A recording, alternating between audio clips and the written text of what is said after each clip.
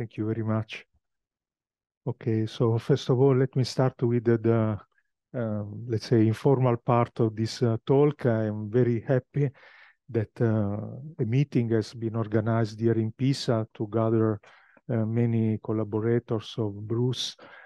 And I had an important intersection with Bruce, actually only one paper, but a paper I am very proud of. I think it has been remembered yesterday in the talk by Sebastiano Nicolussi Golo. In this paper, as maybe you heard yesterday, we were able to study, to prove existence by iterating basically a blow-up procedure by using the theory of price of tangent measures. We proved that in any Carnot group, almost everywhere with respect to the surface measure, you can find a vertical half space.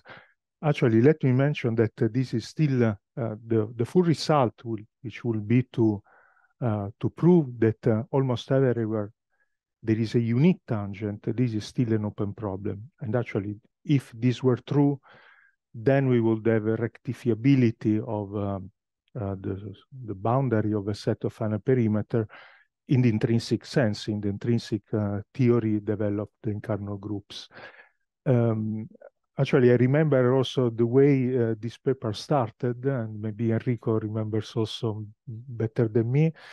We had a short conversation with Bruce here in Pisa. After that, we had maybe an argument of 4 lines. I don't remember, very short, and which was the key, actually. Maybe as it was explained yesterday, the idea, we are familiar with the idea just from the theory of minima surfaces that when we do a blow up, we get a cone or we get an invariant direction.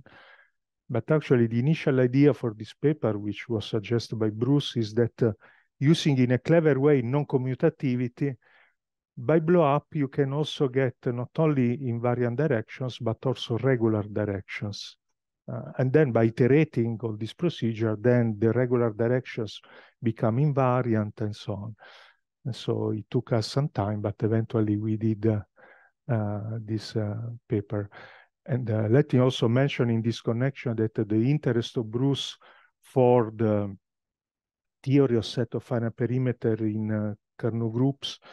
So while my interest was mostly on the pure, let's say, GMT side, the interest of Bruce was related to his series of fantastic papers with Cheeger-Kleiner about compression bounds for Lipschitz maps from Heisenberg 12.1, metric differentiation, the complexity of the Sparsest Cut problem, and so on. This is a series of fantastic papers which solved quite challenging open problems. Okay, so let me say happy birthday, Bruce. And then now I go to the formal part of my talk. I hope it will be not completely orthogonal to your interests. There is some geometry, as I will try to highlight in this problem, although, of course, the motivation will come mostly from calculus of variations. This is why I wrote variational geometric. And actually, it's a nice story because basically this problem was suggested to me by some people working, in particular, Professor Michael Unser in Lausanne, working on, let's say, the mathematical theory of deep neural networks. So let me start. I will start with the motivation. Then I will introduce these spaces, which maybe are already familiar to you, the Sobolev space, the BV space, as the second order space of functions with bounded Hessian. And then I will go very briefly to a variational problem. But let's say I will focus more maybe on the geometric part. So I will talk about extreme exposed points and this class, which is the main interest from the application, the class of continuous piecewise linear functions, which you should consider as a kind of a higher dimensional version of splines. I mean, one-dimensional curves, which are called splines. Okay, so this has generated two papers. First paper with Camillo Brena, who is a PhD student here in the Scuola Normale, and Shayan Aziznejad is a PhD student of Unser.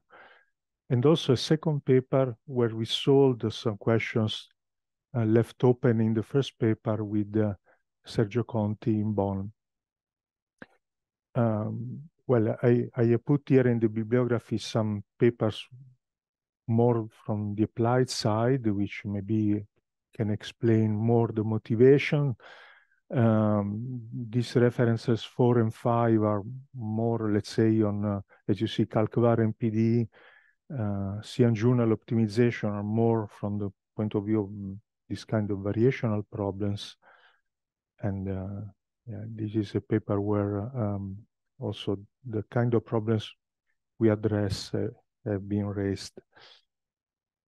Okay, so let me start with a very informal presentation. So we did the notion of sparsity. The notion of sparsity is very important in the linear theory of signal processing.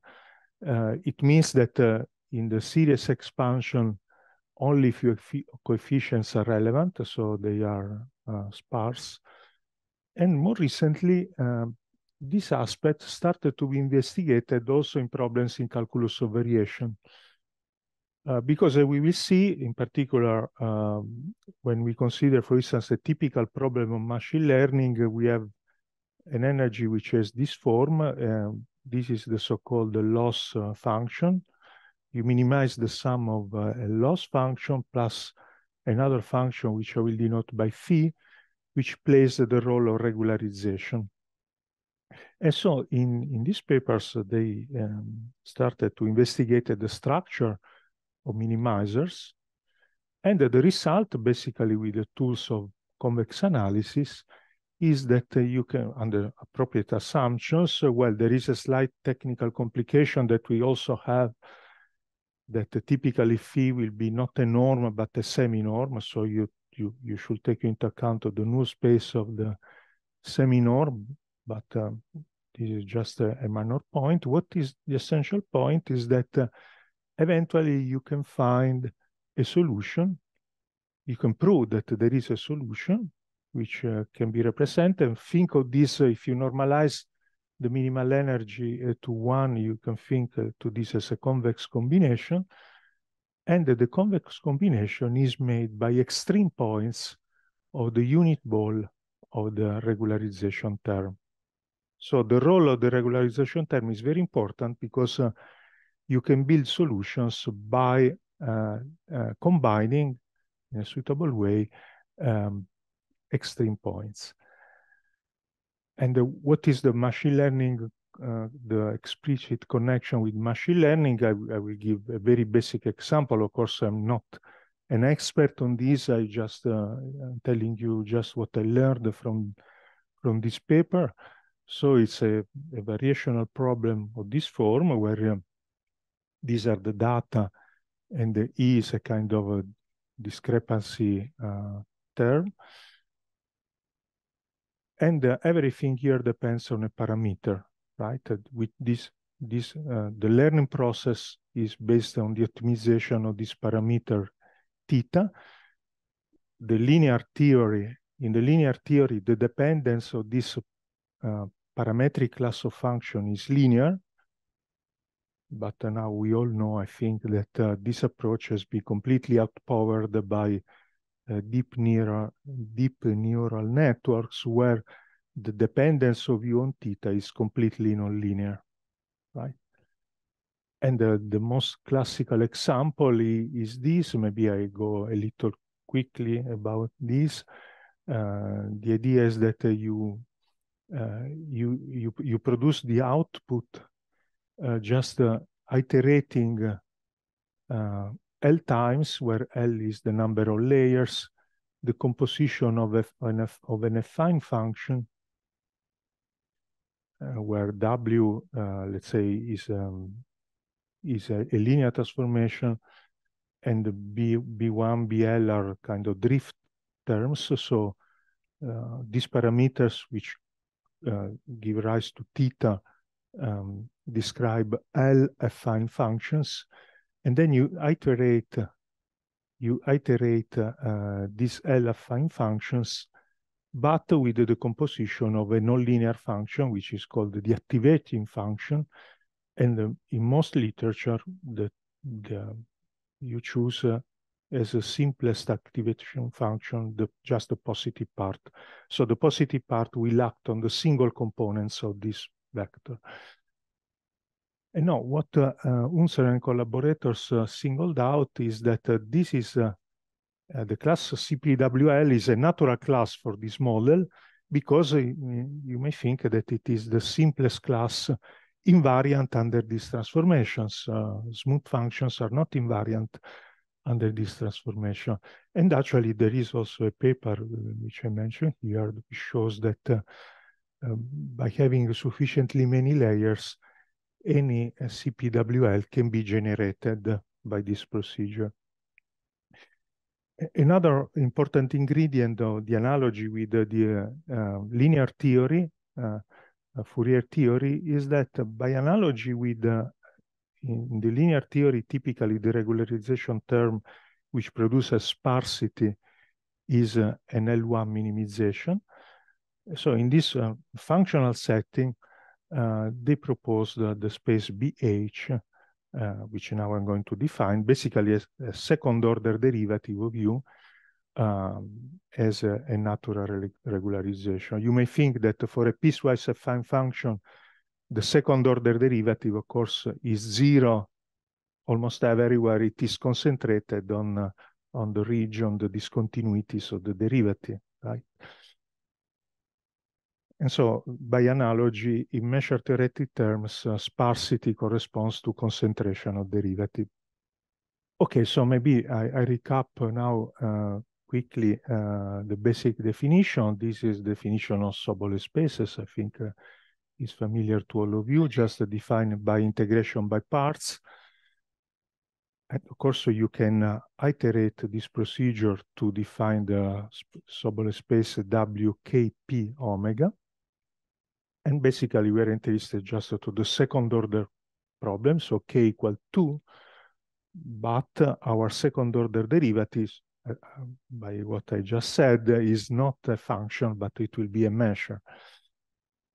And so let me again remind what is the first order version of our problem. This is the space BV, right? So first order derivatives in the sense of distribution are defined by measures, let's say Radon measures with the finite total variation in omega. And just let me remind you a little bit, maybe not all of you are familiar with this space, is that typically when you have a BV function, you can split the derivative into three parts. The absolutely continuous part, the jump part, and the so-called contour part. And what is nice is that the absolutely continuous part can be, in some sense, reconstructed by the pointwise behavior of U. Yeah, this will play the role of approximate differential in a suitable sense, introduced by Calderon, Zygmunt, Federer. You can reconstruct also quite easily in the end the jump part. The jump part as a tensor. So here I'm dealing with the vector valuable function. So the jump part is a tensor product. This is the direction. This is the width of the jump, which will be a vector in Rm, and nu u will be the direction of the jump, which will be a vector in Rn.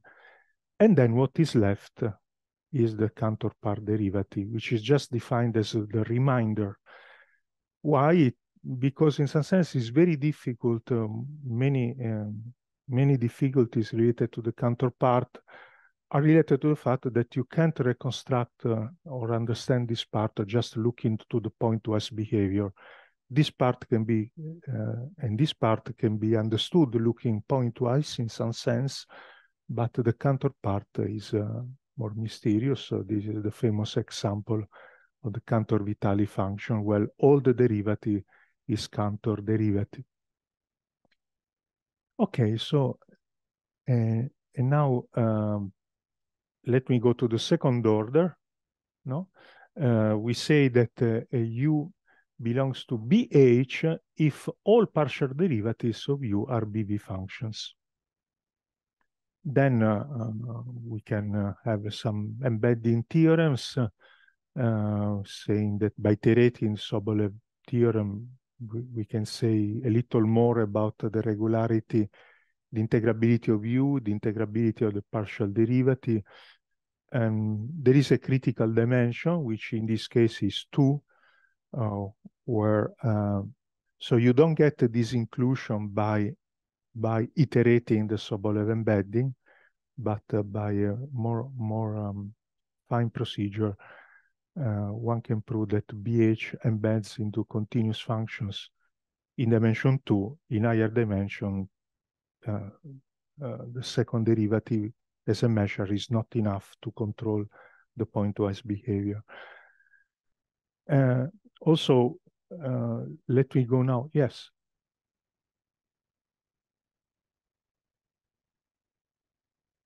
Pardon?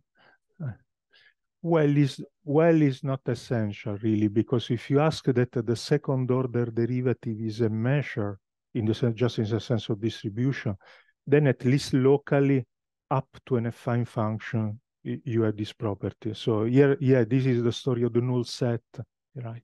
So I prefer that to state immediately by asking W11. Okay, so for now, for the structure of BB functions, there is a deep theorem by Giovanni Alberti saying that, remember the structure of the jump part. The structure of the jump part was a rank 1 structure. So a vector in Rm tensor a vector in Rm. Surprisingly, even tau, I mean, you can't understand this from the pointwise behavior. This is still true for the Cantor part of the derivative, and so for the full singular part of the derivative. In particular, if you are dealing with a second order derivative, you have a symmetric tensor product by symmetry. And so in this way, we can find a reasonable way to define our regularization term, right?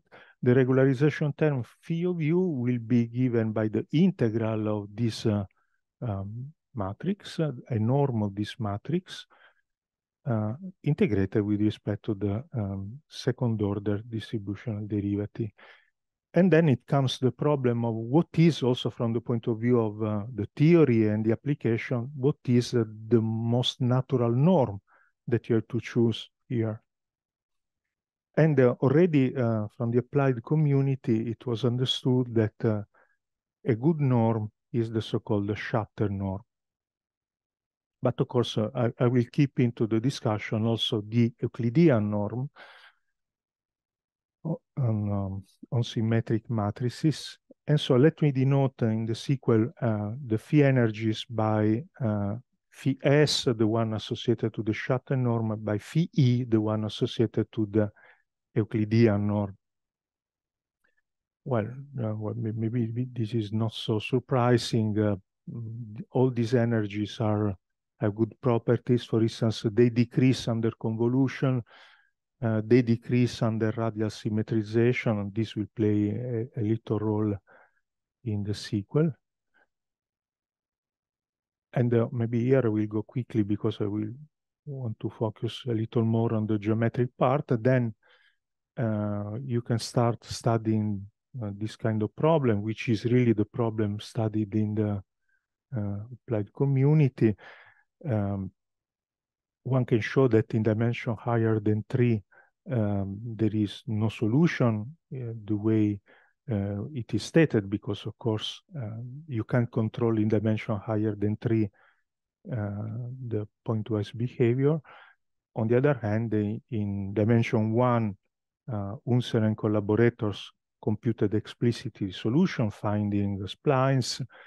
In the critical case, in the work with with Brena and Conti, we make a more refined analysis based on concentration compactness, and we can get also under suitable assumption. There is a critical parameter here in dimension 2, and below this critical parameter, you have existence of solution. Anyhow, this is more, let's say, on the calculus of variation side.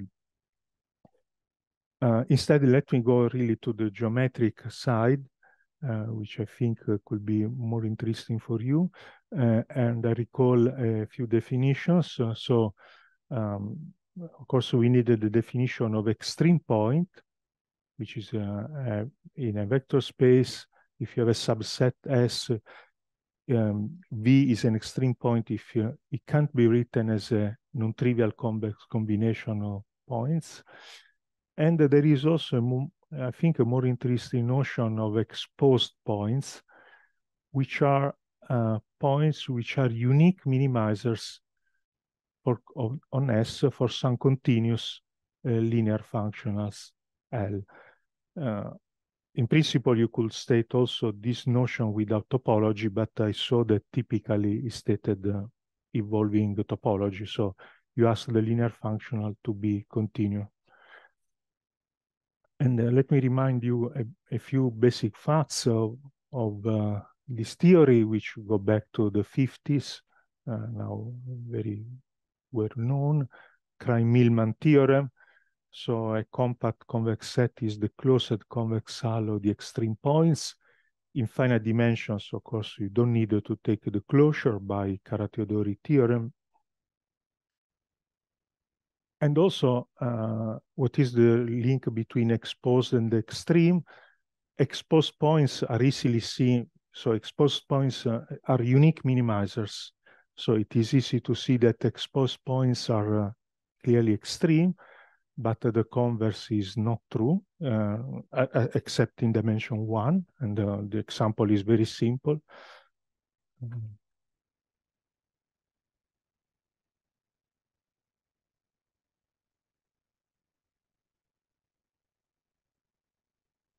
So this is an extreme point which is not exposed.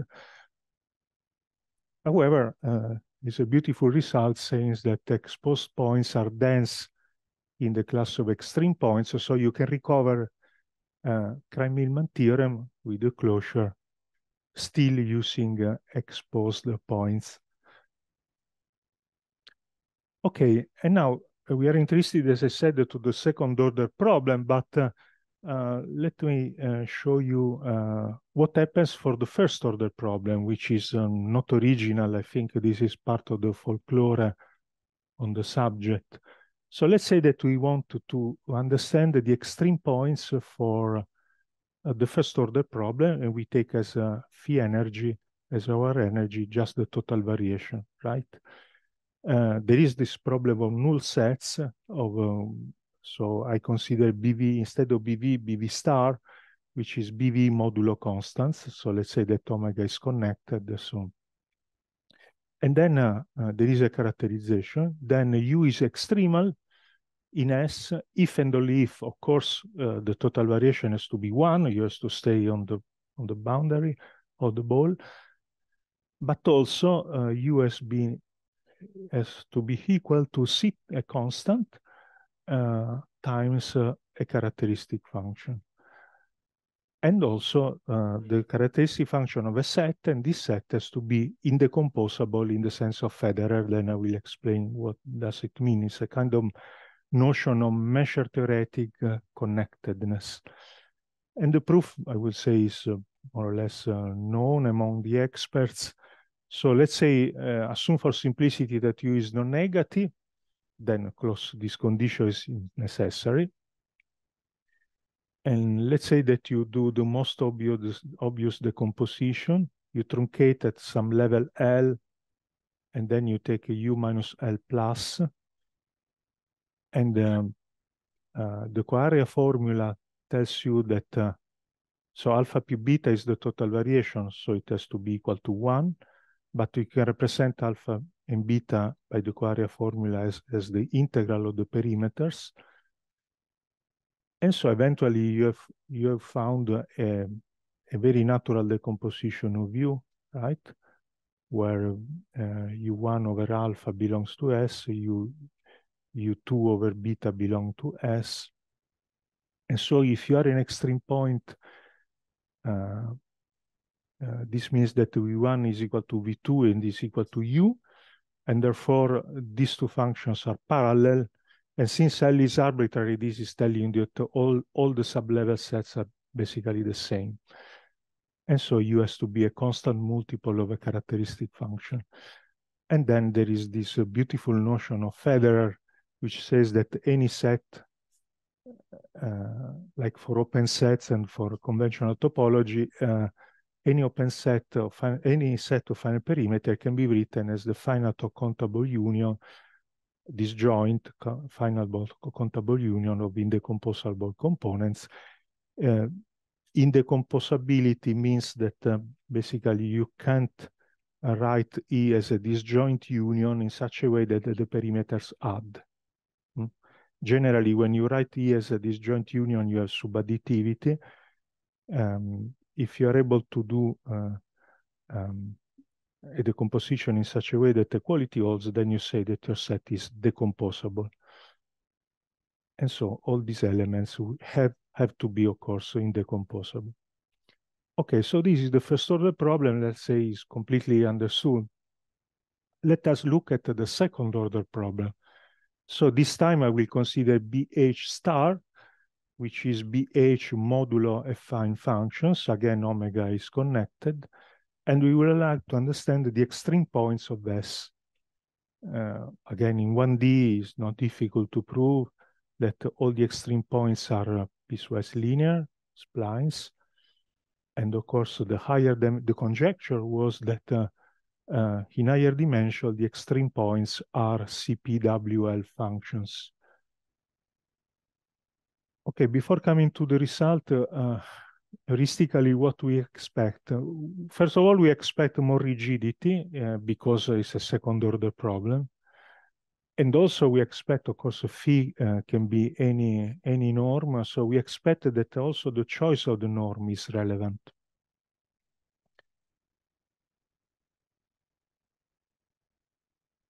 Okay.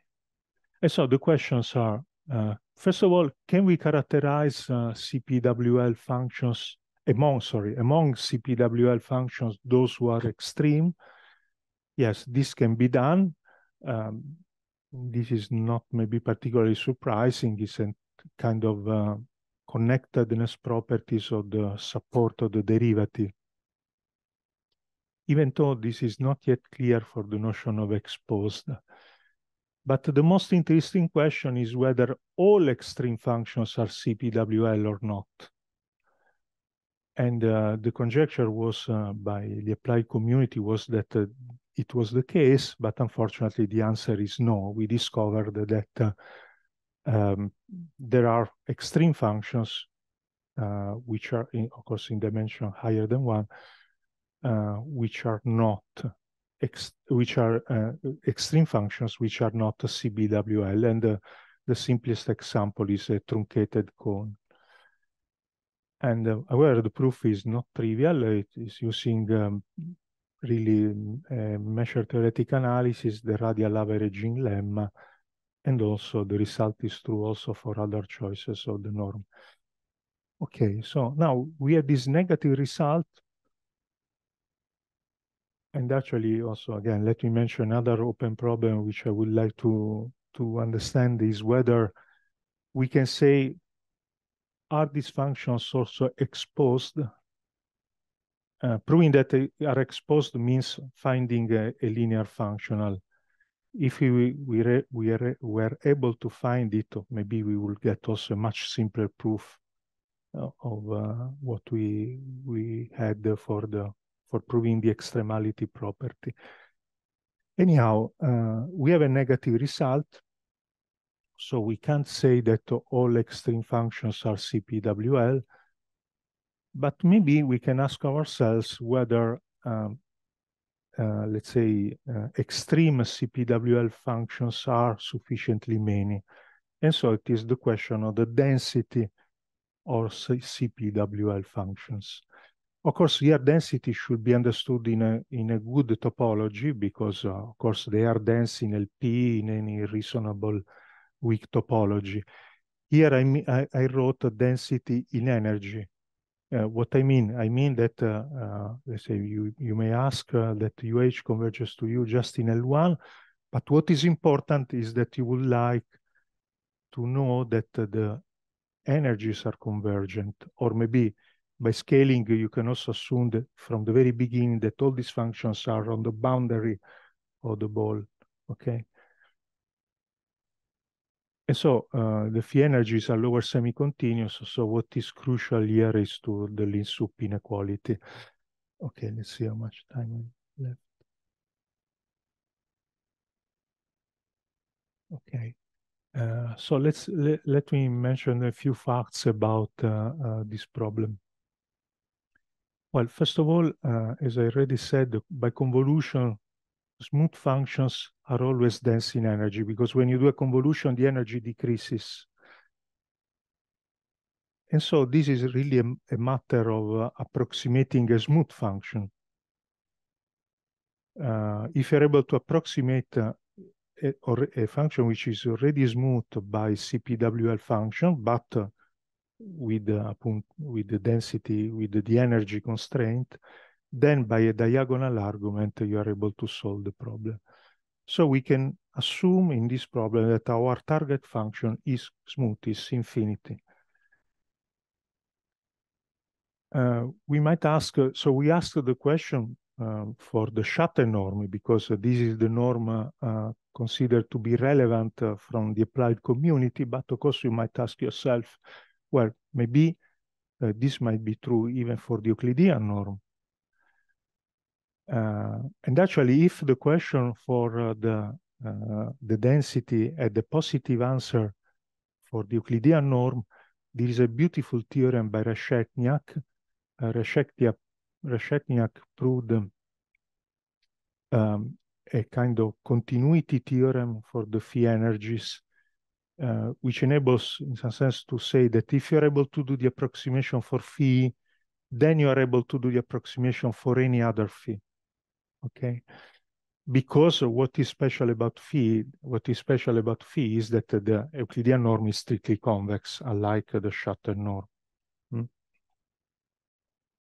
However, the answer, we can say immediately, almost immediately, that the answer for the Euclidean norm is no, you can't approximate. And in fact, this provides one more motivation for using the Shutter norm. Basically, the idea is that if you just consider just a quadratic function, and you compute the two energies on a quadratic function, you have the strict inequality. And so this contradicts the possibility to do the approximation for phi, because otherwise you get a contradiction. Okay, so the question has a negative answer if phrased in terms of phi. Yeah, this is the explanation. And so let me go now to the positive result. In the first paper with Camillo Brena, Aziznejad, and Unser, we were able to solve the question in dimension 2. No, sorry. Before, let me also give you a partial result which explains a little bit the difficulty behind the proof. So a first partial result could be the following, that you are not able to do the approximation in energy, but you are able to do the approximation in energy up to a multiplicative constant, which depends on the dimension. This is not difficult, I would say completely classical, because, well, first of all, as I said, by smoothing, you can assume that your target function is smooth. Then you do the most obvious interpolation, I don't know, a Lagrange interpolation with a standard decomposition in simplexes. And essentially, if you compute the energies of this interpolation, you get that everything works up to a constant, which essentially results from the Poincaré inequality, the constant of the Poincaré inequality inside these triangles. Okay, so you don't get the optimal constant. So in order to attack the general question, so you would like to get C of n equal 1, the difficulty, the technical difficulty is that you have to adapt the decomposition to the local behavior of the function. Basically, you have to use frames where nabla to u, so u is smooth, so nabla to u at any point is a symmetric matrix, and you have to use, in some sense, a variable frame where nabla u is diagonal or close to being diagonal. But of course, the technical difficulty is that you have to take under control the generation of the geometry of these simplexes. Because if, as it is well known in numerical analysis, the minimal angle of these triangles or higher dimensional simplexes degenerates, all the constants in the Poincaré embedding inequalities degenerate. So you have to keep a control on geometry, while at the same time you would like to have your frame adapted to the local behavior of you. Okay, so as I was saying before, in the first paper with Cheyenne and Michael and Camillo, we have solved the problem in dimension 2, and we were particularly lucky because the idea was to use a self-similar constructions. So I just give you a few pictures to illustrate the idea. So let's say that, let us look at the picture here. Already, let's say that I have already divided my space in many cubes. This is just one of these cubes. And I know that on this cube, the oscillation of the second order derivative is very small. And I know also that in this tilted frame, nabla 2u is diagonal. And since the oscillation will be small, also in all these other regions, it will be close to being diagonal. Okay, so in this triangle, you do the most obvious decomposition, which is the green triangles. And then this obvious decomposition gives you the optimal constant, because you are really in the right frame. As I explained, the technical difficulty is how to iterate this construction, still staying, let's say, in that direction, trying to control the boundary layer, because of course here there could be some degeneration of the geometry, because eventually, remember, this is just one of the many cubes in which you have to split your domain. So you have to be careful not to create jumps in the derivative on the boundary of these cubes, because eventually all these cubes have to be glued. And however, here we have been lucky, because the idea is that one can use a kind of self-similar construction and refine, as you see from this, a few steps after in this construction, and keep most things under control. And more recently, but with the proof which is much more complicated, actually it uses actually a variational construction in the choice also of the simplexes based on some ideas of Delaunay. Eventually, in this paper with Brenna and Conti, the more recent one, we got the result also in any dimension. But here there is no self-similarity in the construction. Okay, as I said, as I'm coming to the conclusion, as I said, this result can be used to prove that all extreme points of the unit ball are limits of CBWL functions. And so eventually, even though we don't know that all extreme points are CPWL, it is still true that kind of Krein-Milman theorem is true. So the set S is the set S, or the boundary, or the sphere associated to phi, is the closed convex hull of the extreme CPWL functions, but closed, as I said, is essential. Okay, and I stop here and I thank you for the attention. Welcome back, everyone. Small announcement. At 1:30 after lunch, we will have a meeting with the PhD students, like all the super young people that are in the room, if they want to come and just gather together and introduce themselves, just to interact among them. Okay, 1:30. I will leave the microphone to, you're not young enough. No. Yeah. Yeah, I hope that, here. Welcome back. Pleasure to introduce Urs Lang, who'll be telling us about generalized non-positive curvature and higher rank hyperbolicity. Yeah, so I would like to thank the organizers for giving me the opportunity to speak. I'm very happy to be here. And so this will be largely an expository talk on my joint paper with Bruce on higher rank hyperbolicity. But I will also I will mention some more recent results which fit in the context and which somehow help to complete the picture. And along the way, I will also define a number of notions which will be used in the next talk by Martina. So that's the plan for the talk. So let me start by giving you a list of 6 classes of metric spaces I'm interested in, and I believe it's relevant in this context. So the first is the class of cat-zero spaces. And the last one will be the geodesic Gromov hyperbolic spaces.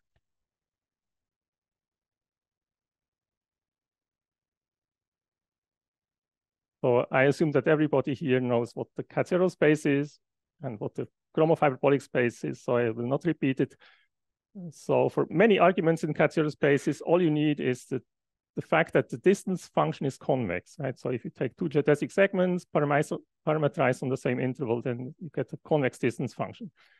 So if you impose only that condition, you get class of Busemann spaces. They are still uniquely geodesic.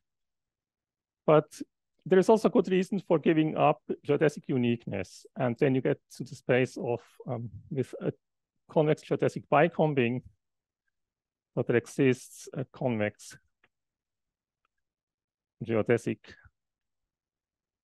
bicombing. So, well, it's a family. So for every port, I can state it as a family. Sigma xy parameterized on 0, 1, constant speed into x. So for every pair xy in x cross x, you select a geodesic, and then you have this family of distinguished geodesics. And you want the distance function to be convex between any 2 of them. So t goes to the sigma xy, the sigma x prime y prime t is convex. And we also impose another condition, kind of a compatibility or consistency condition. So if you have a combing line from x to y, and you take 2 points, P and Q, on the combing line, then we want the combing line from P to Q to be contained in, so the image is contained. And we don't care about the order of the points, so they could also be in reverse order. And so the bicombing is also reversible. So, and then there is, well, if you go to this class of spaces, this will contain all Banach spaces in particular, right? So you can start to look at combinations of results from Banach space theory and cat-zero spaces. And there's a weaker condition, conical bicombings. So I will omit the word geodesic. So this is simply the condition that these sigma x y t sigma x prime y prime t is less than or equal to 1 minus t times t x x prime plus t d y y prime. So that's a priori that's a weaker condition. So without this consistency condition, this does not imply that in general that distance function is convex, right? So And of course, so all cat-zero spaces have a convex bicomping. And this here implies also conicality. So this looks like a very weak class, like a very weak non-positive curvature condition, but you can still do a lot with it. So for example, you still have contracting barycenter maps in this class of spaces. That's a remarkable fact. So if you look at the space of probability measures and you put the Wasserstein 1 distance, first Wasserstein distance, you still have so there's a map assigning to every probability measure a point. In the case of a Dirac measure, it's the corresponding point. And this map is one Lipschitz with respect to the Wasserstein distance and the metric on the space. So this is due to S. Sahib Heinrich, and then was improved for Busemann spaces, and then it was improved by Navas and some of my students to this more general case, and proofs were simplified. And as Juliana Basso observed, that's a very simple observation, this property, well, existence of a contracting barycenter map actually characterizes, or this condition here characterizes existence of a contracting barycenter map. So if you have a contracting barycenter map, then you also have a conical bicomping. So if you are interested in contracting barycenter maps, that's exactly the class of spaces where you have them. And there's a large class of spaces where you do have conical bicompings. That's the class of injective metric spaces. So these are the injective objects in the category of metric spaces with one Lipschitz maps as morphisms. And this simply means that whenever you have a subset A of a metric space B, and the one Lipschitz map from A, one Lipschitz map into X. So for all such maps, there exists an extension F bar, which is still one Lipschitz, right? No matter what A and B are, just metric spaces. And so they are also known as absolute one Lipschitz retracts, or hyperconvex metric spaces. And so now the arrow goes up here, right? So every injective metric space has a conical bicomping. And that's easy. So if you have an injective metric space, I draw it like that. So you embed it into a Banach space, and then on the Banach space, you do have conical bicomping, right? Just bicomping given by the affine geodesics, and then you retract, okay? And endpoints are fixed, so you will get this condition here, this inequality. So in that sense, injective metric spaces are still non-positively curved in a weak sense. And yeah, so should give you some examples. The real line, it's a very important fact, classical fact, and all L infinity spaces for any index set as complete metric trees.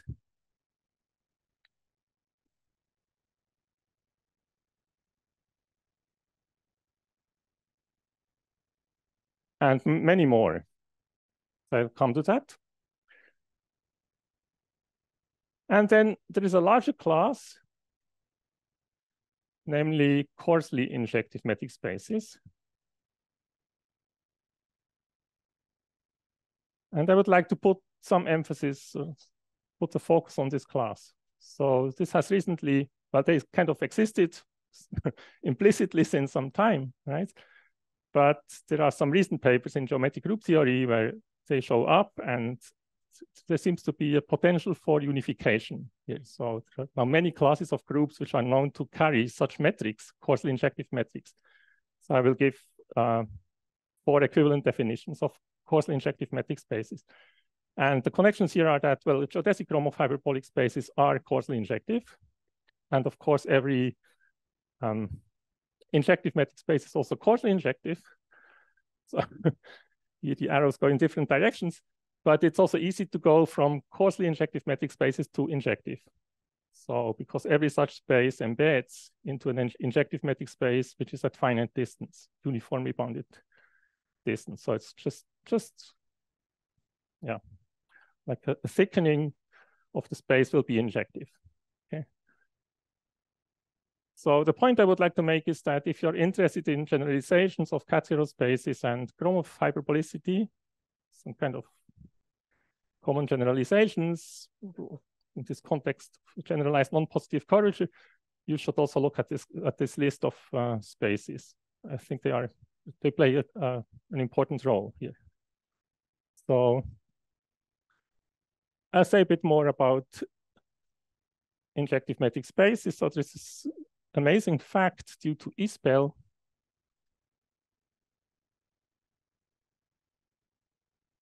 from 1964. It was rediscovered by Dress in 84. Just every metric space has an injective hull.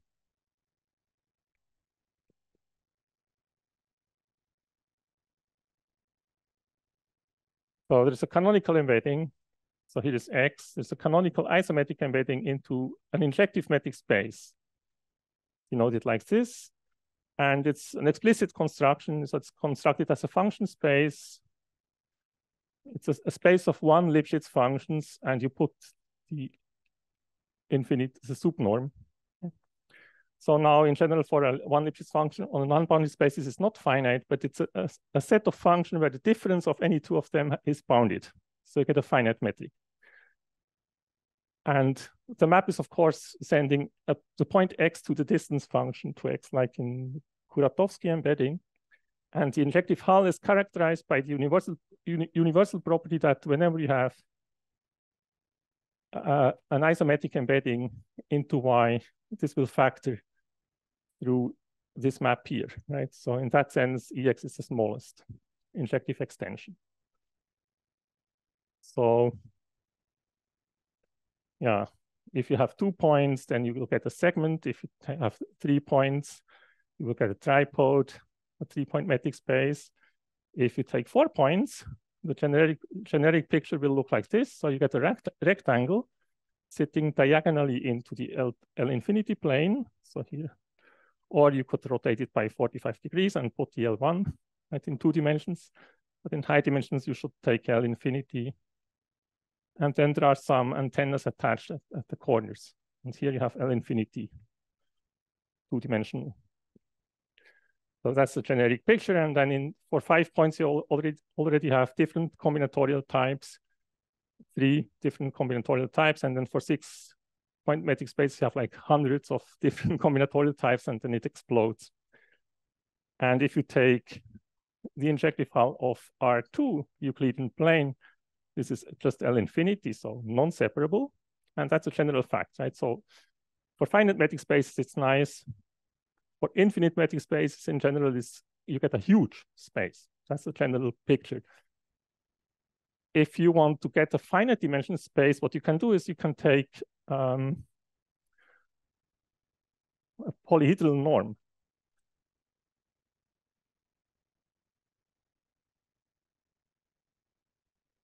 So then you will get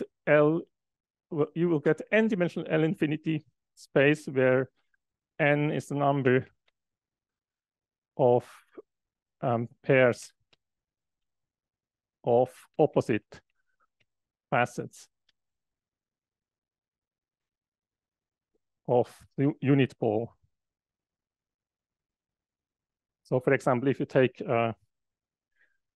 hexagonal norm, then the injective hull will be 3-dimensional, and you can see the picture is the following. So here is the cube, which is the unit ball in L infinity.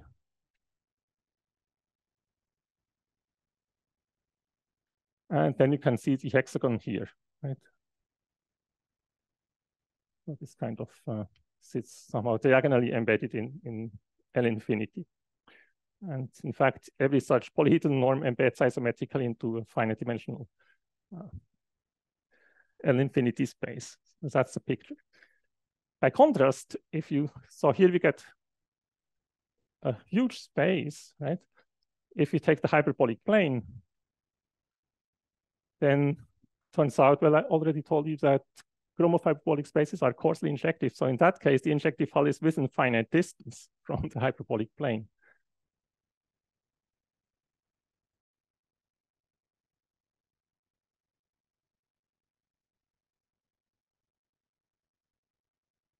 It will be infinite dimensional.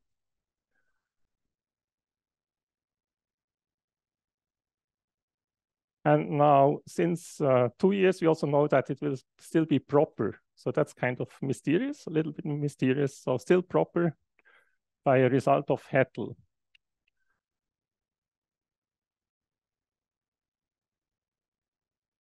Right. So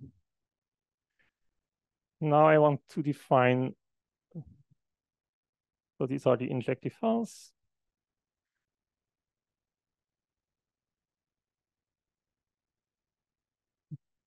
And now I want to introduce combinatorial dimension. So this fact that for finite metric spaces, you get, I should have said, okay.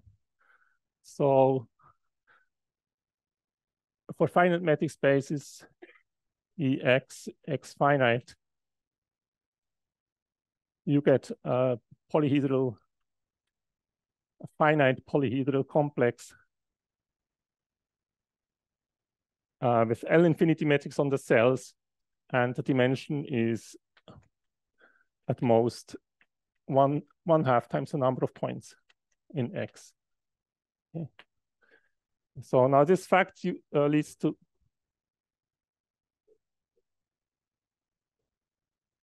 so the so these are the only cases. So polyhedral norms are the only case where you get a finite dimensional injective hull. So there's a class. Yes. Yeah. Right. So, well, there's a classification of injective Banach spaces, right? And all of them are in L infinity spaces. Yes. Right. So now this fact leads to the following definition. Whoops.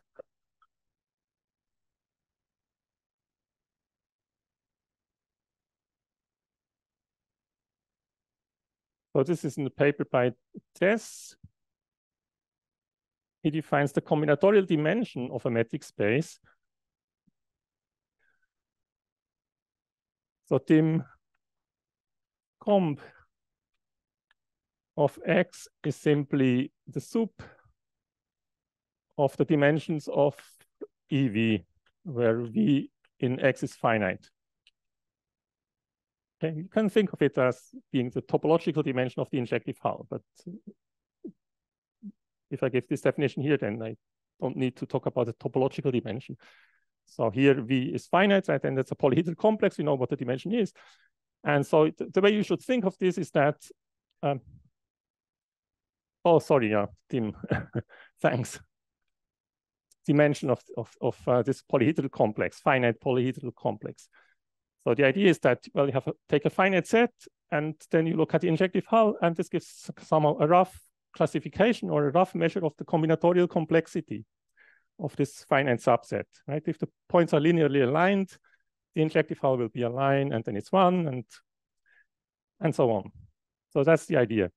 And there's the following result connecting, so this is due to Dress. Connecting related to bicombings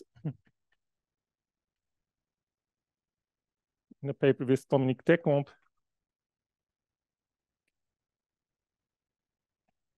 So if X is a proper metric space, so closed bounded sets are compact with a conical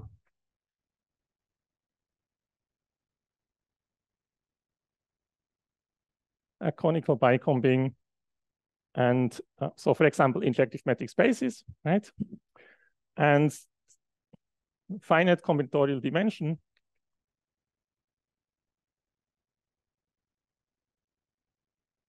then exists a unique convex bicombing. So in that case, so in this list I presented, you can go up from conical to the better category, to better class of convex bicombing, as it's even unique. And then it will also be equivariant with respect to all isometries.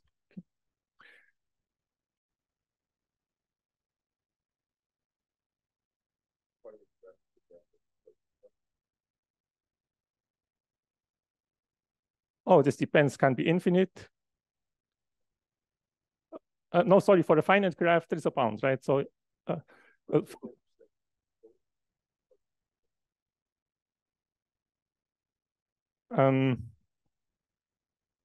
so, well, I told you that for a finite set, you get a polyhedral complex, finite polyhedral complex of dimension most 1/2 the number of points in the graph. But it's hard to say more about.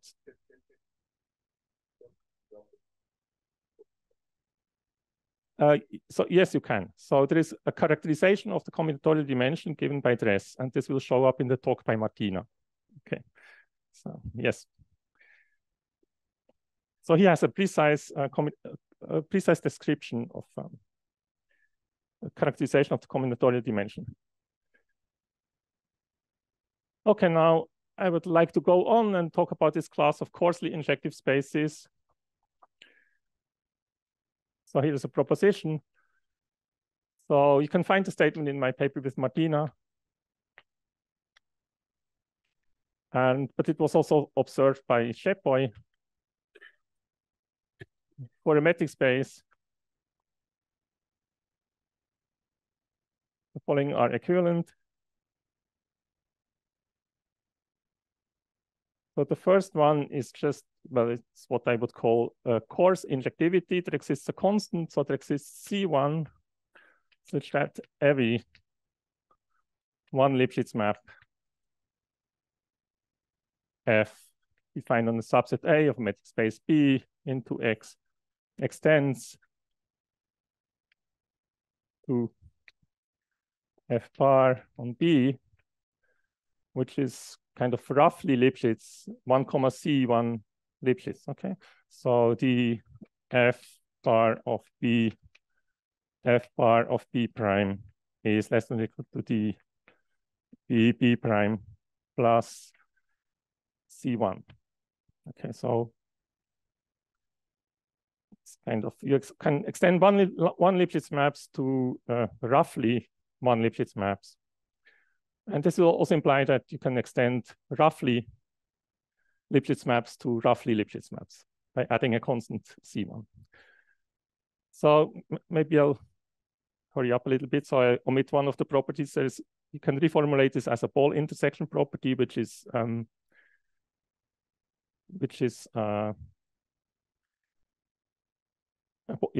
ball intersection property, which is called coarse hyperconvexity. I'll omit this. So the second condition is that there exists a constant C2, so that the injective hull is within C2 of X. And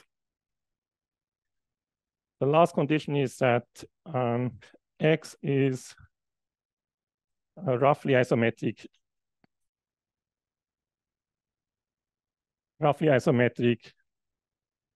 to an injective metric space.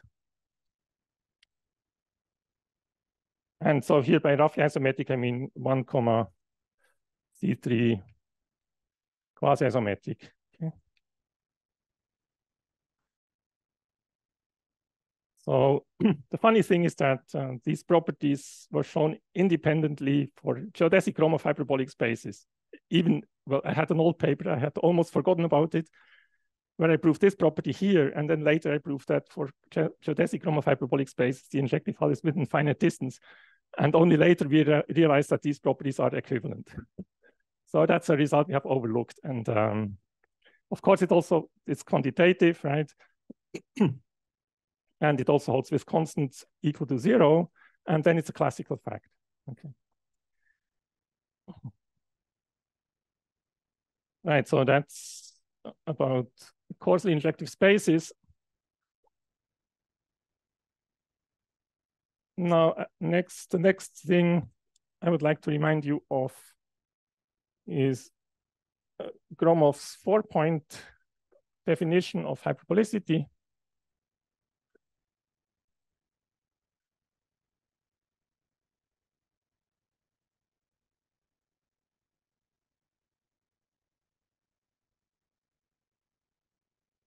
So X is delta hyperbolic. if by definition, if by Gromov's definition, if and only if for all quadruples of points, distance between, well, okay, wy maybe plus xz is less than or equal to the max of wx plus yz and wz plus xy plus 2 delta. So that's one of the way of formulating this quadruple condition. It's a bit mysterious if you write it like that, but it has a concrete meaning which can be expressed in terms of the injective hull. So if you look at this generic picture, so this here is equivalent to the following. So if you look again at this picture,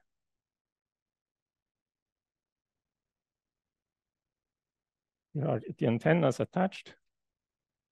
So if you take W here, cyclic order, X, Y, Z, then this condition tells you exactly that, well, all these distances are determined by the distances between the points, right? And the condition tells you exactly that the length of these sides are less than or equal to delta. Okay. In that sense, hyperbolic spaces are tree-like, so there are no large copies of L infinity squares. And there is this wonderful fact which was observed, well, I think it was known to Dress. So it's a proposition. Well, this condition here passes to the injective hull.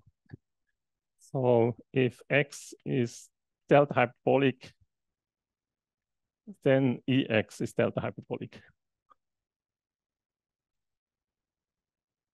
And of course, the converse is also true. So this was known to Dress. And interestingly, Gromov in his paper on hyperbolic groups, he cites the preprint by Dress, but he doesn't make use of it. At some point, he just refers to it as a comment, but he didn't really make use of it. But it's a wonderful fact, right? Because here you have all properties. So EX, injective metric spaces are complete, contractible, but they have this conical bicombing. And so that's an efficient way to embed the general metric, hyperbolic space into a nice contractible geodesic metric space. So that's one thing. And then there is the result on hyperbolic groups I would like to mention.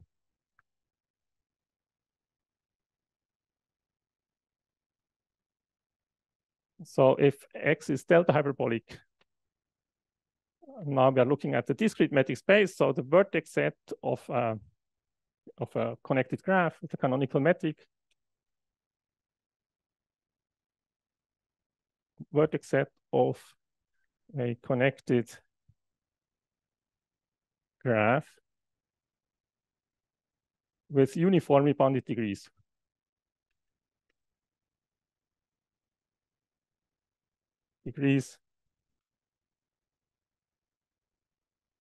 So then EX is proper polyhedral complex with finitely many isometry types of cells.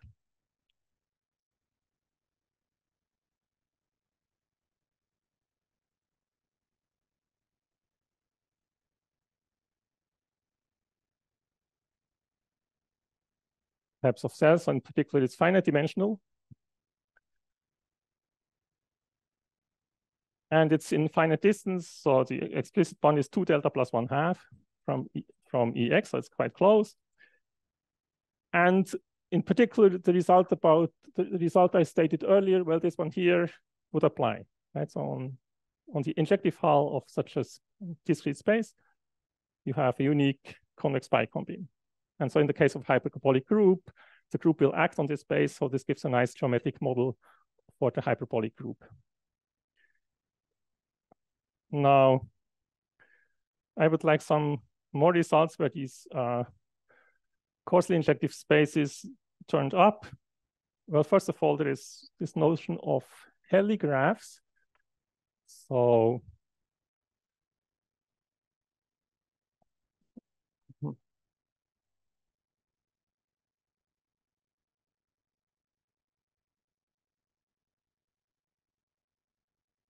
Yes. Yes, it is. So the group, so in the case of a Gromov hyperbolic group, the group will act geometrically, properly co-compactly on the injective hull. So there's a class of Helly graphs, which has been considered in geometric graph theory for some time, a connected graph.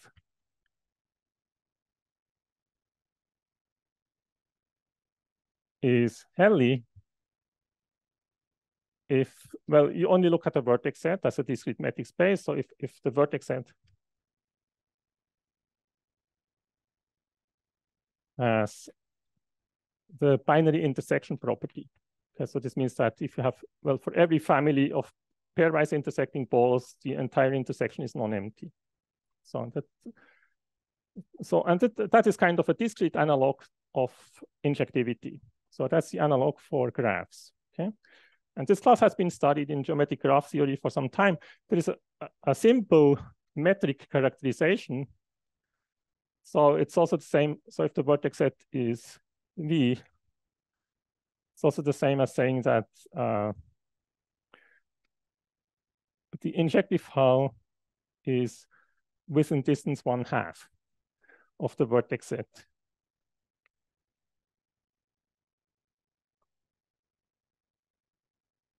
Within 1/2 of V. So very, very close.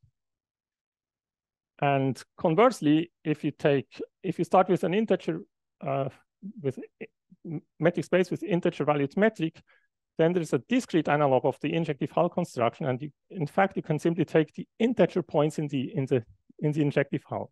Right? It's defined as a function space. And then you only take the integer valued functions. And this will give a Helly graph. So that's a discrete analog. And then there is this paper by Chalopin, Shepoy, and Genevois, Hirai, Osaida on Helly groups. So Chalopin.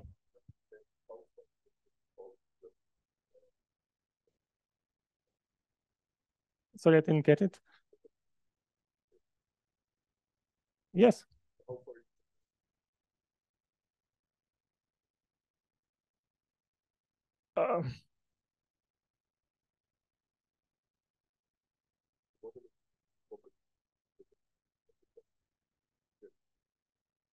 But then, yeah, so if,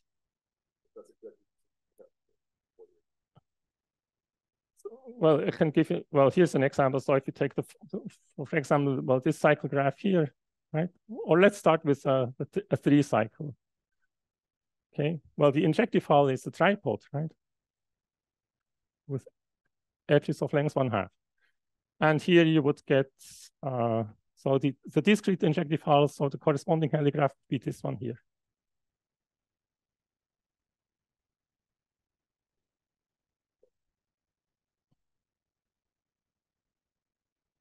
No, I'm sorry. So here you get, okay, you start with 4 cycle graph. And this graph here is a Helly graph. If you add 1 point, so, and these are the integer points in the injective hull, but the real injective hull will be the complex with triangles here.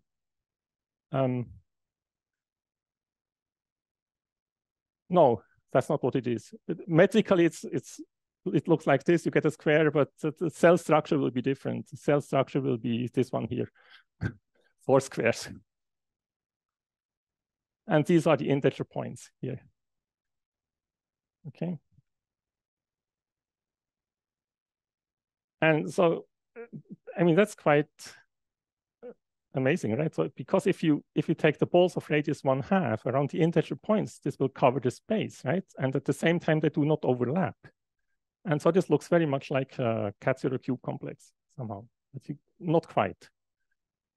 But some of the balls do not overlap, but they cover the space. So Chalopin et al. So they consider Helly graphs, Helly groups. So these are groups acting on Helly graphs. And if a group acts on the Helly graph, then it also acts properly co-compactly on the injective hull. And then you have the bicomping on the injective hull. And from that, you can derive a number of properties, just essentially for free. So you get that Helly graphs have well, you also have fixed point results for injective metric spaces. So you get that there are only finitely many conjugacy classes of finite subgroups, which is kind of standard application in geometric group theory of these fixed point properties. You get contractible asymptotic cones. You get these famous conjectures. You can simply quote corresponding results in the literature just using bicompings.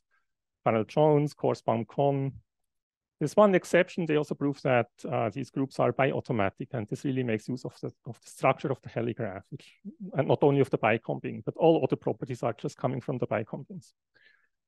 And so there are many groups of this type, many Garside groups, Artin groups by work of Huang, Osaida, and Hettel. So now I would like to mention two more results, and then I'll be done with the first part of the talk. So I realized that this was not quite realistic.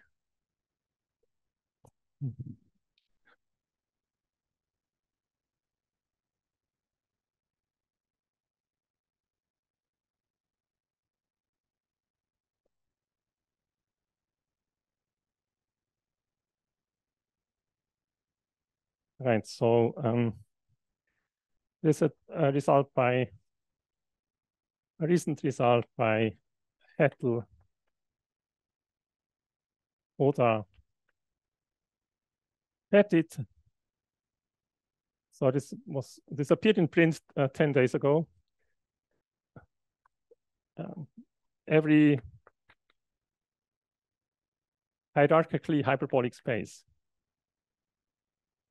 has a quasi-isometric,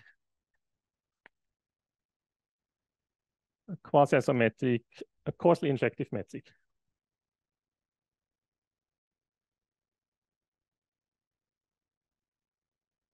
Okay.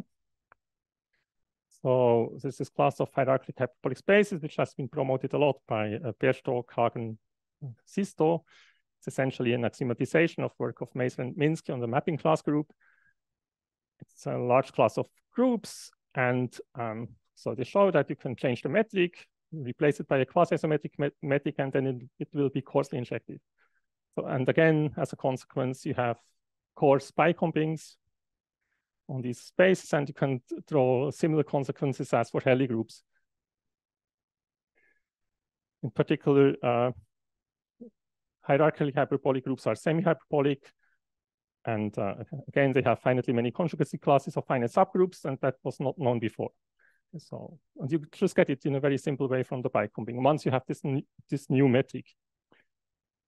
So, and there is another result referring to symmetric spaces by Hettel. So in 22, he shows that the symmetric space of G, L, and R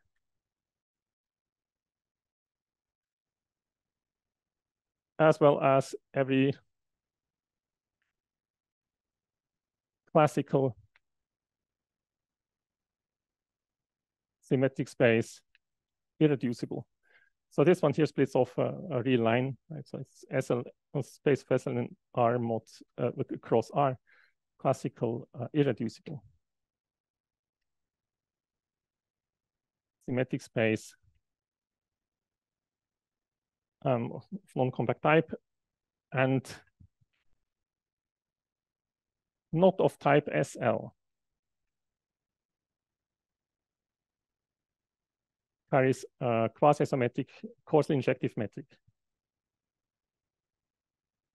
as a G invariant.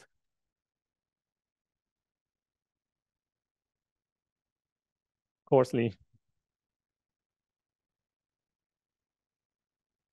injective metric. So the idea is to, well, maybe you look at the maximal flat, and then you would like to put a Finsler metric on your symmetric space, which is somehow adapted to the geometry in the flats, right? And so you have to respect the symmetries you have on the flat, the action of the Weil group.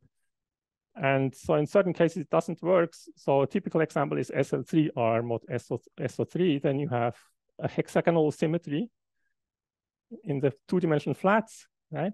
And I already told you that the injective hull of this hexagonal norm is three-dimensional. So if there was a quasi-isometric quasi-injective metric, this would give a three-dimensional quasi-flat in the space, and this cannot exist because the space has rank 2. Okay. So, but in all symmetric spaces associated to the automorphism groups of bilinear or sesquilinear forms, you do have such causally injective metrics. So that's why I said that this class of causally injective metric spaces turns out to be some kind of universal. There are many classes of groups and spaces where you can put such metrics. So that was the first part. Now in this context, I would like to talk about higher rank hyperbolicity. So I'll just state one theorem. So a striking feature of Gromov hyperbolicity is that it can be characterized in many different ways. So there are many different ways of saying that the triangle is slim or thin. And there is this Morse lemma, which also stability of quasi-geodesics, which characterizes hyperbolicity. And with mild axioms on the metric space, being Gromov hyperbolic is also equivalent to satisfying, to having a linear isoperimetric inequality. That's equivalent to subquadratic isoperimetric inequality. And there are more characterizations like that. And there's the following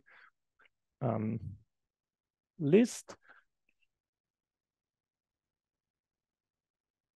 So this is due to Stefan Wenger, and then paper with Bruce. And in this form, it's in paper with Tommaso Goldhirsch. So we look at a proper metric space. So that's not the most general possible assumption for a proper metric space, say with a conical bicombing.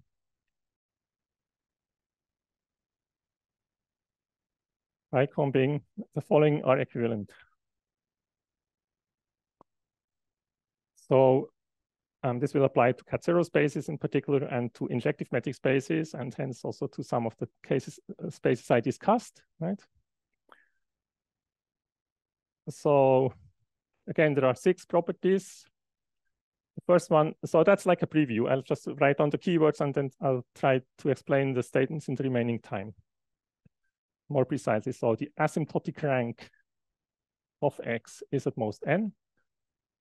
I will define it. The second one is that the sub-Euclidean isoperimetric inequality, which corresponds to a subquadratic isoperimetric inequality for n cycles. In the case n is equal to 1, it corresponds to a subquadratic isoperimetric inequality for closed curves. Sub-Euclidean isoperimetric inequality for n cycles. Then there is a linear isoperimetric inequality for certain, I'm not claiming the full result, so for certain n cycles.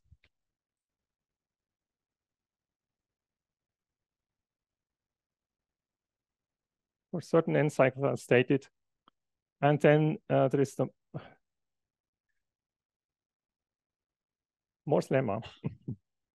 A version of the Morse lemma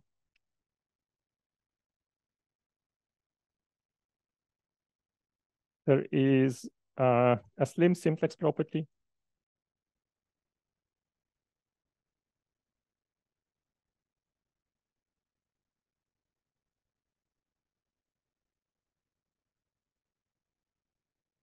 And the last one is a bound on the filling radius. So maybe I'll leave this out.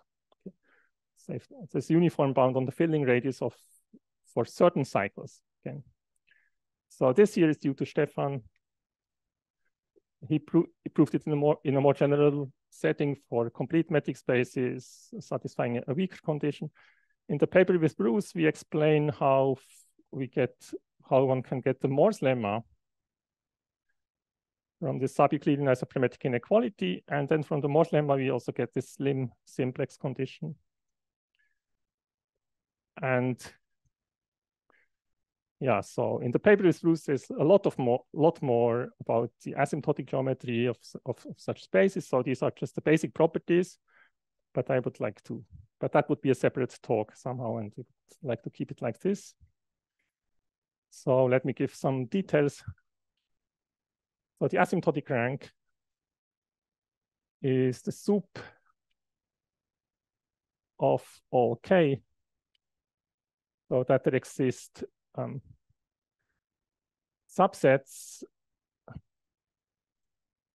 well, a sequence of scaling factors going to infinity and subsets yi in X, so that if you look at the rescaled set, this will converge in the Gromov-Hausdorff sense to a typical n-dimensional set. And there are different possibilities you can choose here. So for example, the unit ball in some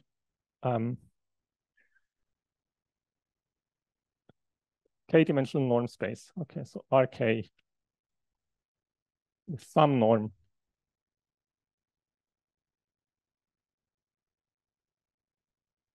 So this goes back to Gromov's paper on asymptotic invariance of groups, and then it was further studied by Stefan and also by Bruce. So Gromov's paper is from '93, right? So that's when Bruce was half as old as he is now. Incidentally, it's also the year of my PhD, but that is less important. But it's also kind of a starting point for me, and I think that paper was a great inspiration for many of us. So that's now 30 years ago. So if X is co-compact, cat0, or it has conical bicombing, then the asymptotic rank is simply the maximal dimension. It's the Euclidean rank, so which is the maximal dimension of Euclidean or norm subspace in that case. For cat0 space, you get the Euclidean subspace. For conical bicombings, you get a normed subspace. And if X is Gromov hyperbolic, then the asymptotic rank is 1. So then asymptotic cones are 3s, and so the asymptotic rank is 1. And for the converse, so if asymptotic cones, well, if the asymptotic rank is 1, then for example, if you have a conical bicombing, this will imply that the space is Gromov hyperbolic. So now I can state maybe this slim simplex condition. That's the easiest one to state.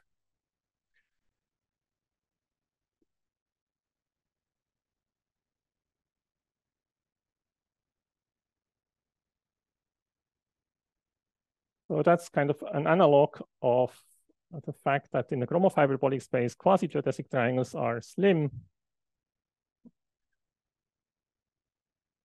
So this states that if so slim simplex property for all L, there exists D such that if sigma is a Euclidean n+1 simplex, an n+1 dimensional simplex, n+1 dimensional simplex in Euclidean space. And F is a map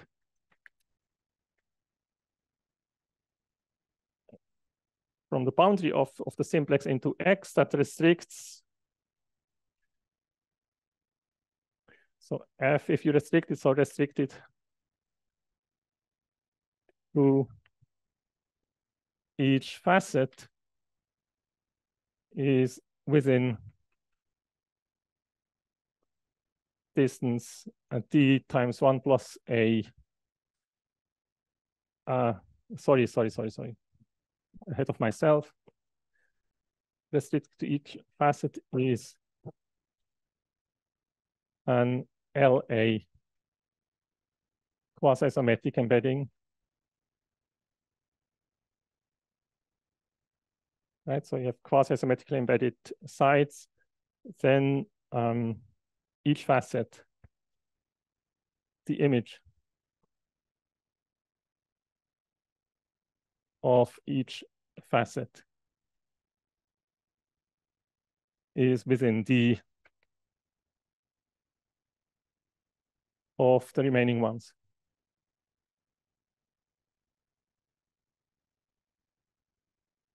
Okay. So that's somehow the analog of this fact that quasi-geodesic triangles are thin. Now, for the other, sorry?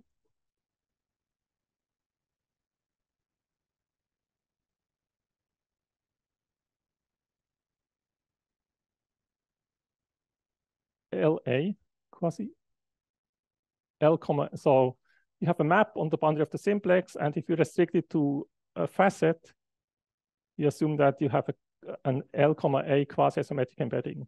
So that's a standard definition of, oh, any A. And then it reappears here, right? So, sorry, within distance D times 1 plus A. It reappears here, okay. Right. So for the other properties, we use a suitable chain complex, and we use current symmetric spaces, okay? So I star X. So this will be the chain complex. Well, currents, integral currents. With compact support.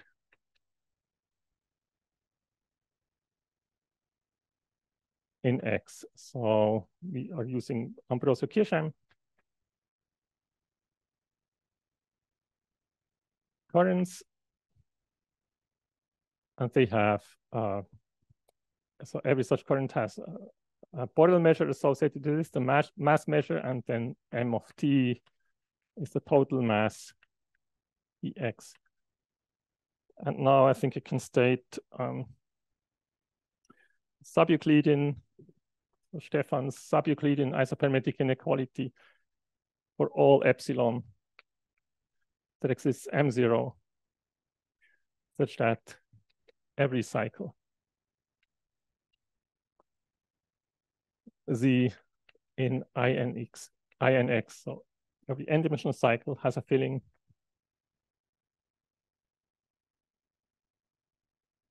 V in n+1 X with mass, so the boundary is equal to Z, with mass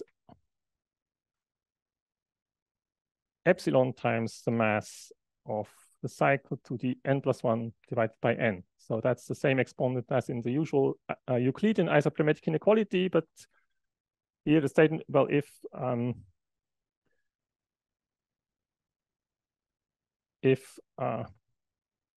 M of Z is greater or equal to M0.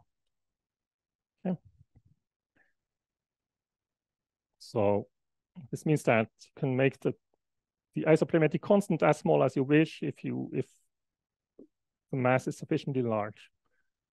Okay, so that's a statement. Yeah, so for this talk, it's of course not important to know what integral currents are. You can think of them as Lipschitz chains, singular Lipschitz chains. So in fact, every singular Lipschitz chain will define an integral current. And you can safely think of the space of integral currents as a kind of completion of the space of Lipschitz chains. So that is fine. And the benefit is that you get a compactness theorem for integral currents. And then you can produce minimizers and can do nice things. And they are much more versatile as compared to Lipschitz chains, right? So I'm running out of time. Maybe I'll give you, yeah, so in the case n is equal to 1, again, this corresponds to a subquadratic isopermetric inequality.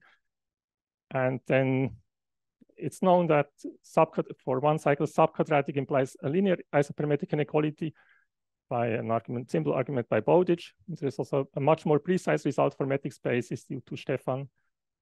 where you even have the optimal isoparmetric constant. And now for the other ones, yeah, maybe I should say a word about this linear isoparmetric inequality, because I'm cheating a little bit here. So this does not solve this fact. We would, this open problem, we would like to prove that there is a linear isoparmetric inequality starting from the rank, right? Cycles above the rank. So what we do is we look at cycles with controlled density. And so this means, maybe I'll write it here.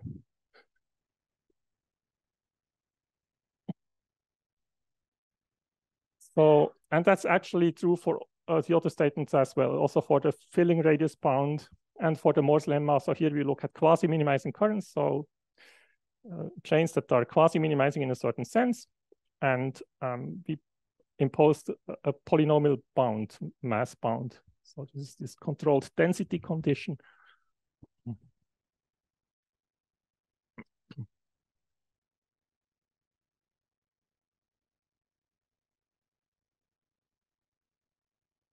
So T has, we say that it has CA controlled density if, well, so T is in En, INX, n-dimensional integral current.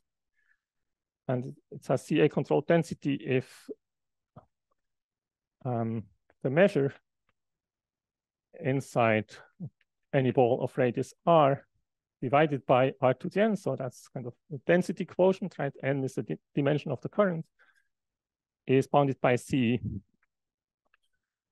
for all x in X and R greater than A. So again, A is always a coarseness parameter as in the definition of quasi-isometries. And then we only look at such cycles, and the linear isoparmetric inequality is, so this says that for all constants,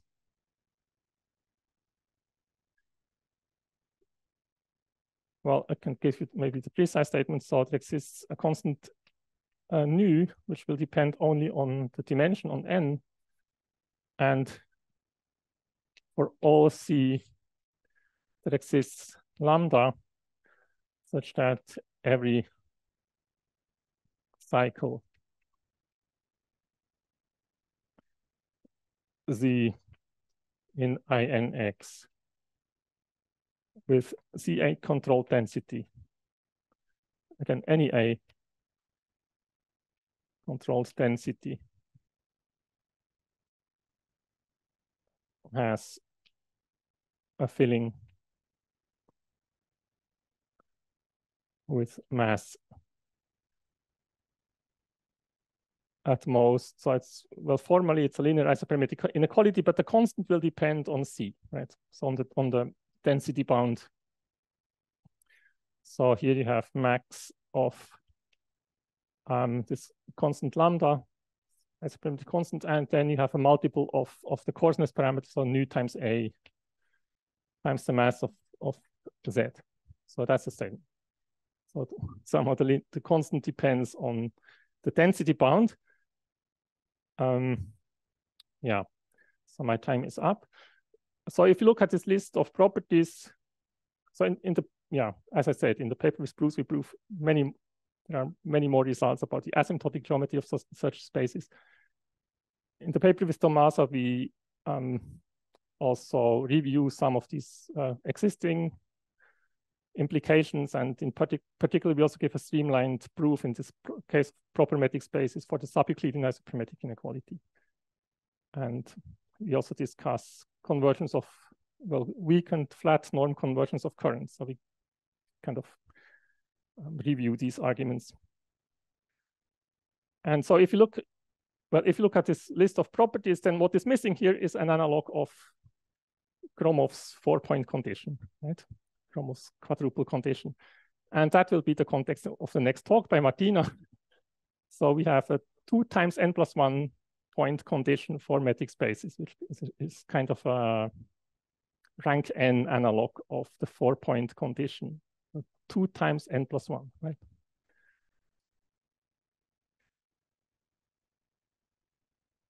Condition, which is related to the combinatorial dimension defined by dress. Okay, but I'll stop here. So this will be the next talk. Thank you very much.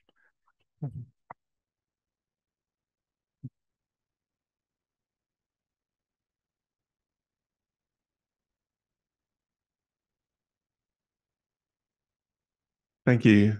Any questions?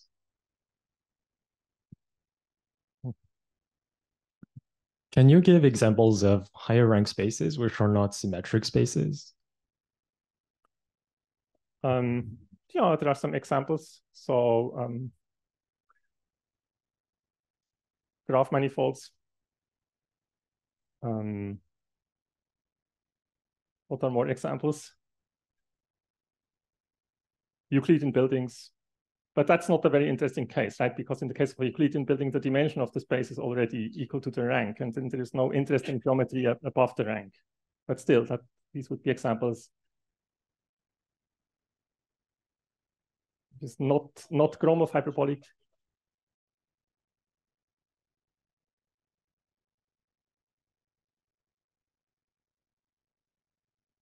Yeah.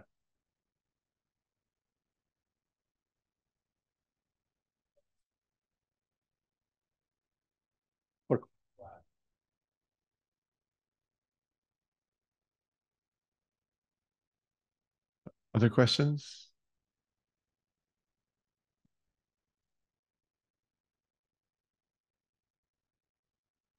Sorry, perhaps I misheard, but the controlled density condition you said can apply to more than just the LIN. Was it the SSN as well, or you suggest? Yeah. So in the slim simplex condition, well, I stated it, right? And here you don't see the controlled density condition, but it's kind of implicit because, well, okay, so this maybe looks quite restrictive, this condition. But for example, it will be satisfied if you take, say, a compact subset of Rn with finite perimeter. This will induce a current, right? So there's an associated n-dimensional integral current. And then you take a Lipschitz map. You take the push forward. So take a Lipschitz map from K into X, which is also quasi-isometric. Okay, a Lipschitz quasi-isometric embedding. And now you take the push forward of K. And then this will have controlled density. So some of the inequalities coming from the quasi-isometry will give the control on the density, right? So in that respect, in this context, is kind of a natural condition. So for n equal to 1, you don't see it, right? But then it's automatic. And for quasi-isometric embeddings of domains, it's still automatic. But of course, in general, it's kind of restrictive. Yeah, so what I said is that for the other properties, also for the Morse lemma, we impose the controlled density bound. Here it's implicitly, and here it's also imposed. Here it's not. And then there is this other property which I left out. So there's a uniform bound on the filling radius of cycles, n cycles. So that's another way of expressing that the cycle is thin in a certain sense, right? So this means that there's a filling which is within finite distance of support of the cycle, the boundary cycle. And for that result, we also impose results for cycles with controlled density. Maybe if I have 2 minutes, I would like to make another remark about the slim simplex condition. So it is a kind of an analog of this fact that quasi-geodesic triangles are thin, but it's not so easy to apply this condition, right? Because suppose you are in a rank 2 space and you start with 4 points.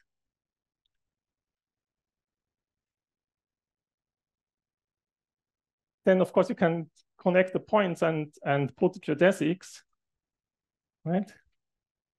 But now it's not clear how you get these maps from these quasi-isometric embeddings of the facets Euclidean simplex. It would be more convenient if you could fill in minimizers, right? So minimizing currents, for example.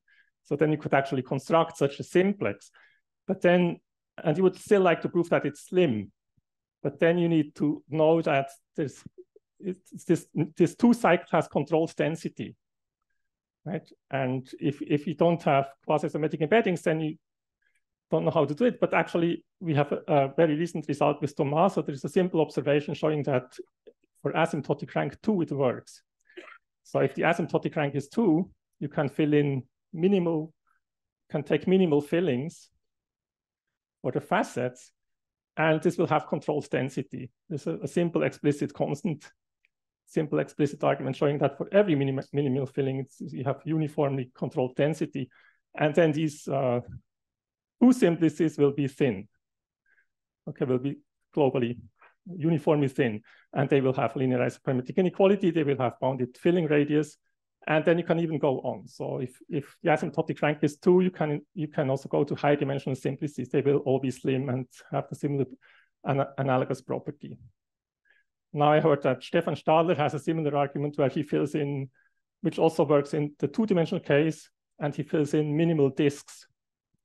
It's a different method. And he has a direct argument in the asymptotic cone showing that these simplices are also thin, slim. This could be useful. But I think he doesn't prove that they have controlled density, and it's a different argument. Maybe we'll postpone other questions for the next talk, which will be in just a couple of minutes. But let's thank Urs again.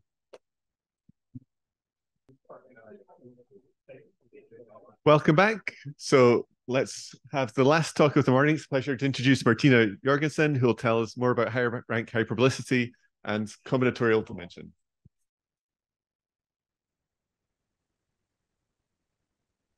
Okay, so first of all, thanks to the organizer for inviting me to speak. This is really a good opportunity for me. And as many of the other speakers have done so far, I should probably mention my connection to the mathematics of Urs-Kleiner. And so my first sort of interaction with it was probably during one of the first days of my PhD, when I had one of the first meetings with my supervisor. And it was not a long meeting. I was just handed over the paper written by him and Urs-Kleiner with instructions, read this.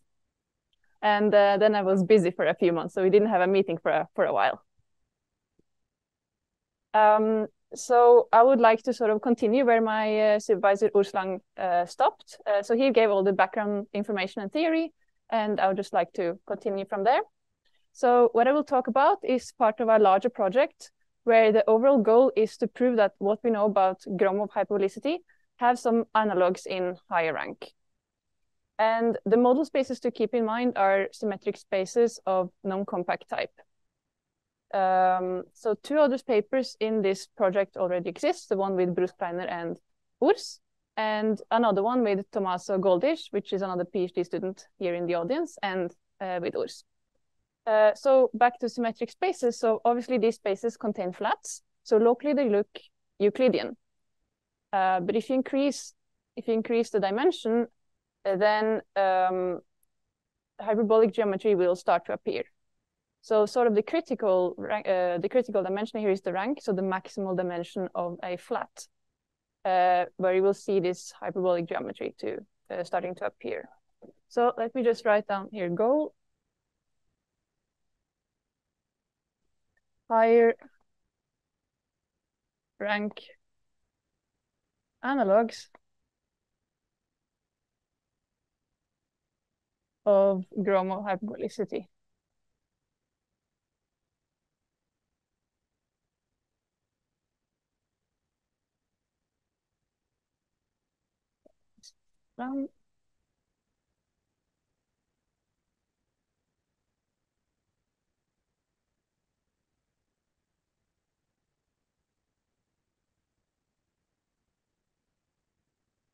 So the focus on our investigations have been to come up with a higher rank analog of the quadruple definition of hyperbolicity of Gromov. And yes, so what I will present is basically pure metric geometry, while the other two papers take a more analytic approach in terms of metric currents. So I'd like to start off with the following sort of observation.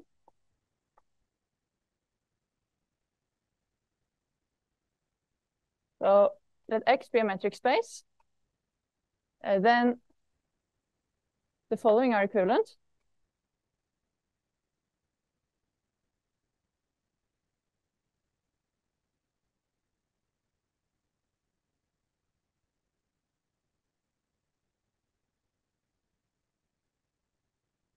So one, X embeds isometrically into an R3.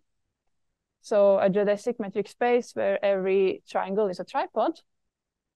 And two, so for all quadruples, W, X, Y, Z in X, the following inequality holds.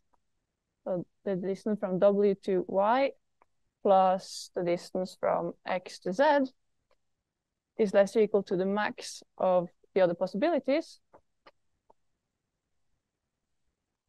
Y to Z plus W to X. And from W to Z plus X, Y. And then finally, so 3. So the combinatorial dimension of X is less or equal to 1. And let me remind you as what this is. So this was defined in Urs's talk as the supremum of the dimension of the injective hull of finite subsets in X.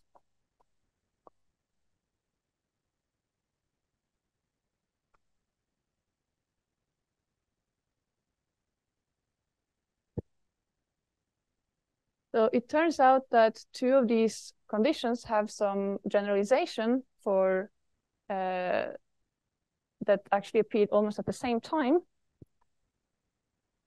So Dress showed in 84 that he gave a characterization of combinatorial dimension. So for rank n, is also to say. So for all n greater than 0, a metric space X has combinatorial dimension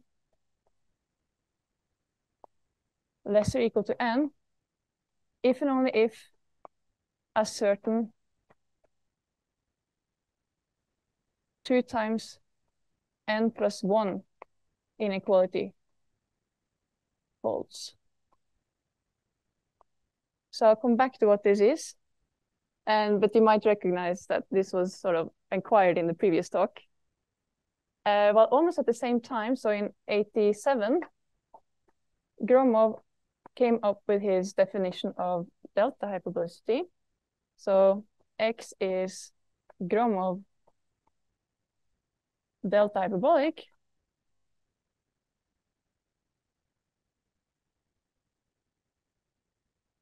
If and only if, so if I call this condition here star,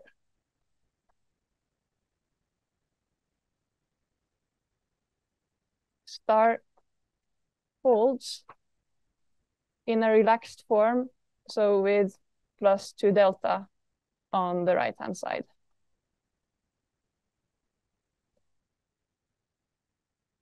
So our approach to come up with a high rank analog of this quadruple definition of Gromov was just to look at these 2 statements and try to combine them. So here's sort of an experimental definition. So fix n.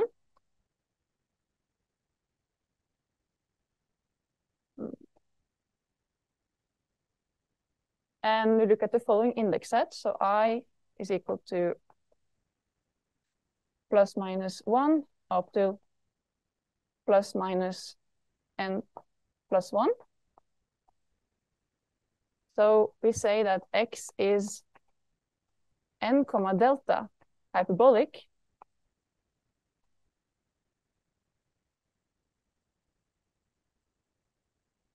if for all tuples in X ordered by this index set, there exists a permutation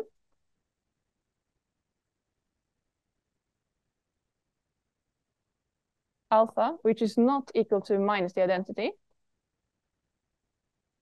such that the following inequality holds. So we take the sum over I,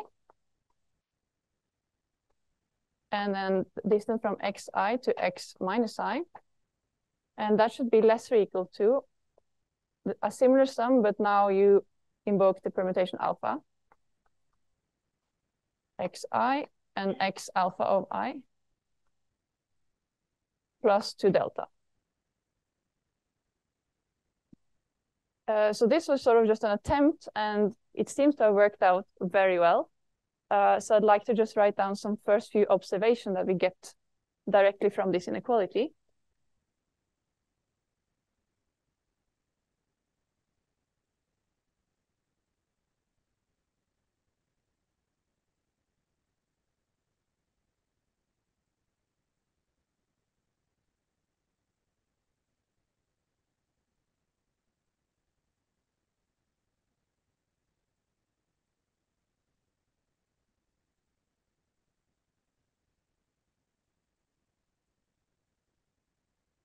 So again, observations.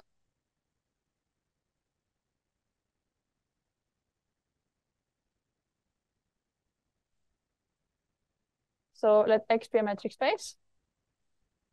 Then X is n, 0 hyperbolic if and only if the combinatorial dimension of X is less or equal to n. So in particular, if we set delta equal to 0, we get precisely the characterization by Dress that was mentioned in the previous talk, but not written down explicitly. And then X is 0, delta hyperbolic if and only if the diameter of X is less or equal to delta. So if you set delta n is equal to 0 above, then the only so the only permutation which is not equal to minus the identity of 2 points is the identity. And since we're summing over I, you have every sum is summed twice, so this is really immediate. Now it turns out that X is 1, delta hyperbolic if and only if X is Gromov delta hyperbolic. So again, if you just put n is equal to 1 in the above inequality, you see that it's just a very, very bad formulation of the previous inequality, or the previous definition we had of Gromov hyperbolicity. So this definition is also compatible with an infinity product. So if you take xi, I equal to 1 and 2, being ni, delta hyperbolic, it turns out that the L infinity product x1 cross x2 is n1 plus n2, delta hyperbolic.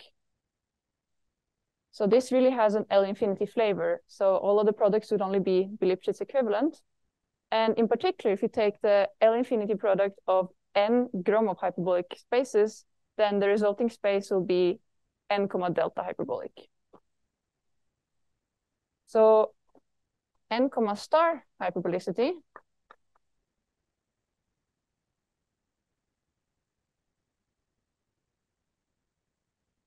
is preserved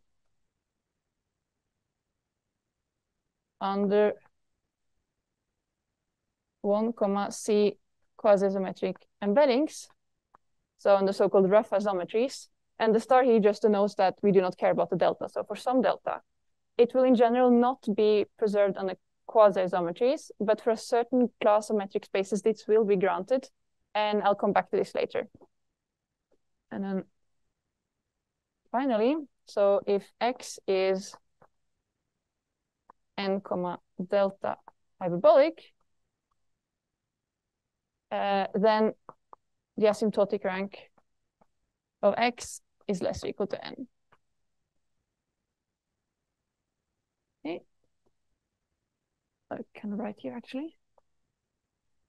So far everything holds for a general metric space, but you might pass to the injective hull which was introduced by Urs, and take it as a regularization of a general metric space. So in particular for a Gromov hyperbolic space, as was mentioned, this is a very, very nice way, or a most efficient way to embed a Gromov hyperbolic space into a nice geodesic contractible metric space.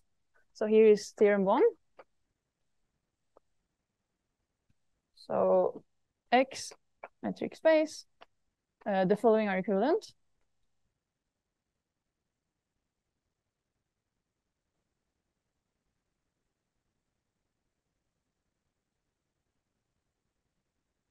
So 1, X is n comma star hyperbolic. 2, the injective hull of X is n comma star hyperbolic. Now here actually it holds for the same delta.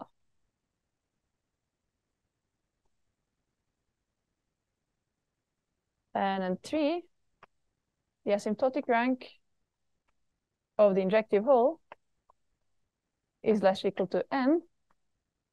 And 4, so there exists some R0 such that the injective hull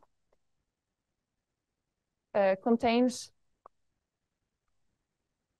no quasi-isometric embedding of the R ball in L infinity n plus 1 for R greater than R0. So the last statement here shows that intuitively a metric space is n comma delta hyperbolic if the injective hull does not contain any large copies of a normed n plus 1 dimensional space. And we quantify these by these sort of model sets in L infinity n plus 1.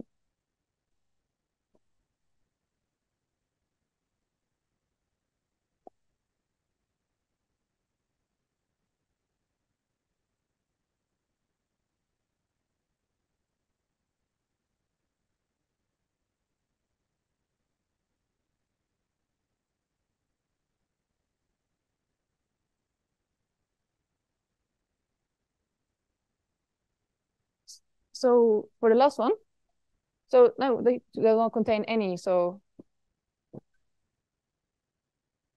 Oh, isometric, sorry, yes. Nice, good.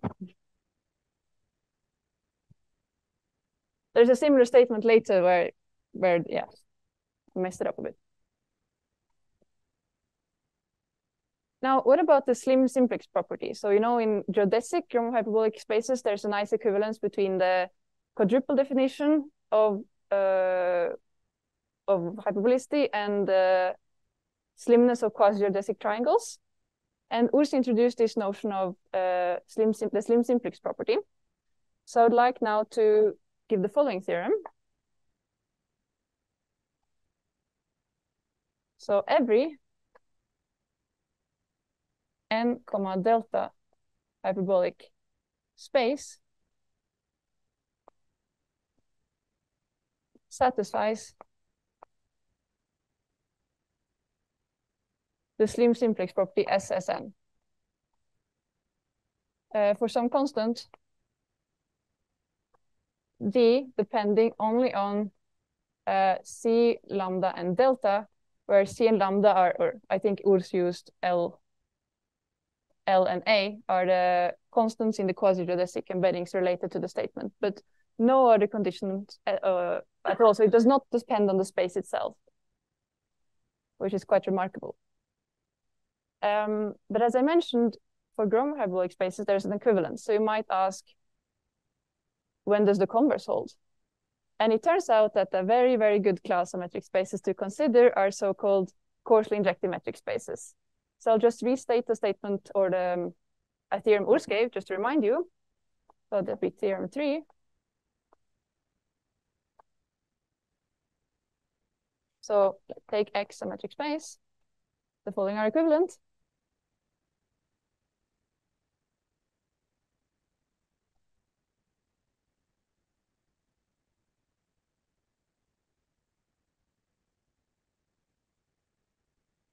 So one, X is coarsely injective.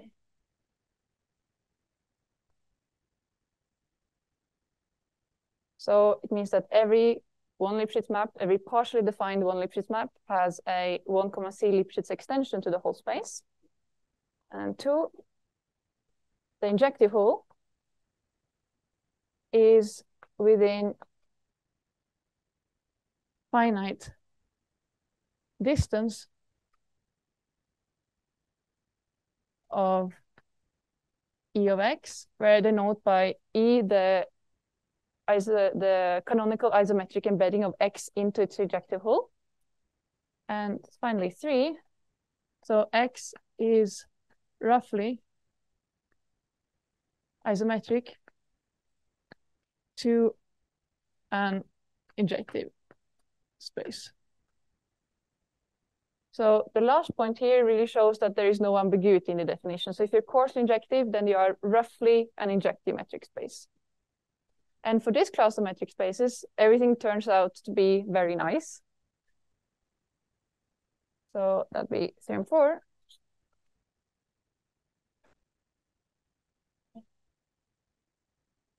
So take X coarsely injective metric space. The following are equivalent.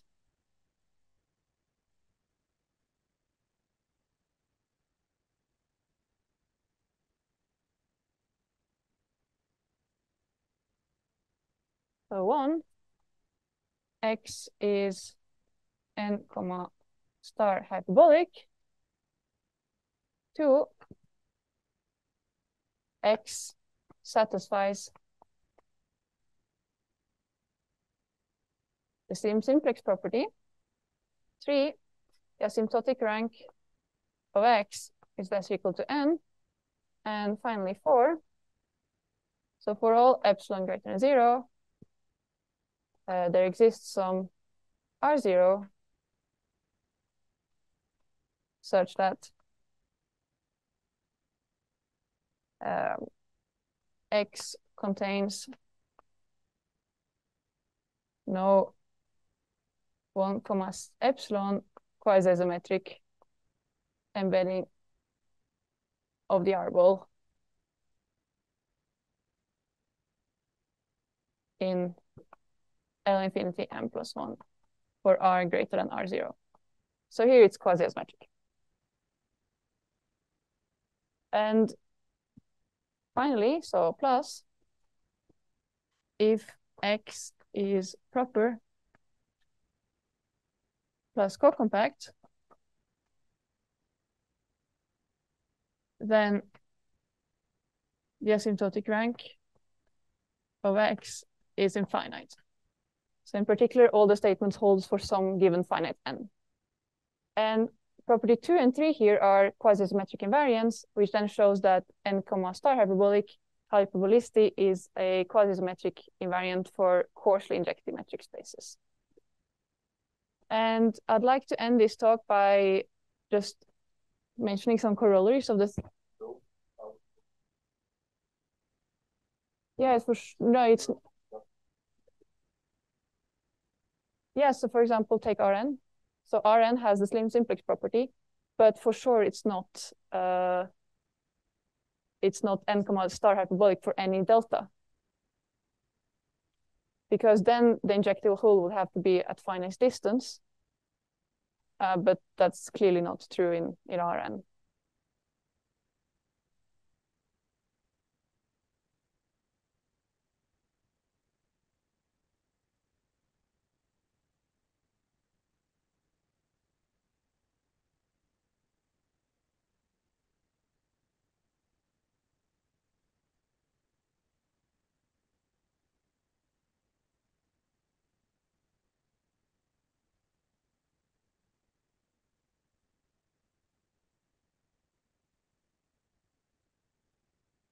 So the first corollary relates to Helly groups.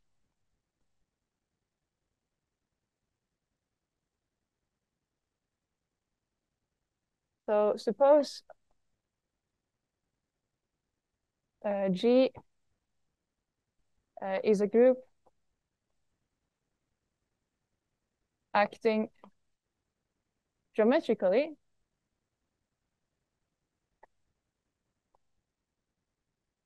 on a proper injective space X. So an example will be a Helly group. Then the asymptotic rank, so geometrically then properly co-compactly by isometries. So the asymptotic rank of G is equal to the asymptotic rank of X is the minimal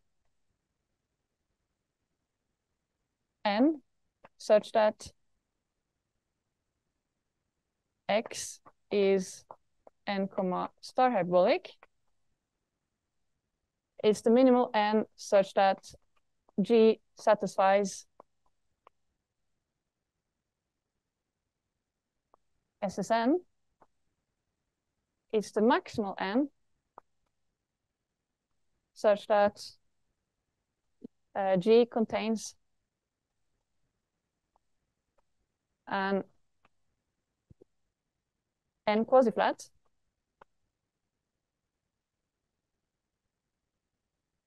And it's the maximal n such that X contains an L infinity n flat. So further,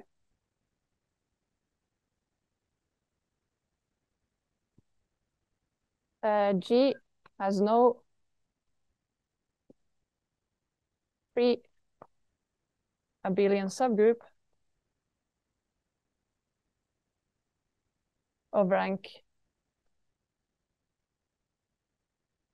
n plus 1. So maybe I can fit it on in here. So the next corollary is related to hierarchically hyperbolic spaces and groups, which were briefly mentioned by Urs. And I will not introduce them because we'll probably miss lunch tomorrow. But I'll still like to give some results. So every HHS has a finite rank or comes equipped with a finite rank. So yeah, every HHS has finite rank mu. And for a hierarchically hyperbolic group, this is equal to the maximal dimension of a quasi-flat. So I'll just restate now a theorem by Hettel, Hode, and Petit that Urs gave. So Hettel, Hode, Petit show that you take XD hierarchy. Oh, wait, actually. So every hierarchically hyperbolic space admits a coarsely injective metric rho that is quasi-isometric to the original one.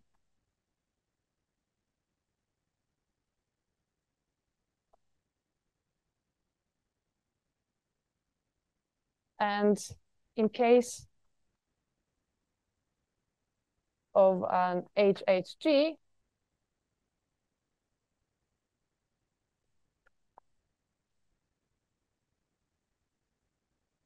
can choose the new metric.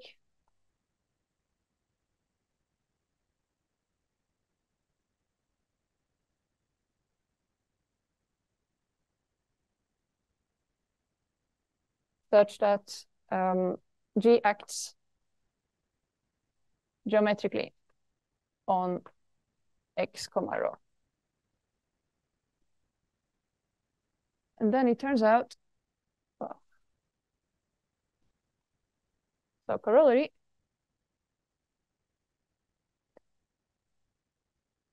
we take x d to be a HHG, or more generally as a so-called asymphoric HHS, which are the so-called all natural examples of these kind of types, these type of spaces, then rho injective as above,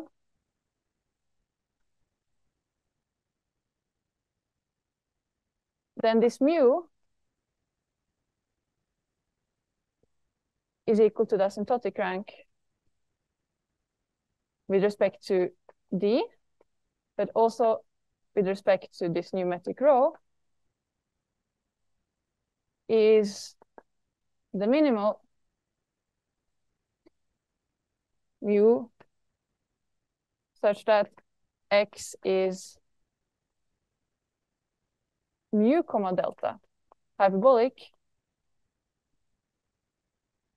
and then in particular satisfies SS mu with respect to D and with respect to rho. And finally, I'll just like to end by coming back to the symmetric spaces of non-compact type.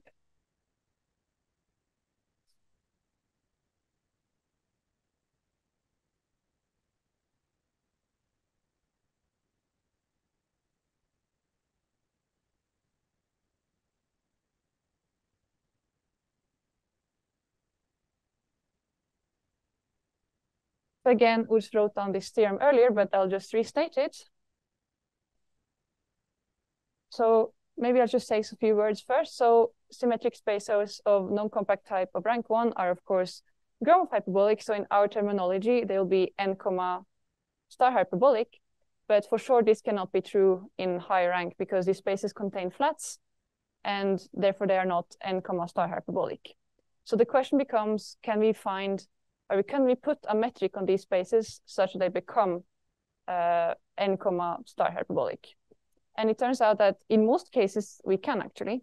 So using a result by Hetter, so I'll write it down again. So Hetter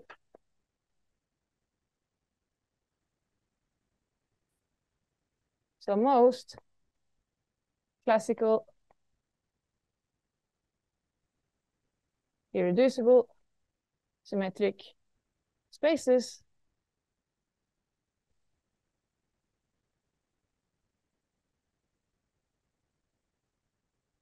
of non-compact type can be endowed with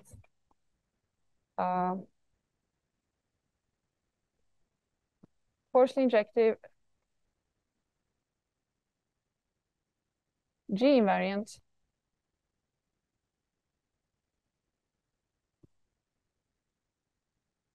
Pincer metric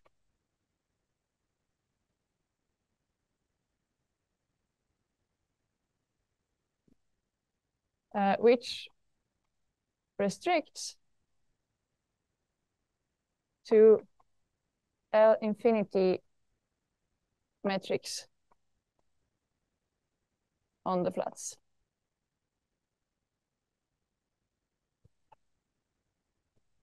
And it will in particular be Lipschitz equivalent to the Riemannian metric. And then finally, so corollary, if X is a symmetric space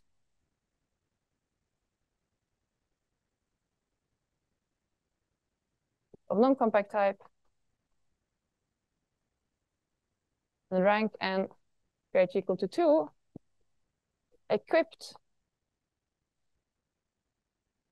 with a coarsely injective metric rho, just as in the theorem above, then X is n comma star hyperbolic. And I guess that's about it, what I wanted to say. So thank you all for the attention and for the opportunity.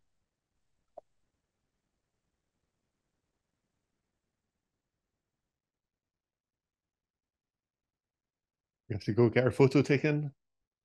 Oh, okay. Any questions? Is there a replacement for 3 for the case of n0? What replaces the 3? Wait, I don't think I quite. So you had like all these conditions that you erased already. The first one was that the case with delta equals 0 for n equals 1 corresponds to embedding into a 3. So is there some superspace which replaces the 3 for n comma 0 spaces? So I think the small such tree is given by the injective hull, right? If I'm understanding the question correctly, Urs, or is there what replaces tree in this? So is there some natural universal space that contains isometrically all finite n comma 0 metric spaces? So the smallest such tree that I wrote down at the beginning, the smallest such tree is given by the injective hull. That's or no, but there's one there's one tree. There's one space which contains isometrically all n comma 1 comma 0 finite metric spaces. 1 comma 0. Which is the infinite tree. Okay. Oh. What is the analog of that for n comma 0? Is there such a natural space? I'm not quite certain, but I'll gladly discuss this later. Maybe you can talk a little bit more about it. I don't think there's a. Maybe Urs has some comments or.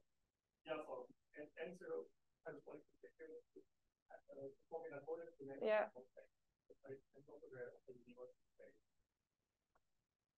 But there could be one. There's no proof that there isn't some. I mean, what you can do, you can take the L infinity product of all the finite n comma 0 spaces and take its injective hull, I guess, or something like that. But you want the space to have. You don't want it to have a larger dimension because that's cheating, right? That you're right.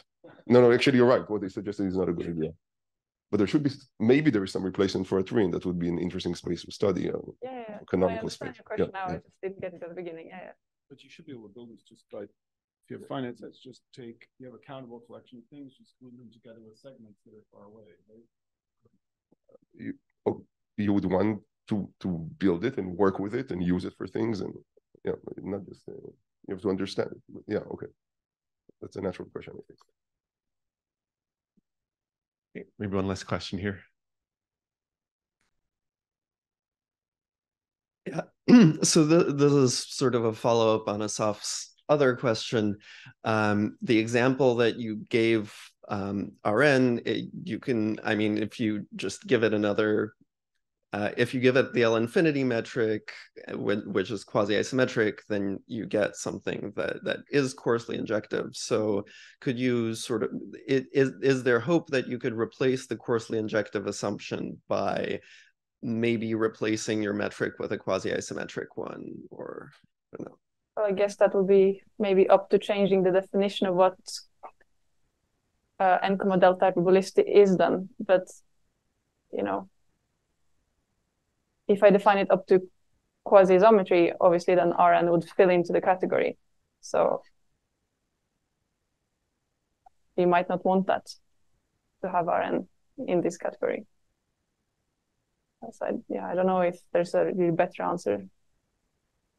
Depends on what you want to include, right, or not, how you want to give the definitions.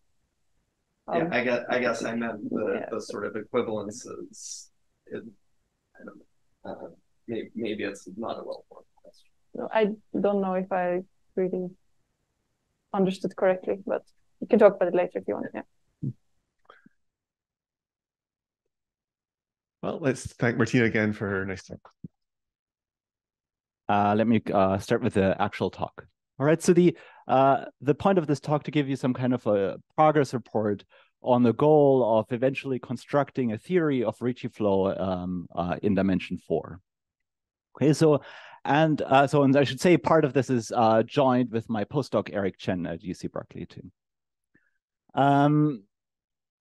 All right, so the structure of the talk will be the following. So first I want to give you some background. I want to tell you what the Ricci flow equation is, and I want to briefly discuss Ricci flow with surgery and through singularities, which is somehow the known theory in dimension 3. And then I want to present recent results of myself on the singularity formation of Ricci flow in dimension 4 and possibly higher. And then at the last part of the talk, I want to present even more recent results joined with Eric Chen on the resolution of conical singularities in four-dimensional Ricci flow. All right, so let me start with the background. So a Ricci flow is given by a smooth family of Riemannian metrics on a manifold M that's parameterized by a time parameter. And it satisfies the Ricci flow equation, saying that the time derivative of the metric is equal to -2 times its Ricci curvature. And often we impose some initial value condition, prescribing the metric at time 0. And roughly speaking, very roughly speaking, the reason why we care about this equation is because if you write it down in nice coordinates, like harmonic local coordinates, then this equation takes the form of some nonlinear heat equation on the metric coefficients. So we expect that if we evolve a metric under the Ricci flow, that it somehow improves or somehow becomes more homogeneous. And maybe the simplest example of a Ricci flow, one of the few examples where we can actually write down a Ricci flow, is the case where the initial metric is actually an Einstein metric, meaning that its Ricci curvature is a multiple of the metric. And in this case, the Ricci flow will just take this metric and evolve it by rescaling. And the type of rescaling just depends on the sign of this Einstein constant lambda. So for example, if lambda is positive, then the flow will contract the geometry. Think, for example, of a round sphere, and it will shrink to kind of essentially geometrically to a point in finite time where the flow analytically develops a singularity. If lambda is 0, then the flow remains constant. Think, for example, of a constant torus. And then if lambda is negative, then the flow will expand, like, for example, in the hyperbolic case. Okay? So these are the examples that we should always keep in the back of our minds. But of course, we should be more interested in cases where we start with a metric that's not already optimal, that's maybe very bumpy or very complicated. And in fact, it can be shown that in dimension 2, whenever we start with a very complicated, with any metric on one of these surfaces, then the Ricci flow will improve this metric and take it to one of these nice geometries, at least modular scaling and in the limit. Okay, so this is what happens in dimension 2. However, in dimension 3, things become start getting more difficult. And this is maybe best illustrated by this famous dumbbell example. So in this case, I'm looking at a 3-sphere that's endowed with a metric, a rotationally symmetric metric, which looks like a sphere of radius R1 and a sphere of radius R3 that are connected by a neck of width approximately R2.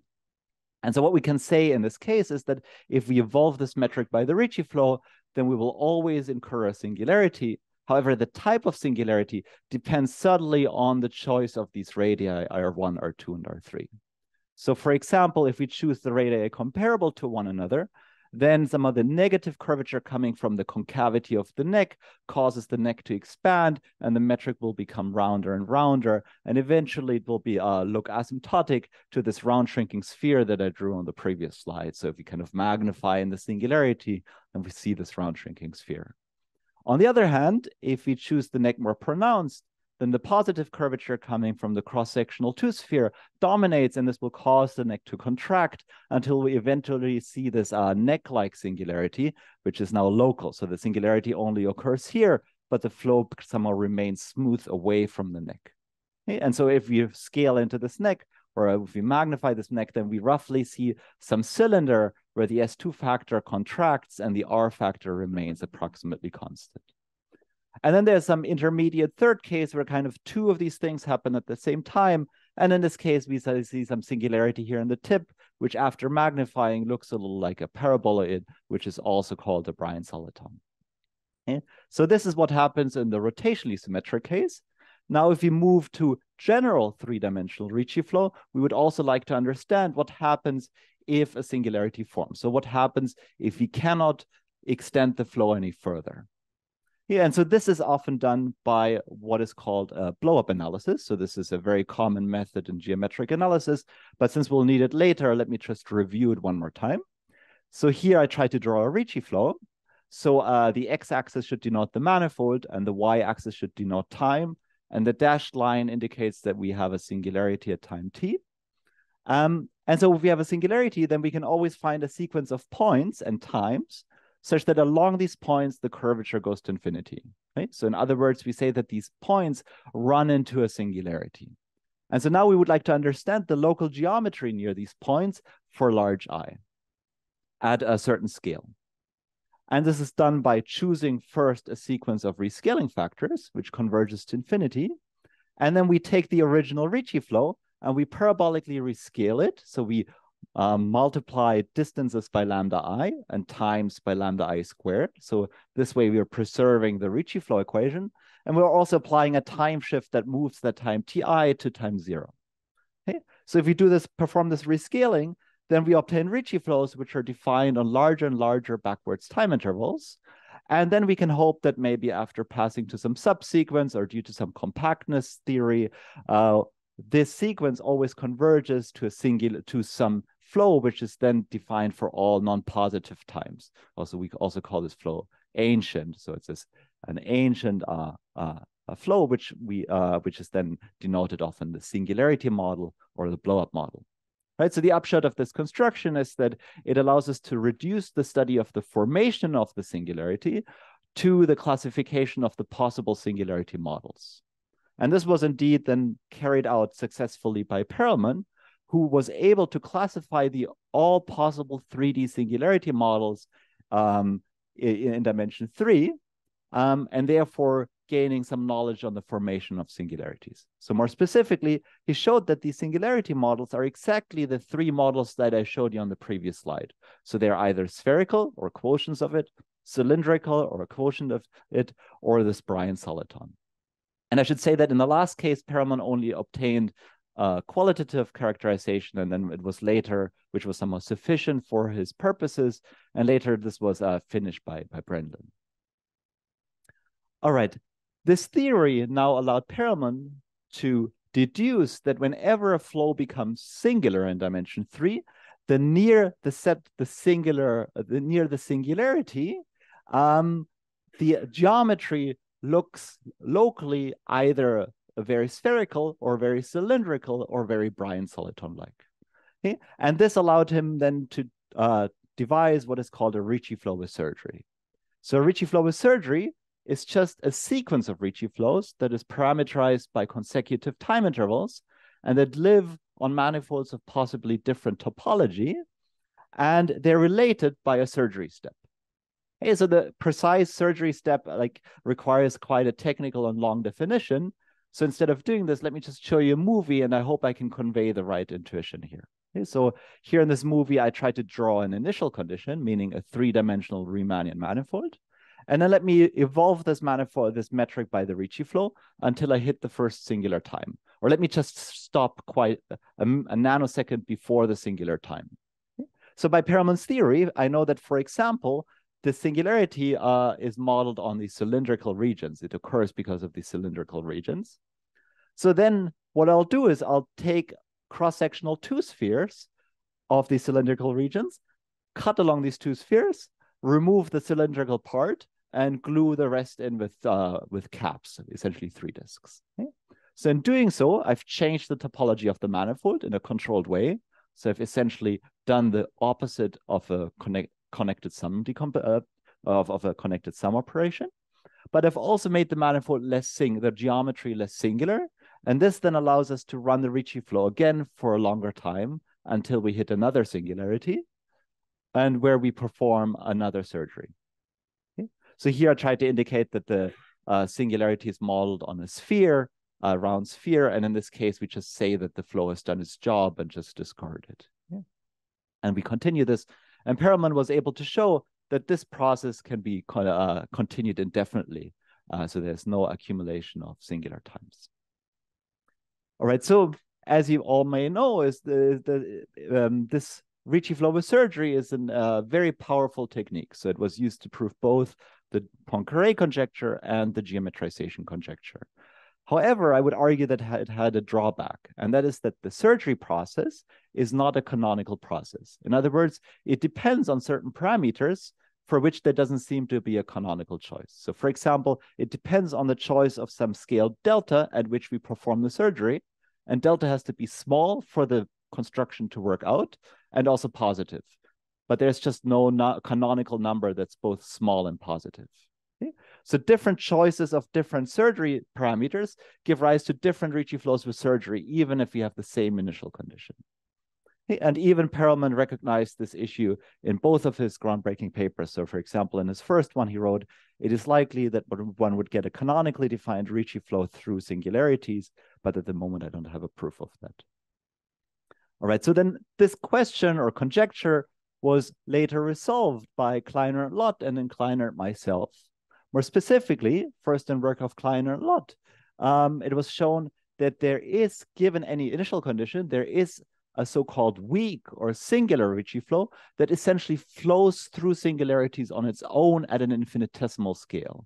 And I try to draw this over here. So the way you should think of this is approximately a bit like in like for level sets of Morse functions. So here I try to kind of draw some neck that forms, and the neck becomes thinner and thinner, and at the singular time it becomes some singular double cone, and then it immediately resolves into these two bowls. Okay? So it looks like the flow does its topological change on its own at an infinitesimal scale. And then later, Bruce Kleiner and myself showed that this flow even does not only look very canonical, it is indeed uniquely determined by its initial data, and it depends continuously on it. Okay? So this resolves the the question for canonicity. Okay? And so from a analytic perspective, this shows that the Ricci flow equation in dimension 3 is well posed within the class of these singular Ricci flows. Another advantage of this flow is that the definition of the singular Ricci flow is actually quite elementary. It fits on about half a page, so still a bit too much for this talk, but let me just give you some idea here. So the way that this flow is defined is by specifying a 4-dimensional space-time manifold on which we choose some smooth structure that locally looks like a Ricci flow, but which may have some non-trivial global topology. And the interesting thing here is that even though the object is called a singular Ricci flow, it's described completely by smooth objects. And that's because we're only describing the singular flow on its regular part. Okay, so you can obtain the singular flow by passing to the metric completion of every time slice, but this is often not necessary because by the uniqueness theorem, the regular part already uniquely determines the flow anyway. Okay? So the reason why we don't really care about the singular set in this setting is because we can't really make sense of the Ricci flow equation on the singular set. Okay, so this is different from the mean curvature flow, where one can make sense of the mean curvature flow equation through viscosity or weak principles. All right, so this resolves Perelman's conjecture from an analytics perspective, and it also had some interesting topological applications because it somehow allowed us to geometrize manifolds starting from a continuous family of metrics. So for example, we were able to show that the space of metrics of positive scalar curvature on every closed 3-manifold is either empty or contractible. And furthermore, we were able to establish the generalized Smale conjecture, which classifies the homotopy type of diffeomorphism groups of spherical space forms and other geometric manifolds, or for some of which it hadn't been classified before. All right, so I think this gives a satisfactory picture in dimension 3. So what I want to do now is I want to move to dimension 4. So in dimension 4, if you just look at general Ricci flows, up until recently, there hasn't been a comprehensive theory for singularity formation and so on. So we really have to start from the beginning. And before showing you this new theory, I want to discuss an example or a few examples. And this example is due to a former graduate student of mine, Alexander Appleton, who constructed a family of Ricci flows in dimension 4, whose possible blow-up limits he could completely classify, almost completely classify. Okay, so this was a very technical 100-page paper, and he could show that these possible blow-up limits are the Iguchi-Hansen metric, so a Ricci flat ALE space, asymptotically locally Euclidean space, R for mod Z2, so a cone over RP3, the Bryan-Soliton mod Z2, or the cylinder RP3 cross R. So these two spaces are Ricci flat. These are singular, so they have an orbifold singularity, an isolated orbifold singularity at the origin. And these two spaces are so-called gradient shrinking solitons, so I'll get back to those later. Okay. And then there are other examples by Stolarski in higher dimensions and Li Tian and Zhu and the Kähler-Ricci flow setting, which all reinforce this conclusion that if you want to understand blow-up limits and therefore singularities in higher dimensions, we will have to allow blow-up limits that have singularities. In Appleton's case, they would have orbifold singularities. Okay? So with this being said, let me now go back to the slide that or the idea from the slide that I showed you previously with this blow-up limit. So again, we have these parabolic rescalings, and we hope that they converge to some blow-up or singularity model. Okay? So what we've learned on the previous slide is that this blow-up model has to may be singular. So we may not, the right object here may not be just a Ricci flow. It may have to be some singular object. And this is somehow the new ingredient of this new theory now. So what we need is, as I said, we need some singular notion for the limit. And this new singular notion is one that I've introduced in this new theory, and it's called a metric flow. So a metric flow is essentially a parabolic version of a metric space. So it essentially consists of metric spaces, and they're somehow related by probability measures that satisfy certain Wasserstein certain inequalities regarding their Wasserstein distance. And we also need a topology for the convergence, one that has good compactness properties. And this new topology is, I call it the F convergence. So it's similar to Gromov-Hausdorff convergence in the parabolic sense. And then, then we would like to analyze this limit. We would like to say that it has certain partial regularity properties. And that's really at the heart of this theory. It shows that this limit in the setting is not only some irregular space, but it has a very nice regular singular decomposition. Okay?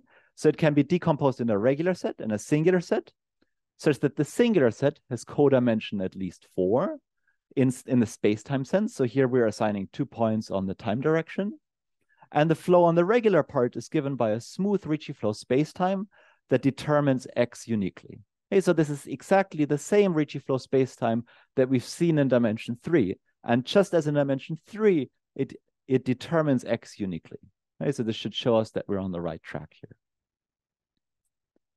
All right, so now this blow-up analysis can now be used to extract the singularity model. But now we would like to extract some geometric information from this singularity model. We would like to somehow classify its geometry, or at least understand certain properties of its geometry. And so now the trick is that this singularity model, which was obtained by blowing up a Ricci flow, can be blown down. Okay, so this is, again, this is an ancient flow, which is defined for all negative times. And now we're going to take a sequence of rescaling factors which converge to 0, and we rescale it down. Okay, so we're essentially looking at what the flow does near time minus infinity. And it turns out that if we choose these factors appropriately, then we always have convergence to some other metric flow with the same nice partial regularity properties. And this flow is then indeed a gradient shrinking soliton, so meaning it satisfies this nice generalization of the Einstein metric with potential codimension 4 singularities. And in dimension 4, X prime is really just modeled on an orbifold, which is a gradient shrinking soliton. So it's exactly what we observed in Appleton's example. Right, so, all right, so this is a new theory with a lot of new terminology. So just to show you that this theory is useful for something, let me give you 2 applications for which the statement is completely elementary. And so the first application is essentially the first characterization or elementary characterization of singularities in 4-dimensional Ricci flow. So it says the following. It says that if we take a 4-dimensional Ricci flow that becomes singular at some time t, then either the flow converges to a gradient shrinking soliton modular rescaling, a compact gradient shrinking soliton modular rescaling. So this is essentially the boring case, the one that we're essentially hoping for. Or if this is not the case, then we can find a blow-up sequence, meaning we can find a sequence of points and times and rescaling factors, along which we have smooth convergence to one of the following 3 singularity models. So either an S2 cross R2, so a cylinder with an S2 as a cross-section, or a round spherical space form cross R, or a smooth Riemannian cone metric with non-negative scalar curvature. Okay. So again, so this does not say that we can classify all singularities of Ricci flow. I'm just saying that if the flow becomes singular, then there's some region, then we can look at some region where the geometry looks like this. Okay. So essentially we can somehow say this is the reason why the flow becomes singular, but there may be some other singularity somewhere else. But it somehow is the first result of this kind. And then let me just mention a second application, which is kind of interesting, which is due to Charlie Cifarelli, Ronan Conlon, and Alex Deruel, and myself, in which we show that there is a new Kähler gradient shrinking soliton in dimension 4 on the blow-up of P1 cross C. Okay, so this has some kind of, and this is, so sorry, I should say this is the first gradient shrinking soliton that was discovered in the last, I think, 20 years or 15 years. Yeah? So,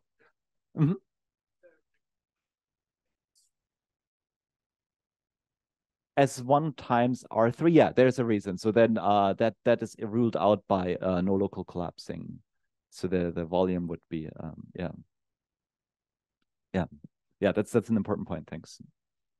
Okay, so this has an interesting backstory. So the last 3 authors actually worked together and they found a classification of all Kähler gradient shrinking solitons in dimension 4. So they found this list and they noticed that there might be one more gradient shrinking soliton that is Kähler and that we don't know of yet. Okay?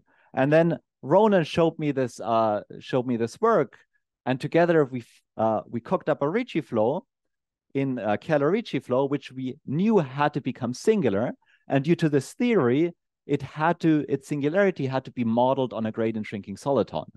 However, for topological reasons, it couldn't have been any of the known gradient shrinking solitons.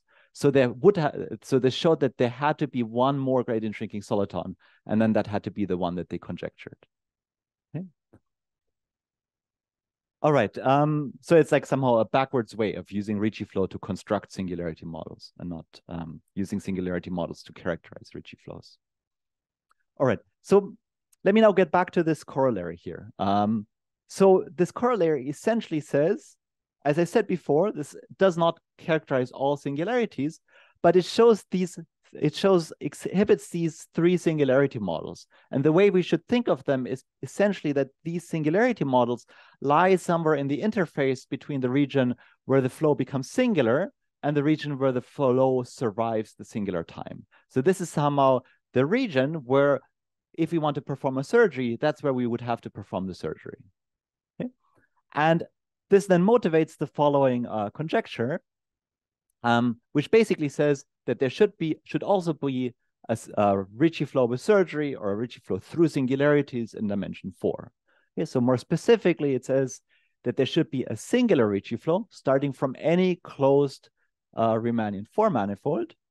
And by this, I mean this is a metric flow that admits the same regular singular decomposition as before, such that the initial time slice is the given Riemannian manifold, such that the singular set has codimension at least 4, and that is somehow regular enough that almost every time slice is not really regular, but the worst singularity that we see is an orbifold singularity. And then we may have topological change between 2 time slices. And this topological change basically just corresponds to the 3 singularity models that I showed you before. Okay? So the 2 cylindrical models, they correspond to 2 and 3 surgeries, so surgeries along 2 spheres or spherical space forms. The removal of a compact gradient shrinking soliton corresponds to this nice case where we have convergence to a gradient shrinking soliton. And then the last case is essentially the case where we see this conical singularity. So I could give you more details here, but it would somehow unnecessarily blow up this slide. All right, so this is, in my opinion, maybe the most interesting question in Ricci flow, because it would show us that this construction of singular Ricci flow was not just some fluke in dimension 3, but that there's some deeper connection between Ricci curvature and topological change. Okay, so I think this is interesting from an analytical perspective. In addition to this, I expect that this conjecture would have some interesting topological applications. So let me just mention two potential applications. So the first one, I just call this the PSC conjecture. This considers topologically PSC four manifolds, so meaning four manifolds that admit a metric of positive scalar curvature. And the conjecture just states that any topologically PSC four manifold can arises from topologically PSC four orbifolds by 0 and 1 surgeries, so by Gromov and Lawson surgeries. And these orbifolds then have finite fundamental group. Okay, so this would reduce the study of PSC manifolds, topologically PSC manifolds, to the study of topologically PSC orbifolds with finite fundamental group. So this would be an if and only if statement. And I should mention there's a weaker result where the finite fundamental group is replaced by vanishing first Betti number, which is due to Chao Li, Christos Mantolidis, and myself, and it was achieved using minimal surfaces. But I expect that for finite fundamental group, we really need the full power of the Ricci flow. And then maybe this is extremely speculative, but it somehow fits very nicely in this framework. The additional application would be this 11/8 conjecture, which asserts a relationship between the second Betti number and the signature of a simply connected smooth spin manifold. Okay, so this would finish the classification of smooth simply connected four manifolds up to homeomorphy due to Friedman, Donaldson, and Kirby. Okay, and so the reason why this conjecture fits very well in this picture is because in this conjecture, the second Betti number would decrease, and these regions which we somehow can't control very well topologically, well, they have positive scalar curvature, so they wouldn't contribute to the signature. And then there are further reasons why this is seems like a very nice framework. All right, are there any questions? Let's see. All right, with this being said, let me now move to the last part of the talk. So this is about the resolution of conical singularities in Ricci flow, and this is the joint work with Eric Chen. Okay, so the one thing that we should observe is that in dimension 4, there's a new type of singularities. There are these conical singularities. And so we should now ask ourselves the simple question, how can we continue the flow if we incur a conical singularity? Okay, so let me just draw a cone here. So a cone metric, I'll often denote this by gamma. So it's dr squared plus r squared times some metric on the link. Okay, so this should be the cone. And I would like to find some Ricci flow, somehow, which I try to sketch here, which kind of flows out of this cone, which smoothens out this cone. And I want to find a process how to achieve this. Okay, so there's several options you can play around with. Maybe one thought would be, why don't we first classify all the different cones that can show up as a singularity, and then for each cone we somehow specify a recipe. But this, I doubt this will work out, because this would mean we would have to classify all gradient shrinking solitons, and I don't have very high hopes for this. Another option would be to say, well, why don't we just smoothen out this cone tip? Like, we cut off the tip of the cone, we glue in some new Riemann manifold at a small scale, and then we have performed some kind of surgery, and we just continue the flow using this new metric. But, well, if we do this, then who's to say that we don't immediately run into another singularity which is modeled on exactly the same cone? Okay? But then you could go further and you could say, well, why don't we smoothen out the cone, the tip of the cone, and in such a way that we increase some monotone quantity, like the entropy. But this is still very hard. Like, it's really hard to write down a metric that satisfies a given lower bound on the entropy. Okay? And so the only way I see that we can smoothen out the cone is to actually find the Ricci flow, which we can do by specifying what is called a gradient expanding soliton. So a gradient expanding soliton is a Riemannian manifold that's equipped with a vector field V, and that satisfies this generalization of the Einstein equation with a negative Einstein constant. So it's essentially something that we expect that it expands under the flow, but it has this additional Lie derivative term on the left-hand side. And often this vector field V is actually a gradient vector field, in which case we say that, that the soliton is gradient, and this Lie derivative term becomes a Hessian. Okay? So the nice thing about these solitons, which are just Riemannian manifolds equipped with a vector field, is that they come with an associated Ricci flow. Okay? And so this associated Ricci flow can be obtained by considering the flow of the vector field V multiplied by the inverse of time, and then pulling back the metric g via this flow and multiplying the result by time t. Okay? So in doing so, we obtain a Ricci flow for which all the time slices are homothetic to one another. And as the time t goes to 0, the scaling factor converges to 0. Okay?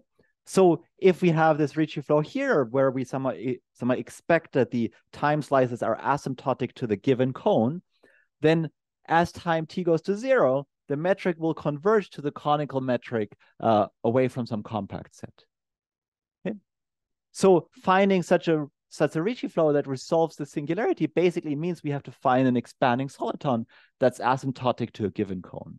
Okay? And so with this being said, let me just make this definition that we say an expanding soliton is asymptotic to a cone metric if there is a diffeomorphism from a truncated part of this cone to the manifold without a compact subset, such that the pullback of the metric is asymptotic to the cone metric, and the pullback of this vector field is asymptotic to this radial vector field. Okay?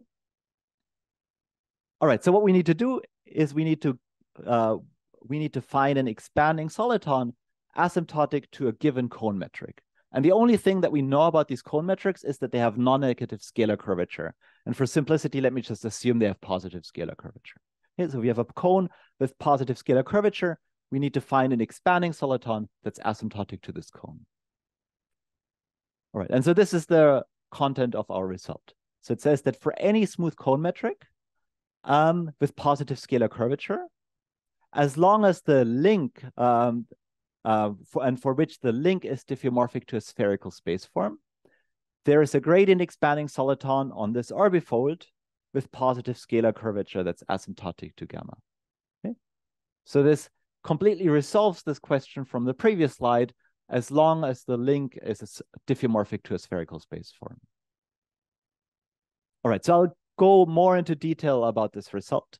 But let me just give you some historical context on this kind of problem. So this kind of problem was considered previously, but under much stronger assumptions on the cone metric. So for example, it was proven by Schultz and Simon that if gamma has positive curvature operator, which is stronger than positive scalar curvature, then there is in fact an expanding soliton asymptotic to gamma, which also then happens to have positive curvature operator.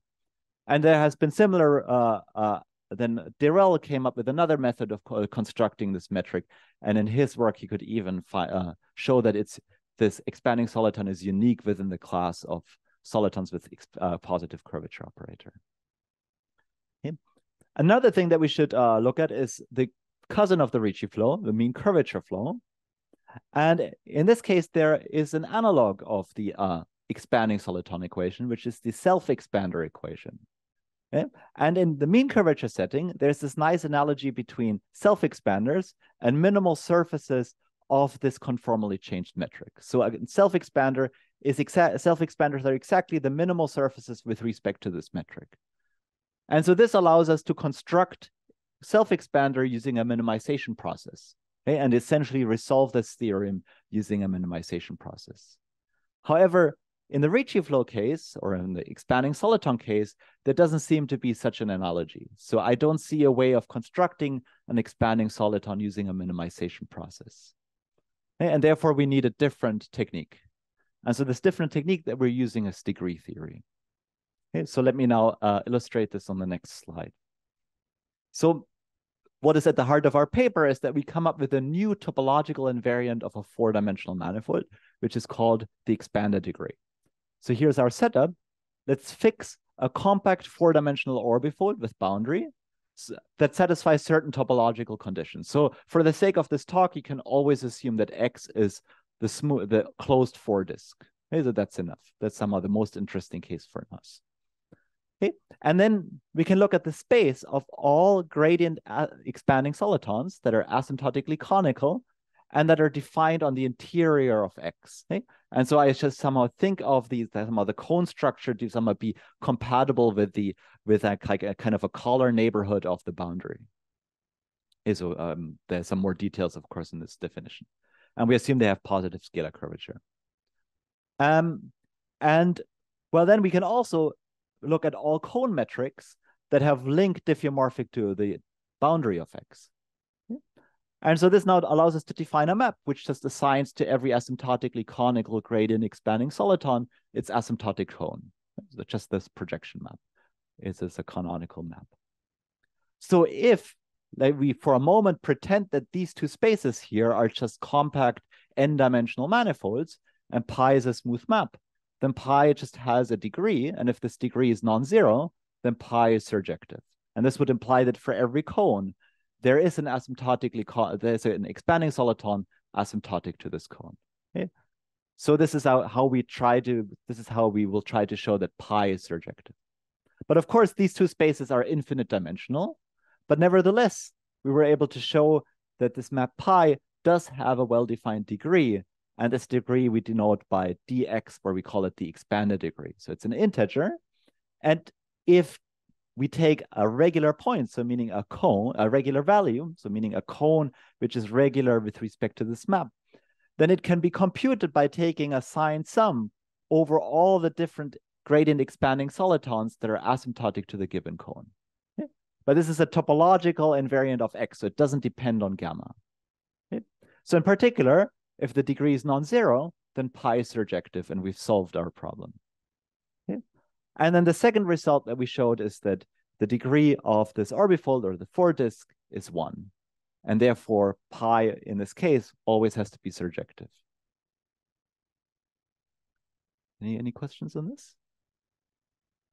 All right, I should say, of course, this is not the first time that degree theories have been used in geometric analysis. So maybe one of the first time this was used was in a paper by Brian White, where he finds minimal 2 disks. And then there has been work by Anderson, Chang, and Gay on the asymptotically hyperbolic Einstein manifolds, and then by Bernstein and Wang on self-expanders for mean curvature flow. But there is some subtlety here in the setup, which I want to illustrate in a few slides, okay? Which somehow doesn't exist in these other theories. All right, so before doing this, let me just give you an outlook where I think that we should need to take this theory in the future, okay? So we've now constructed expanding solitons given asymptotic to a given cone, as long as the link is diffeomorphic to a spherical space form. But we need to construct expanding solitons asymptotic to any cone that has positive scalar curvature or non-negative scalar curvature. Well, if you have a cone with non-negative scalar curvature, then its link also has to have non-negative scalar curvature. So by Perelman's classification, the link has to be diffeomorphic to a connected sum of spherical space forms and copies of S2 cross S1. So now for each of these components, there is a good candidate of how we can, a good topology on, so for each of these components here at least, we can find an expanding soliton if we only have one of these components on the corresponding topology. So the expanding soliton the topology of the expanding soliton that I expect to be asymptotic to this cone is, I expect it to be of this topology, okay? So I take all the corresponding topologies for each of these models, and in this case, I take D3 cross S1, and then I can take connected sum of these 4 manifolds along the boundary. So essentially, I'm gluing in some solid half cylinder to connect them. And so now my conjecture is that the expanded degree of this manifold is non-zero. Okay, so I have some reasons to believe that it's 1. Okay. So now if we can show this result, then this would imply the existence of PSC gradient expanding solitons asymptotic to any smooth cone with positive scalar curvature. And then this would completely resolve the question of how to resolve a general cone in 4-dimensional Ricci flow. And it would also then allow us to, so more specifically, we would be able to construct a singular Ricci flow up until, and we would be able to construct a singular Ricci flow and overcome any singularity that is cone-like. So in other words, let me just state this as a 90% theorem. So I haven't written this down, but I believe that it's true. So I'm kind of 90% sure it's correct, which says that if the above conjecture is true, then there's a singular Ricci flow that's defined on some maximal time interval for any given initial condition. And if we can't construct the flow for all times, then it's not because of a conical singularity, then it's because of one of these two other singularities. Okay? And so then we have to find ways how to resolve these other singularities. So hopefully in the future, there'll be a way of resolving this one. So I have some ideas on how to resolve this one, and then we can strike this one from the list. And then we have to find a way of resolving the singularity. All right, so in the last few minutes, let me just get back to this definition of the expander degree and give you some more details on the definition of the degree and some of the construction of the expanding solitons. Okay, so again, if we want to define the expander degree, we have to look at this map, which assigns to every asymptotically conical gradient expanding soliton its asymptotic cone. Okay, so let me just, for simplicity, let me call this space M grad X, the space of all gradient expanding solitons, and this space cone boundary X. So now if we want to come up with a degree theory here, then very often we need this space to be a Banach manifold. However, unfortunately, the domain on the left-hand side may not be a Banach manifold. So this is different from all the other degree theories where the space in question is already a Banach manifold. Okay. And so the way we resolve this issue is by extending pi to a larger space which contains possibly non-gradient expanding solitons. So those where the vector field may not be a gradient vector field. Okay. And likewise, we will also have to extend the codomain here to a larger space. So let me first explain how we extend the codomain. Okay. So instead of looking at the set of all cones, I will now look at the set of all generalized cones. Okay. So what's a generalized cone? Well, it's just something that looks like a cone, but we have this cross term in here. Okay. So this is the metric on the link, and here we have a one form, and we have this cross term. Okay.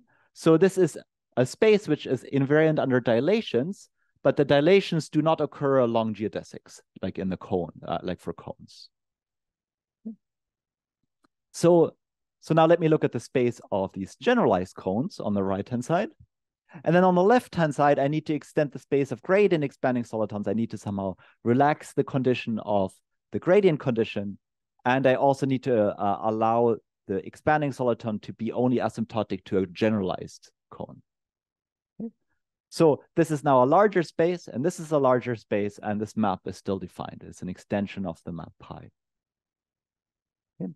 So there's this kind of nice, interesting correspondence, which we'll see in a moment, where we see that whenever we take an expanding soliton that's asymptotic to a generalized cone, well, if it's somehow gradient, then it has to be asymptotic to an actual cone. However, if it's not gradient, then it may only be asymptotic to a generalized cone. So this is something that we'll see. However, this is not an if and only if statement. So there may be expanding solitons that are not gradient, but they're asymptotic to actual cones, not just generalized cones. All right, so let me now look at this map pi prime. And in the last two slides, let me just give you the ingredients of like what goes into proving that this expanded degree exists and somehow is well defined. All right, so to do this, I tried to draw an image here. So these two components should denote the space of all expanding solitons, possibly not gradient. Okay, so they may form this complicated space here. And then we have our map pi prime, which maps this to the space of all generalized cones. Okay? And within the space of generalized cones, we have the set of all actual cones, which is a smaller subset, which I've tried to draw in green here. And within the space of all these expanding solitons, we have this green line of the gradient expanding solitons, which are then asymptotic to cones. So as you noticed in this example here, there may be pre-images of these green points, which are not gradient expanding solitons. So I try to draw them in black here. All right. So now what we could show is that there is actually a neighborhood of the set of gradient expanding solitons on which we can find a Banach manifold structure, and pi prime restricted to the subset is a Fredholm map with Fredholm index 0. So this is one ingredient that's necessary for a degree theory. Then the next ingredient is that if we restrict this map pi to the set of gradient expanding solitons, then the map is indeed proper. So this is another property that we need. And then, as I mentioned before, over this, the preimage of the set of cones may contain points that are not gradient. So it may contain points where we don't have a local Banach manifold structure. So this may create a problem. However, it turns out that the set of gradient expanding solitons is a smooth path-connected component of this preimage. Okay, so these black points here lie somehow far away from this green subset. And then moreover, and let me glance over this briefly. So if we're working over a real analytic finite dimensional submanifold in the set of cones, then we see that somehow the preimage is essentially a real analytic subvariety. So being a path-connected component is the same as being a connected component, since we have local path connectedness. And this then allows us to somehow single out these neighborhoods of the gradient expanding solitons and disregard the black part. And it turns out this is enough to define a local degree theory for pi prime over every actual cone metric gamma in this green set. And this degree is locally constant. So it doesn't depend if we perturb the cone metric. Okay. And then as a last step, we use the fact that the space of all cone metrics with positive scalar curvature is path connected. And so this is equivalent to saying that the space of metrics on the link with scalar curvature bigger than 6 is path connected. And this is due to Marquez in the case where the link is S3, and then by Bruce Kleiner and myself in the general case. Okay? And so since then the base is path connected, we see that the degree is constant everywhere. And so it's well defined. It doesn't depend on the choice of the cone metric gamma. All right. I think I'm going to stop here. Thank you very much for your attention.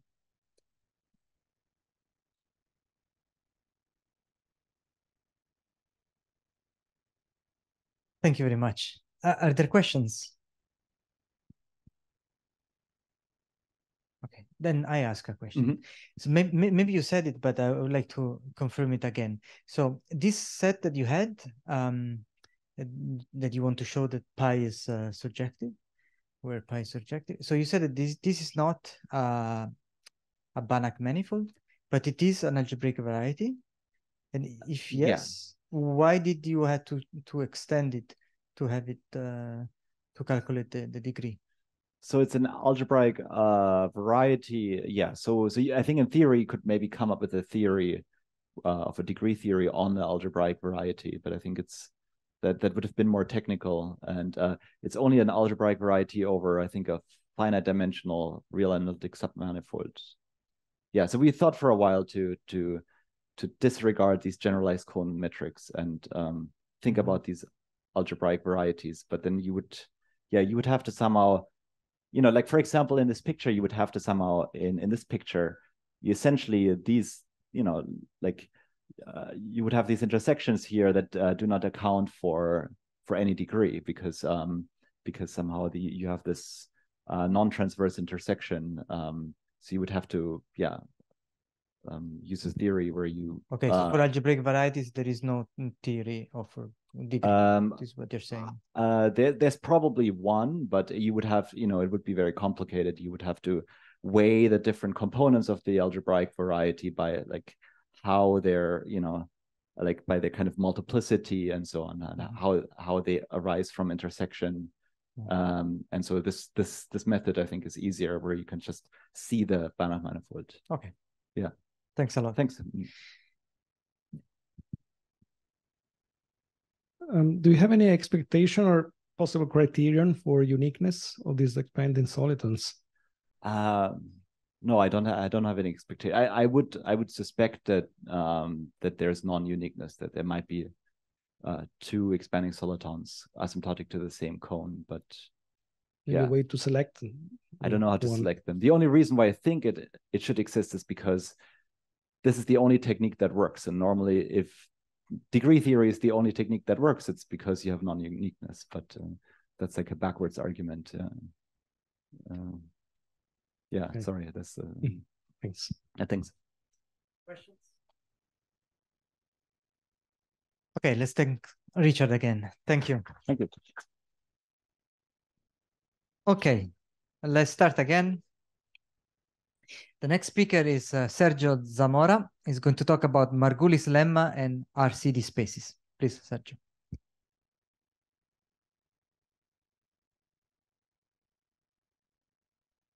Okay, thank you. So first of all, I want to thank the organizers for letting me share the math that I love. And well, I guess I'll begin. Second of all, while I was preparing this talk, I noticed that it's going to be pretty much an advertisement of RCD spaces. So if you're already an expert on RCD spaces, you can just like take a 15-minute nap until we like take off. And let's start. So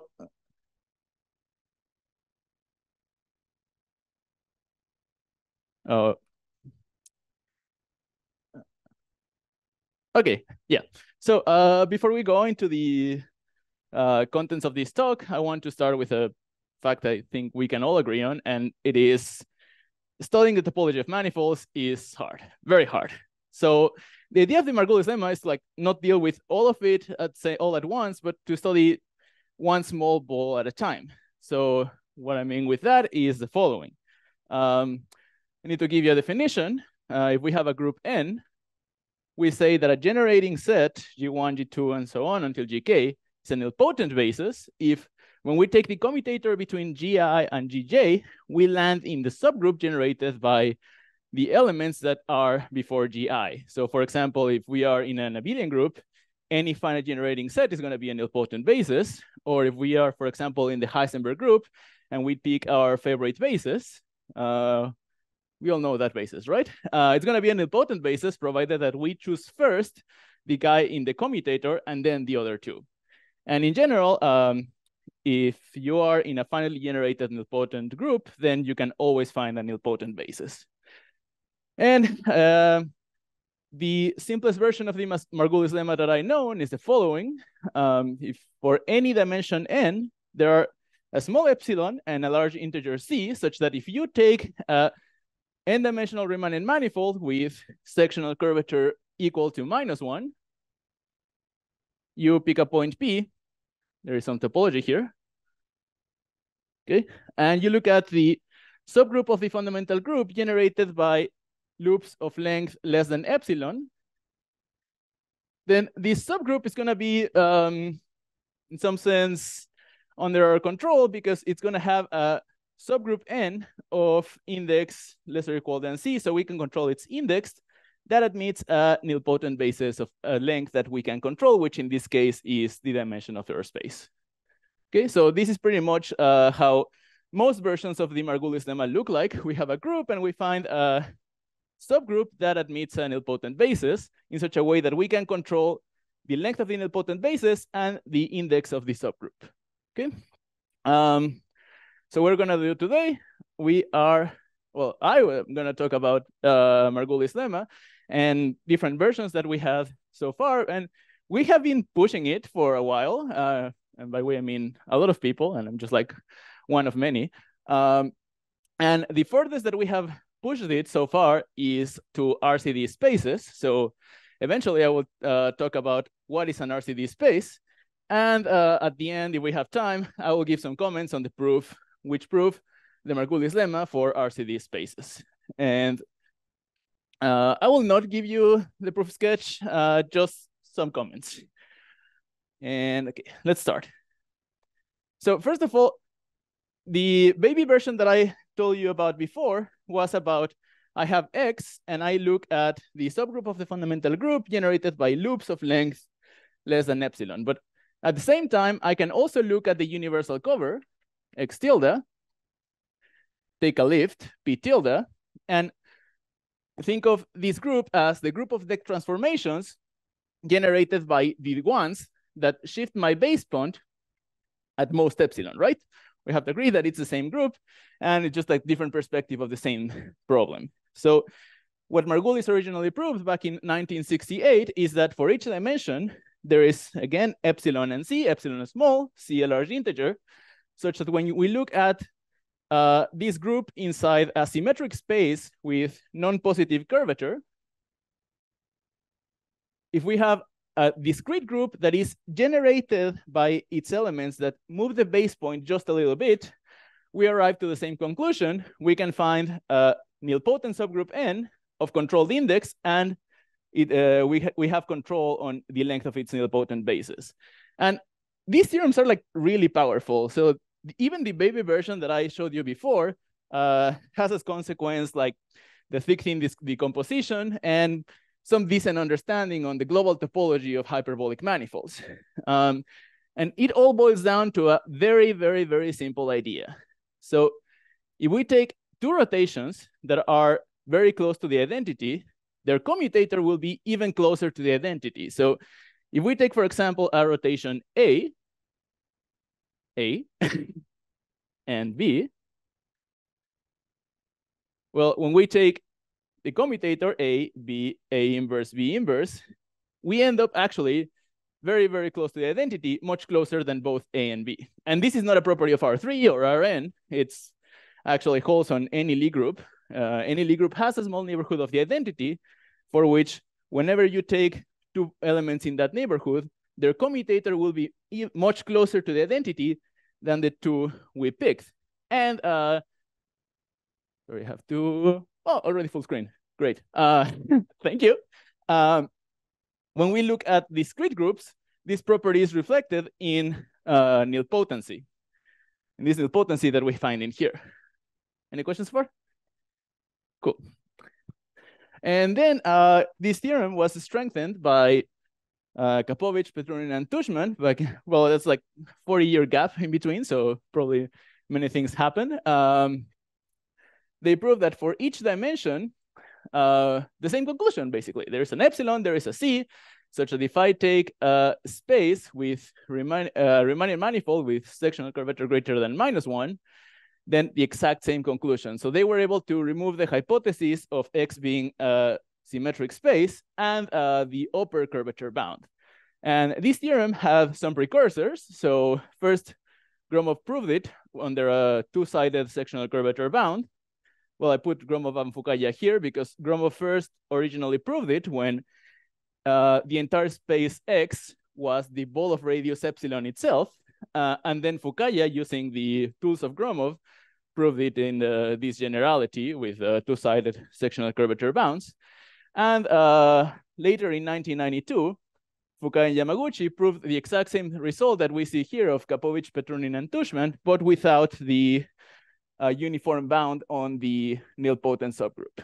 Of this uniform bound on the index of the nilpotent subgroup. Cool. But this, sorry, I am a little. Oh no, I don't know Italian. How do I get rid of this thing? Which one? Which one? Thank you. Okay. So sectional curvature bound may seem a little bit too strong of a hypothesis. We can go a little bit further and ask for a lower Ricci curvature bound. So it was proved that if we have again a pointed Riemannian manifold with a non-negative Ricci curvature, then when we look at the exact same group, we have a similar conclusion in the sense that we can always find an nilpotent subgroup of finite index of which we can control the length of its nilpotent bases. And this is an interesting theorem. First of all, before I say anything about the proof, of all the theorems that I will mention today, this is the only one in which epsilon doesn't have to be small. Any epsilon works. And the reason is very simple. The property of non-negative Ricci curvature is invariant on the rescaling, right? So it doesn't matter who actually epsilon is. Okay, so that being said, so why I have two names in here, Milner proved that always this group has polynomial growth. And then later, Gromov showed that all groups of polynomial growth, finite generated groups of polynomial growth, are virtually nilpotent, satisfying the conclusion of the theorem. But this result, assuming only a lower bound on the Ricci curvature, was later improved with first the Bruce's proof of Gromov's theorem on polynomial growth. I think yesterday David was talking about how great this theorem is, and I agree with him. People should go and read this paper at least once in their lives. And it's very remarkable because Kleiner's proof is really, really concise, and its main weapon is the Tits alternative. And compared to the original proof of Gromov that used the solution of the Hilbert-Swift problem as its main weapon, then I think we have an upgrade here. So this proof being so simple was able to be finitized by Shalom and Tao, who basically showed that, well, you don't need polynomial growth asymptotically. You only need polynomial growth for a while to arrive to the same conclusion. So they proved that we can replace the lower bound on the Ricci curvature here of 0 by just greater or equal than k for any k, provided that epsilon is small enough, depending on k and n. I didn't say n. Oh, there should be an n here. N-dimensional effect. Yeah, thank you. All right, any questions?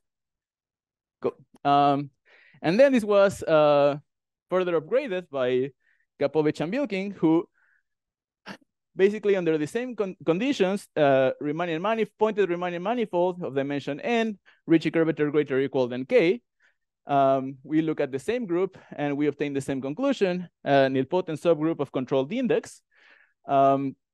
But I mean, the difference between this theorem and the previous version is just this bound on the uniform bound on the index of the nilpotent subgroup. And the ingredients of this proof are a lot.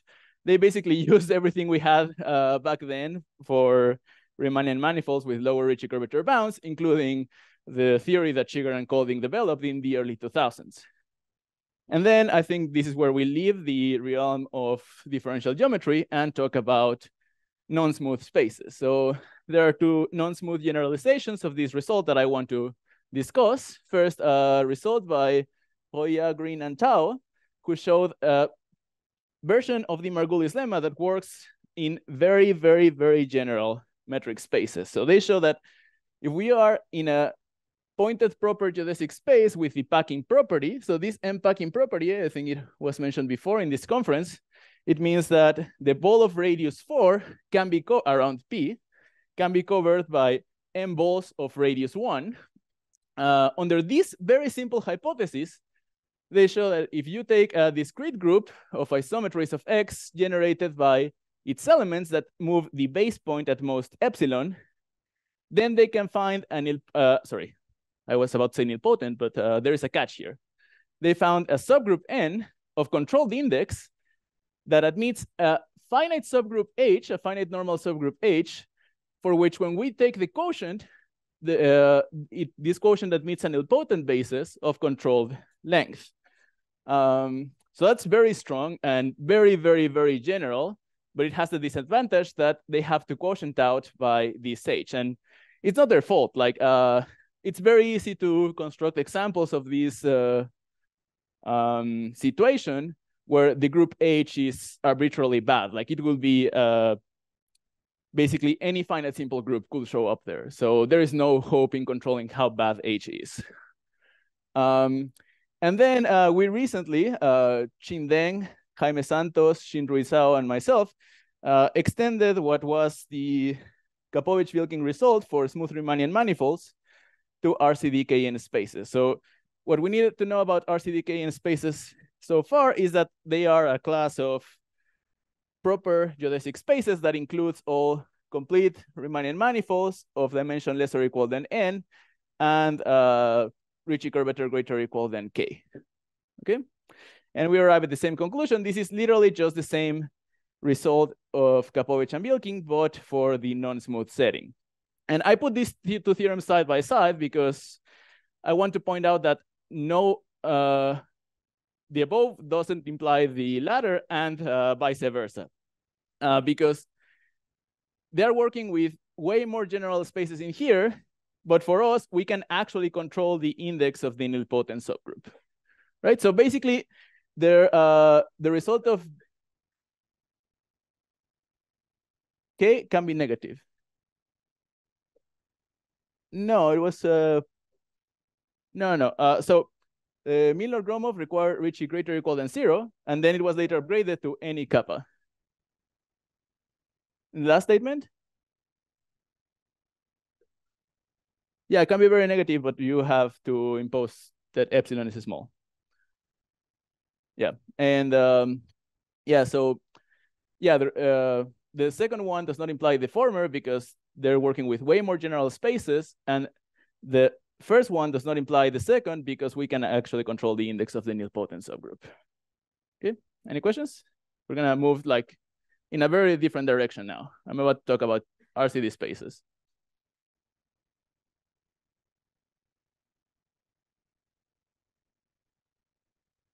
So yeah. So they have this bound on N, but in this context, N is not a nilpotent subgroup.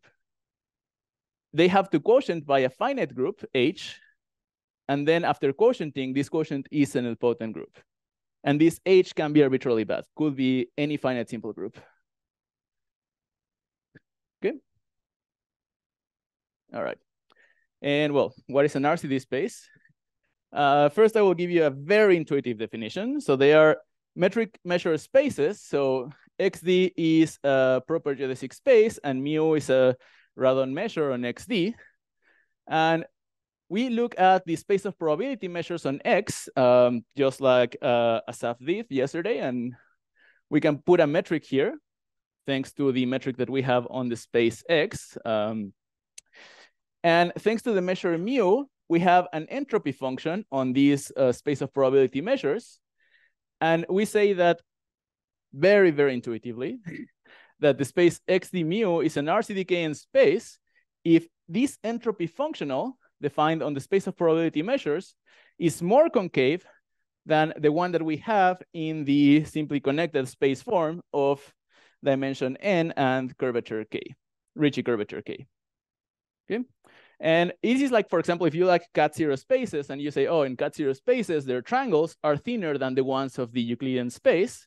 Well, for RCDKN spaces, their entropy functional is more concave than the one in my model space. So I will give more details about what this actually means. So first, the metric. So if we have a proper geodesic space XD, we don't need a measure on XD yet. And we take two probability measures, mu0 and mu1, we say that a transport plan is a measure on the space of geodesics in X, such that when we project at the initial points, we get mu0. When we project at the endpoints, we get mu1. And this pi minimizes the length squared of the integrals. So if we have, for example, if mu0 is the delta mass at a point x0, and mu1 is the delta mass at a point x1, then when we take a geodesic from x0 to x1, the delta mass at this geodesic is a transport plan between mu0 and mu1. And in general, if we have mu0 supported in here, and mu1 supported back here, the support of any transport plan will be a set of geodesics that start at mu0 and end at mu1. Another way to describe this will be, I have mu0, some probability measure. I have mu1, some other probability measure. And I transport mu0 in an economically optimal way to mu1. Then what this measure pi is saying is, when I look at a set of geodesics, pi of that set of geodesics is telling me how much mass is traveling through that set of geodesics, okay? So that was the tough part. This is gonna be a little bit easier. And when I really like something, I put it in terms of food, and entropy is one of them. So if we have a measure space x mu and a probability nu, the entropy of nu with respect to mu is precisely how well spread is nu over the measure mu. So we have in here an example where the marmalade measure is not very well spread over the breadth, so we have low entropy. We have an example where it's very well spread, so we have high entropy. And then we have an example where it may seem that it's kind of well spread, but I still say that it has very, very low entropy. And that is because we have some piece of jam out there. And we usually define the entropy to attain its minimum when the measure nu is not absolutely continuous with respect to mu. All right? So that is why we're very strict on nu being absolutely continuous with respect to mu. Okay? And then once we know that nu is absolutely continuous with respect to mu, we measure how well spread is nu over mu. All right? And well, we can put some formulas on this. So this was like the informal definition. And there are many ways to measure the entropy. This is the entropy function that we use for RCDKN spaces with different alphas. So for an RCDKN, our alpha will be 1 over n. And this is the definition of entropy used originally by Lotta and Villani to define CD zero infinity spaces. So with the entropy and the transport distance and the transport plans, we can define what is a CDKN space. Not yet a RCD space, a CDKN. So we say that a metric measure space is a CDKN space if, oh God, this. Well, I cannot explain this. I could read this aloud, but I don't think that will be very helpful. So I will just show it to you. We say that, remember, our entire point was to talk about how concave the entropy is, right? So if I take a geodesic from mu0 to mu1, I want to look at how does the entropy behave as I move the measure from one place to another. So our prototypical example of positive curvature is S2, right? So let's see what happens here. I have two measures in here, mu0 and mu1. And if I transport in an optimal way mu0 to mu1, we see that the entropy spreads out, well, the measure spreads out a little bit along the way. Oh, yeah. So we see that as it goes down, the entropy increases half the way. And on the other hand, if we are working with a space of negative curvature, and I want to transport one measure from one place to another, we can sometimes worsen how well spread it is. So this is like essentially what this definition is capturing. We're saying that if I transport one measure to another, one measure mu0 to another probability measure mu1, the bottlenecks that I will see won't be as bad as the bottlenecks that I would see on a simply connected space form of dimension n and curvature, Ricci curvature k. And a funny thing with this definition is that it makes sense for any n bigger or equal than 1 doesn't have to be natural. So nb could be any real number bigger or equal than 1. So this formula still makes sense. And you can give the interpretation of, oh, xd mu is going to be a CD0 3.7 space if its entropy functional is more concave than the Euclidean space of dimension 3.7, whatever that means. Well, it means this, right? It's just some cool feature of this definition. And then what is an RCD space? Yep. I can pretend I know Italian. So the difference between a CD space and an RCD space is its Sobolev space. So I'm glad that Ambrosio defined Sobolev spaces earlier today. In a general metric measure space, you can always define the Sobolev space W12 as the closure of the space of Lipschitz functions with compact support with respect to a suitable norm that models precisely what you do in Rn. And by construction, this Sobolev space is always a Banach space, but it's not always a Hilbert space. So we just defined that metric measure space xd mu is infinitesimally Hilbertian if this Banach space is Hilbert. In other words, it satisfies this parallelogram identity. And what is this telling us geometrically?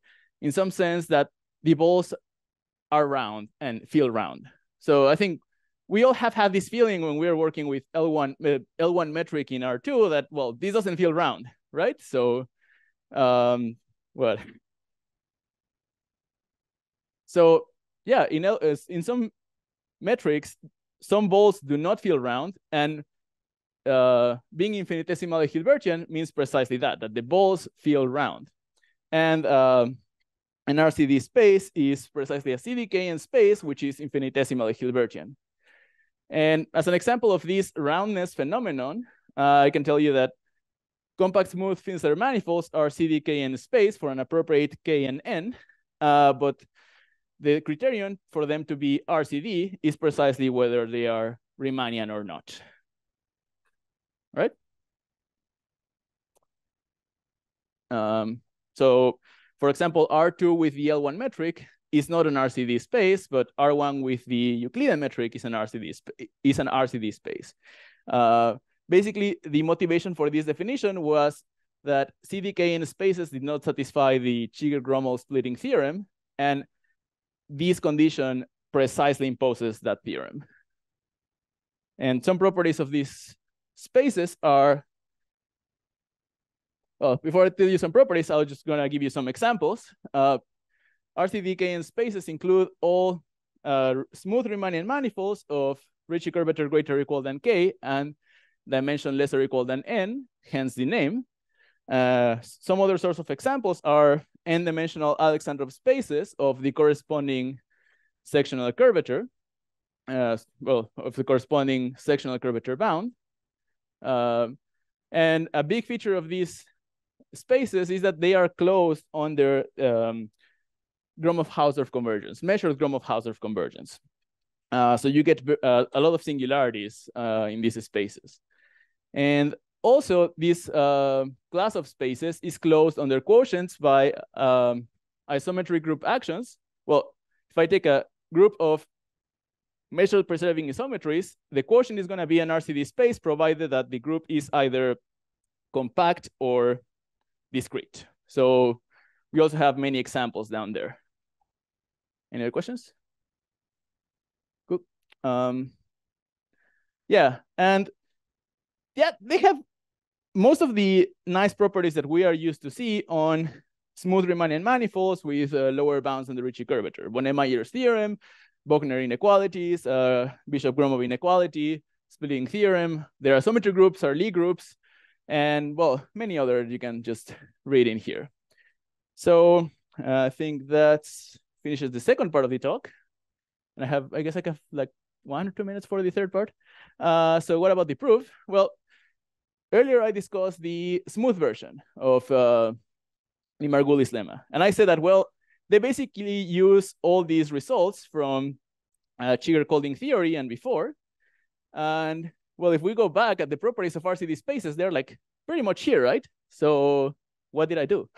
Like, why am I so happy about proving RCD spaces, proving the same result for RCD spaces? Well, it's this last property in here, the smoothness of gradient flows of harmonic functions. So in a Riemannian manifold, when you take a harmonic function, well, it's like smooth. And when you take the gradient, it's like, oh, the theory tells me like, yeah, this flow is going to be smooth. But for RCD spaces, that's actually not true. And these flows tend to be like very non-continuous. And the last piece of the puzzle that we assembled was, well, basically we had to assemble the puzzle and find this last piece, which was the smoothness of gradient flows of harmonic functions. So in his PhD thesis, Qin Deng developed some smoothness theory for gradient flows, some special form of gradient flow in RCD spaces. And we were able to adapt his techniques to basically prove the same stability results for gradient flows of harmonic functions. So if we, under very general conditions, so having an RCD-KN space, if we have a L-Lipschitz function that is harmonic, and we have good control on its Hessian on a very large ball, then we can find a very large set G in the ball of radius 1 around P. So let me just draw what I'm saying in here.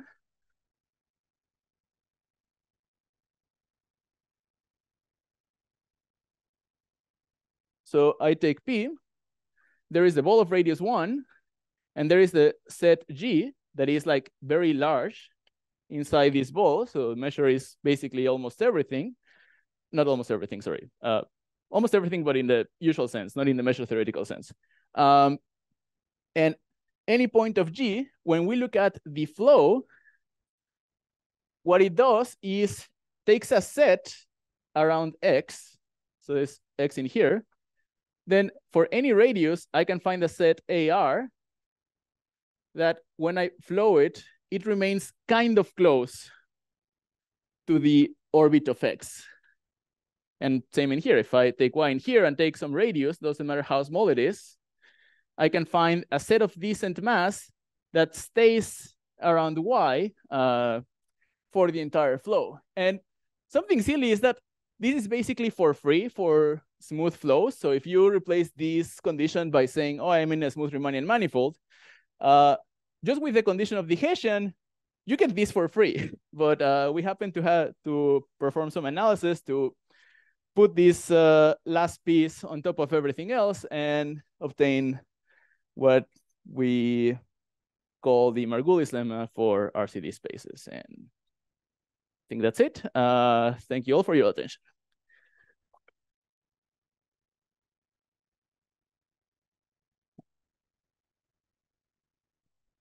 Thank you very much. Other questions?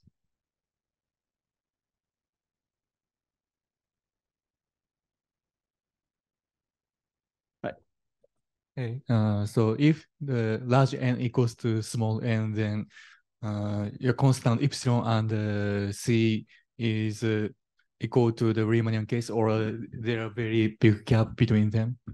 Sorry, in this example, in this theorem? Yes, in your. So what do you say? So if the large n equals to the small n. Large m equals to small n. Small n is you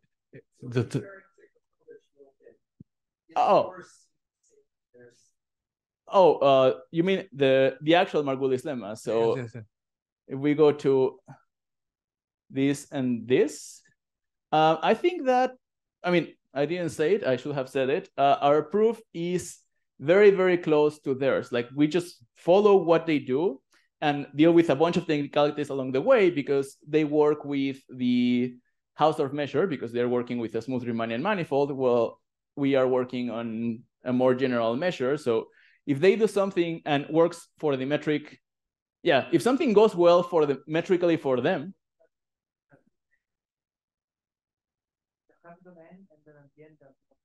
Oh yeah, sorry. Oh yeah, I should have said, yeah, sorry. I didn't address that. Yes. It's the same n, and for them, yeah. So the small n is the dimension of the space X. For us, the small n is the dimension of the space X, but I never said what was the dimension of the space X. That's the problem. For an RCD space, where they have a notion of dimension that they call the rectifiable dimension, which can be defined topologically or geometrically. Topologically, it is, well, X has an open dense subset that is a topological manifold, and the dimension of that manifold is n. Or analytically is you look at the tangent cone at each point, and with probability 1, it's going to be Rn for the same n that I discussed before. So it's, sorry, I didn't define this n. It's yes. That n. It's the dimension of X. Yes. So it's the same. Okay, it's the same. So yes. It same means that, so it in general, this large n, the RCD of n is different from this rectifiable dimension, and there are some cases where the non-collapsed RCD is the case where large n is small equals to small n, and you consider the Hausdorff measure. In this case, what is the constant? Sorry, could you repeat? The constant epsilon and c depends on k and large n, right? Yes. Yes. And if this large n equals to this small n, and the measure is Hausdorff measure, then your procedure gives the same constant from the Riemannian setting. Okay. I mean, the proof is pretty much constructive. So I believe that if you get your hands dirty, you could get an explicit C here, if I recall correctly. I have never tried to do that, but if I am correct, you can get explicit C. It's just like not gonna look good. I see. Thank you. Yeah. Yeah, I have a question which is probably more a curiosity. So in the case of Riemannian manifolds, there are two ways of defining the Betti number. So as the dimension of the first group in the de Rank homology and using these deck transformations. Both the definition have been generalized in the case of RCD spaces. Do you expect that with this kind of argument, you can prove the equivalence of the two? Because... No, I honestly don't know much about the theory of the analytic Betti number. And I don't see how our arguments will produce such a desired equality that we all want, but no one knows how to get it. Thanks. Sorry.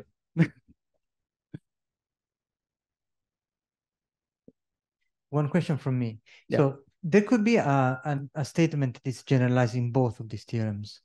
For example, I don't see why in the first one you have some kind of curvature bound. I mean, is this M packing some kind of curvature bound? It is a consequence of just the Bishop-Gromov inequality and nothing else.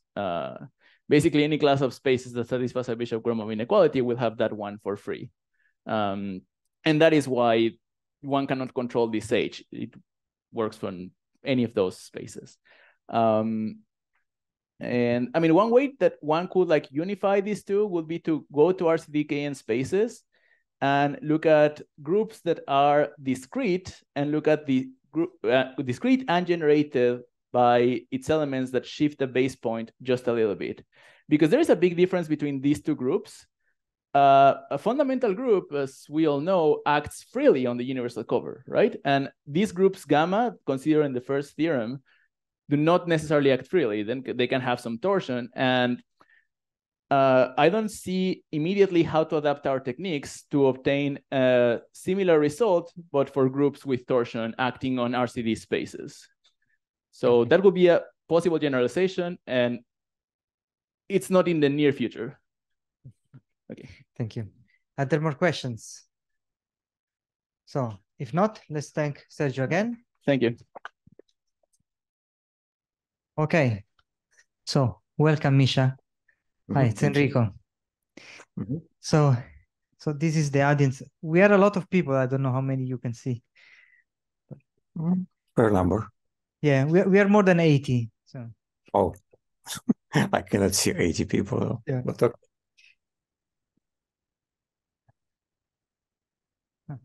Okay, welcome everyone. So the next speaker is Misha Kapovic. He's going to talk about on sphere packings and arithmetic groups. Please, Misha. Okay, thank you. So thank you everybody for coming. Thank you organizers for inviting me, and happy birthday, Bruce.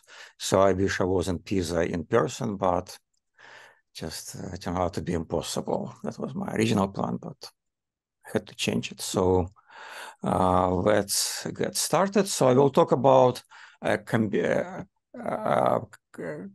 combination of geometry, conformal geometry, hyperbolic geometry, Möbius geometry, and arithmetic. So arithmetic will be just integers, and also in the form of arithmetic groups.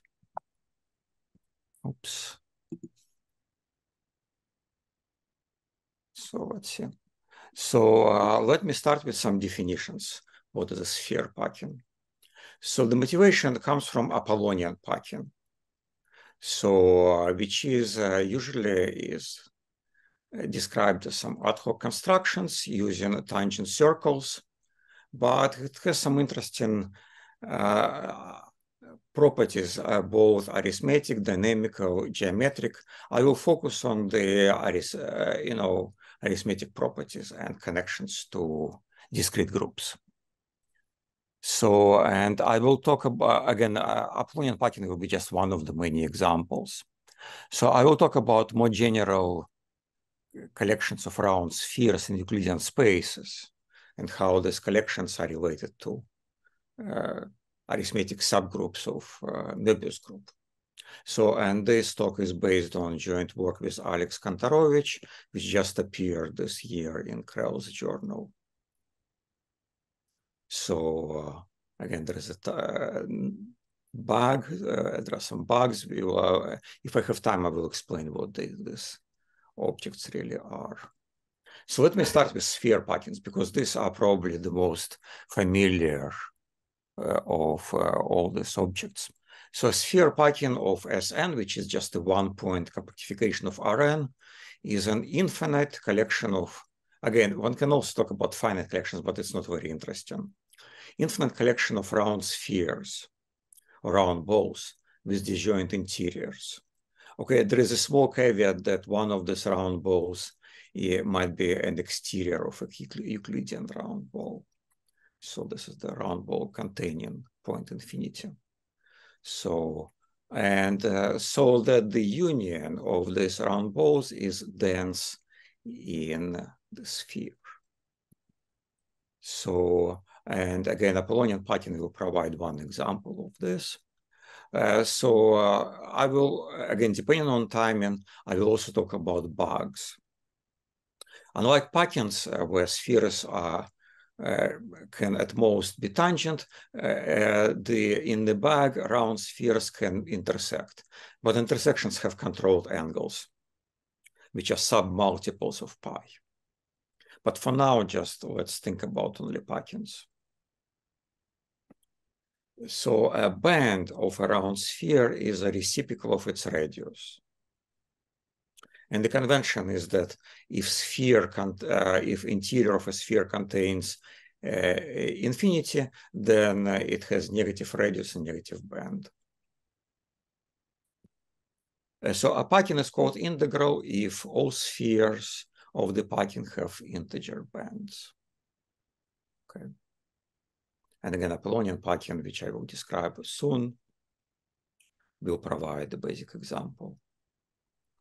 So again, before giving this example, I also want to talk about super packings, which has nothing to do with super manifold, supergroups, and so on. It's just a convenient, not a convenient object which one defines here. So each sphere packing defines a discrete group of Möbius transformations of the sphere, which is generated by reflections or inversions in the spheres of the packing. So just for the record, so a group of Möbius transformations, these are compositions of reflections in round spheres in Sn. So from Euclidean viewpoint, these are reflections and in hyperplanes and inversions in finite radius spheres. And this group is isomorphic to the isometry groups of hyperbolic n+1 space. This will be the connection to the hyperbolic geometry that plays an important role here. And essentially up to index 2 subgroup, it's a group of variants and transformations of the standard quadratic form. And the standard quadratic form, later on, I will change to an equivalent form. You will see how it works. So a super packing of a packing P, denoted by twiddle, is the collection of images of the spheres of the packing under elements of this reflection group. Okay, so the super packing contains original packing, but also more spheres. So a packing is called superintegral if all spheres in the super packing have integer bands. So again, the prefix super relates to these images and reflections in the corresponding reflection subgroup of Möbius group. So example, Apollonian packing is not only integral, but it's also superintegral. So superintegrality is strictly stronger than integrality. So there exist packings. I will talk about the geometric packings, which are integral but not superintegral. So here is integral Apollonian packing. So as you know, Apollonian packing, again, I will remind you, but it's generated by some procedure involving reflections. of original 4 round circles. So one round circle is the biggest one, containing the entire picture, and then maybe there are 3 more finite round circles, say with radii 18, 23, and 27, and then reflections generate more round circles, and what's written here are the integer bands of these round circles. So this is integral Apollonian packing. I did not draw super packing because then the picture will become, if I were to attempt to draw super packing, the picture will become really, really messy. But inside of each of these white circles, you should imagine there are more inscribed circles.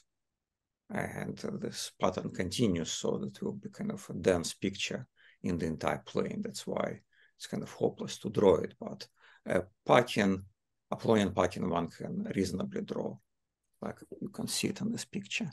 So I'm intentionally sloping here with the article. So, I'm Russian, so in our Russian language, there are no articles. So it's either the Apollonian packing or it's an Apollonian packing. So it will be kind of intentionally ambiguous. So here it's an Apollonian packing. So conformal applying Möbius transformation, I can change the radii, and it can easily become non-integral if I apply some badly chosen Möbius transformation to this packing. But actually, there will be infinitely many integral Apollonian packings which are conformally equivalent to this one, or Möbius equivalent to this one. Okay, so here is how one generates Apollonian packing. So one starts with 4 blue circles. So these are blue circles which are kind of thin blue circles, C1, C2, C3, C4, which have the property that the circles are mutually tangent. Right. And then one takes also the red circles. Here I'm drawing only one red circle, just to keep picture simple. Red circle C1 to 3. This is a red circle which is orthogonal to the blue circles C1, C2, and C3. And then using this red circle, one can take inversion of the 4 blue circles in the circles C1 to 3. Of course, circles C1, C2, and C3, they will not change under inversions because red circle is orthogonal to blue circle, but the C4 circle will change. It will become, I am drawing it here, solid. It will be solid blue circle in the middle of the picture. So there will be 3 more similar red circles, which will solve that reflection, or inversion in those will result in 3 more or 2 more blue circles, and so on. So one has to keep doing this, defining red circles and taking inversions. And this is the classical definitions, and one continues this indefinitely, and then produces pattern of blue circles. That's the Apollonian packing. Okay. It's the Apollonian packing from the conformal viewpoint, but again, until I prescribe the geometry of the circles, you cannot really say it's the or a, right? So one of the remarkable features is that Apollonian packing is generated by just 4 mutually tangent circles, C1, C2, C3. Again, this is just the in-words description of what I said on the previous slides. Here I'm just repeating. So one obtains Apollonian packing by reflecting or inverting the original blue circles using red circles. So there are several groups which appear here. So for example, there is a group delta generated by reflections or inversions in the initial red circles. These inversions in red circles, they preserve the entire packing, because the entire packing is the orbit of the group generated by these red reflections, right? So there is a group delta, which one can think of as a symmetry group of the Apollonian packing. Okay. So again, it's not the maximal symmetry group, but it definitely preserves the packing. So again, that's the first group of Möbius transformations. It's generated by reflections in these red circles. So the full Möbius symmetry group of a packing contains this reflection group, and one can show it contains as a finite index subgroup. I will not prove this. So here is, again, the picture. So I just, in this picture, I repeated what I already shown before. So the group delta is generated by 4 red reflections. So here I'm drawing only 1 red circle, but you have to think about 4 of them. So here is a theorem 1, which connects this entire discussion to group theory and arithmetic. So we start with the round sphere in Rn, and let gamma be as a risky dense group. I will not explain what it means, kind of generic subgroup of the full group of Möbius transformations of the round sphere. So I have a round sphere and I have a group gamma. And then I can look at the images at the orbit of this initial sphere under this group. So assume that all the spheres in this collection, and this collection may or may not be packing. We have absolutely no idea. I mean, I'm making no assumptions about this collection, has integral bands. So that's the only assumption. Then the entire group gamma is subarithmetic. Namely, it's contained in an arithmetic subgroup of G. Again, I will say more a bit later by what do I mean by arithmetic group. So if you know, you will see that my definition of arithmetic is actually more restricted than the usual one. But that's kind of the, in a way, very surprising connection of this to theory of arithmetic group, because assumption that something is arithmetic group is pretty strong. It involves the entire, I mean, gamma is a group of matrices. It involves some conditions on these matrices. And here, all the information that we have are the bands or reciprocals of the radii of the round spheres. Okay. So this is, in a way, it's, again, I will not explain the proof. In the paper, we give 2 proofs. My co-author, Alex, gave kind of linear algebra proof. I gave a proof using Galois theory. So there are 2 independent proofs of this result. But again, in a way, it should be surprising, because we have very, very little to go here. So integrality information is only about some orbit. And if you know a little bit of what's going on, so what's the point? So a round sphere in Rn corresponds to a vector in the one-shaded hyperboloid in the Rn plus 1. One-shaded hyperboloid preserved by the group G and by the group gamma. So this integrality condition is condition about some orbit of the group gamma in this one-shaded hyperboloid. And just from this mere integrality condition, we get some arithmetic conclusion about the group. The group gamma itself will not be arithmetic, but it will be contained in an arithmetic. So now I will explain a little bit more precisely what I mean by arithmetic group. So there exists a quadratic form of signature n, 1, or 1, n if you prefer, with integer coefficients, such that gamma up to conjugation is a subgroup of group of integer matrices preserving this quadratic form. Okay. So again, it's if you know anything about arithmetic groups, sometimes it's called the arithmetic group of the simplest type, there are much more complex arithmetic, much more complicated arithmetic subgroups of the group of Möbius transformations. This is one of the simplest ones.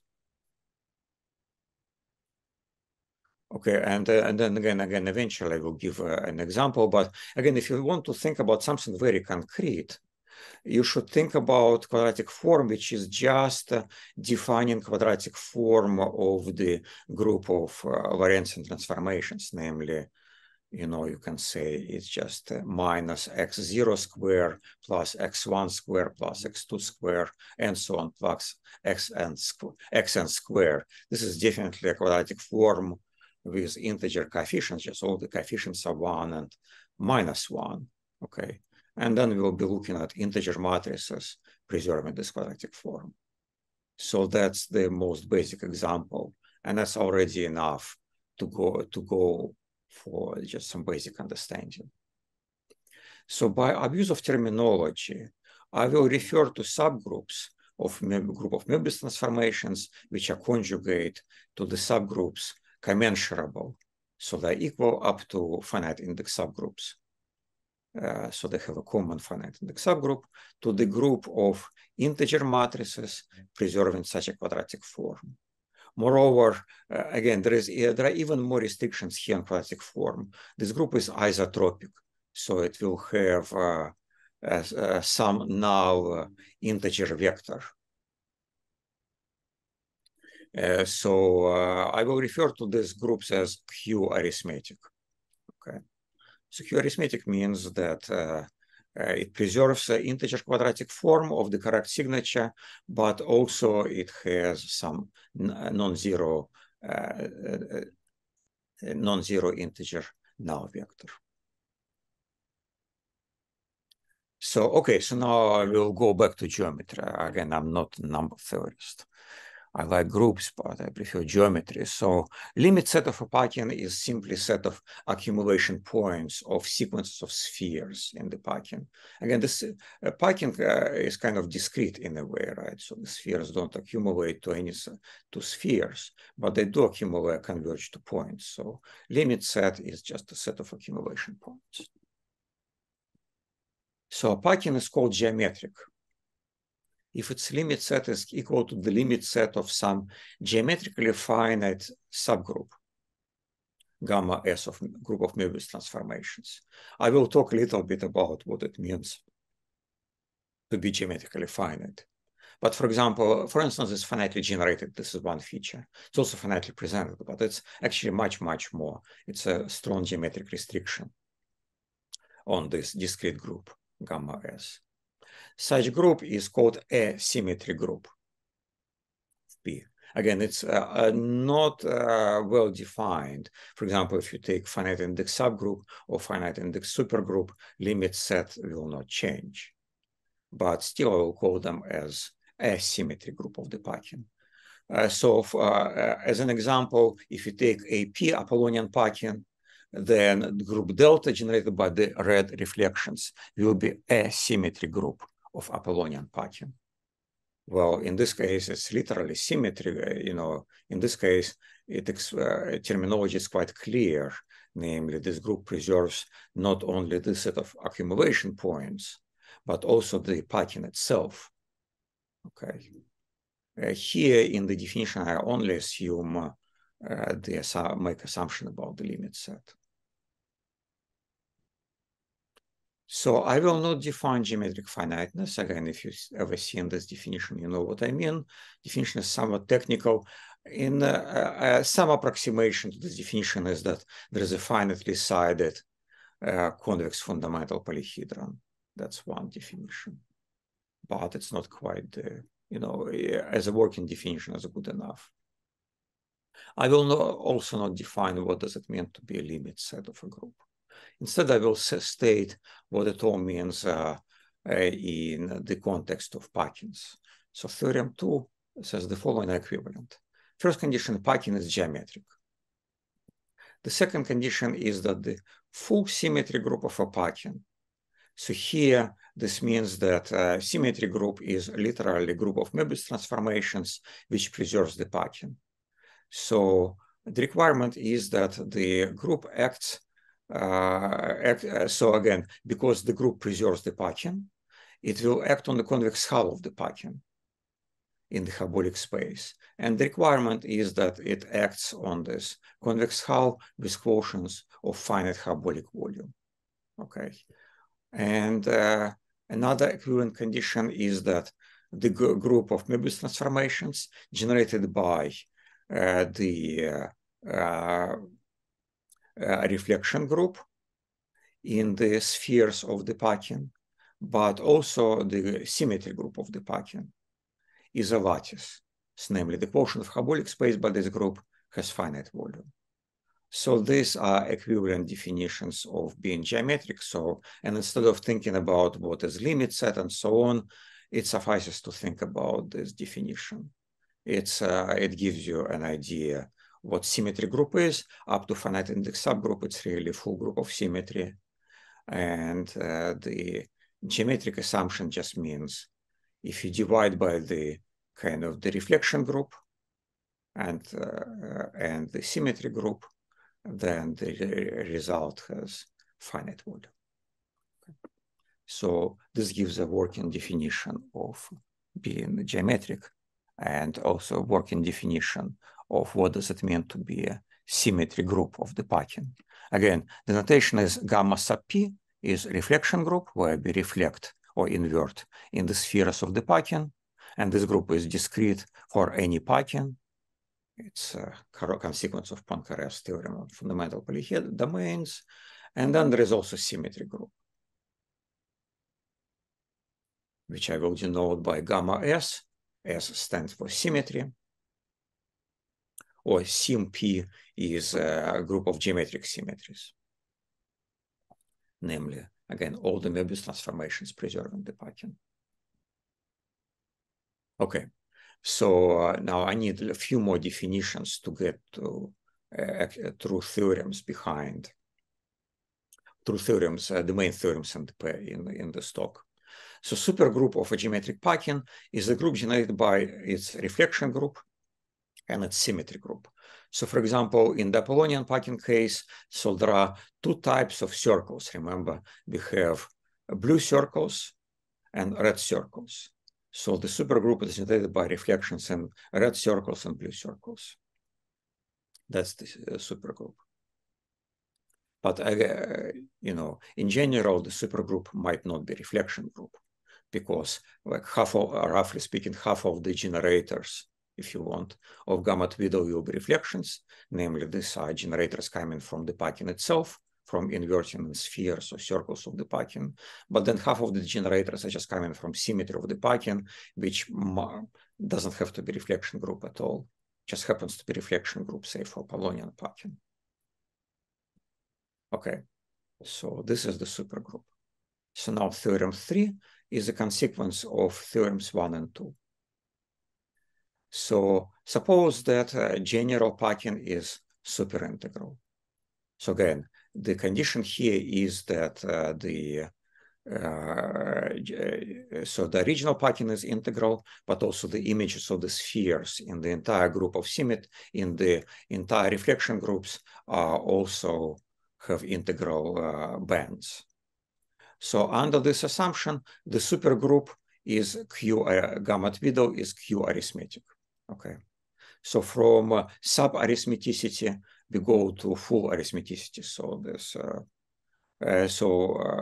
this superintegrality of a Pachin yields a Q arithmetic group gamma twiddle. So let's there will be only one proof in this talk. So let's do it. So it's just a few lines. So pick one of the spheres of the Pachin. Then the orbit under gamma twiddle has only integral bands. Why? Well, this is definition of superintegrality, right? Superintegrality requires that all the spheres in the super Pachin have integral bands. So in particular, some of them, namely the given by this orbit, also have integral bands. So one particular orbit in the super Pachin will have integral bands. So gamma twiddle is a lattice. That's one of the equivalent conditions on being geometric. And lattices are the risky dense. That should be kind of a prime example of the risky dense subgroup. Okay. So therefore, by theorem 1, gamma twiddle has to be subarithmetic because it's the risky dense group, and orbit of some sphere is integral, right? Has integral bands. So therefore, gamma twiddle is subarithmetic. Namely, it's contained in a Q arithmetic group. Let's call this Q arithmetic group A. But gamma twiddle is a lattice, and Q arithmetic groups are also lattices. And if one lattice contains another one, they equal up to finite index subgroup. So therefore, gamma twiddle has to be contained in A as a finite index subgroup. And arithmeticity, or Q arithmeticity, is stable under passing to finite index subgroups. So therefore, gamma twiddle itself is Q arithmetic. Okay, that's the end of the proof. So again, this is just a consequence of theorems 1 and 2. Again, so you can take theorem 2 as a kind of definition, if you like, but theorem 1 is a non-trivial result. Okay, so let's move on. So this theorem kind of going in one direction. It's going from superintegrality of packing to arithmetic groups. Again, the thing to remember is superintegral packing yields Q arithmetic groups, right? The supergroup of a superintegral packing is Q arithmetic. That's one direction, from integrality to arithmeticity. So now on the next slide, I will be going in the opposite direction. So this gives a kind of a classification of supergroups of superintegral packings. And again, it goes in the opposite direction. So one direction of this theorem, as you will see, is just theorem 3. But the other direction is not at all obvious. It's Milson's theorem on the first Betti numbers of arithmetic hyperbolic manifolds. So more precisely, we need not theorem itself, but the proof of Milson's theorem, Milson's proof of Milson's theorem, because there are some other proofs which are not useful to us. So theorem 4. Suppose we have a lattice in this orthogonal group ON1. Then this lattice is commensurable to the supergroup of a superintegral geometric packing. Again, geometric means coming from some lattice, right? So we know that this, so again, here we start with arithmetic lattice, and we want to conclude what kind of geometric packings correspond to it, or more precisely, what kind of lattices correspond to geometric packings. So here it says that a lattice corresponds to superintegral geometric packing if and only if A itself is Q arithmetic. Okay. So here we are going, here the other direction is from, the opposite to theorem 3, namely, describes which arithmetic lattices or which lattices come from superintegral packings, namely all Q arithmetic lattices. And there are zillions of, many Q arithmetic lattices. We just start with some suitably chosen, you start with some integer quadratic form. Quadratic form is integer coefficients. Again, there is a mild assumptions about being isotropic, which you can kind of ignore in the first reading. But basically, we just take quadratic form, let's say diagonal quadratic form even. Or it doesn't have to be diagonal. It can be just any quadratic form. It just has to have the right signature. Signature n, 1 or 1, n, if you like. And then such a lattice yields a superintegral geometric packing. So this theorem in particular will prove abundance of superintegral geometric packing. So Apollonian packing is just one example. And moreover, you can play the following game. You see, arithmetic lattice is, you can conjugate arithmetic lattice. And it might stay arithmetic in this sense that, you know, you will be replacing one integer quadratic form with kind of equivalent integer quadratic form. So in a way, geometry doesn't change, but the numbers will change. So in particular, one can prove that each of the superintegral packings yields infinitely many different geometry superintegral other packings by kind of conjugations, where the bands are different, but geometrically speaking, packing is the same, they're conformally equivalent. So let me state the abundance theorem of superintegral packings in all dimensions. So theorem 5. So in every dimension, starting with 2, and again, dimension for me, you have to remember, is just dimension of the Euclidean space where the packing lives. So there are infinitely many, even quasi-conformally inequivalent. Again, the hard part is conformal inequivalence. Then we just hit it with some other results of other people. But they are quasi-conformally inequivalent superintegral geometric packings whose limit sets, and again, here, quasi-conformally inequivalent, even the packings are quasi-conformally inequivalent, not only the super packings. So quasi-conformal quasi-conformal difference one can detect on the packing level, such that limit sets has different Hausdorff dimensions, particularly conformally inequivalent. They are not obtained by one of these conformal conjugations, and the Hausdorff dimensions converge to n, which would be the kind of maximal possible dimension. So they're kind of becoming denser and denser, but n is never achieved. Okay, so there is this abundance theorem. So this such objects exist in all dimensions, and there are many of them. That's the thing to remember. Okay, again, this is you know, the proof of this theorem is just constructing some particular class of arithmetic hyperbolic manifolds and arithmetic hyperbolic groups. Okay. So now I have about 15 minutes. So I will talk about generalizations of packing, from packings to bugs. So we'll now allow spheres to intersect. Before they were intersecting at 0 angles, if you like. Now we'll allow intersections of the form pi over k, where k will belong to some finite set of integers. So a cleaner way to describe bugs is to go to hyperbolic n+1 space, where we replace each sphere with the convex hull of the sphere, hyperbolic hyperplane, and then it will lead to some yield some kind of a hyperbolic polyhedron, the convex hull of these spheres. A bug, I will explain why they're called bugs by drawing picture. So each bug defines a bug polyhedron, which is acute angled.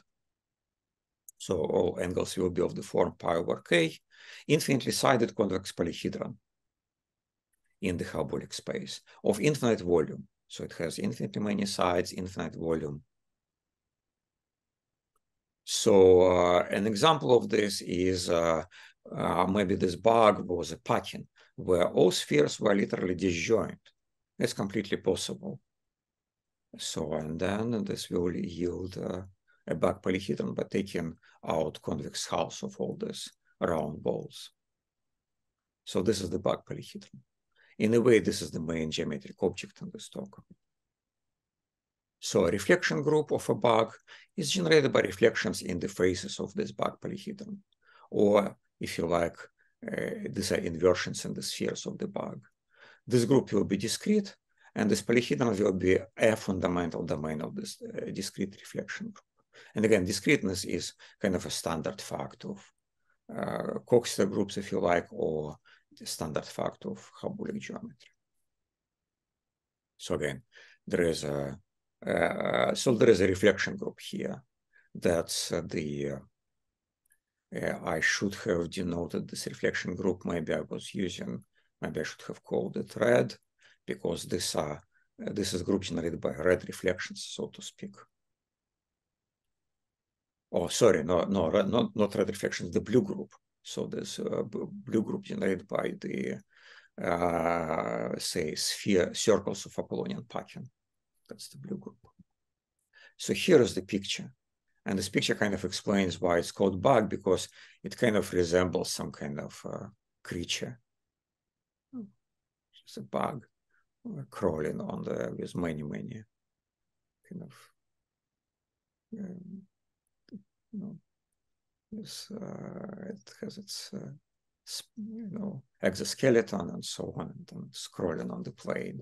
So this is the bug viewed from hyperbolic space H3 in the upper half space model.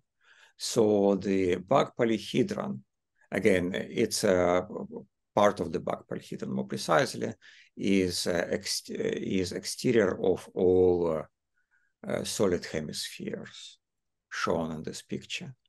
And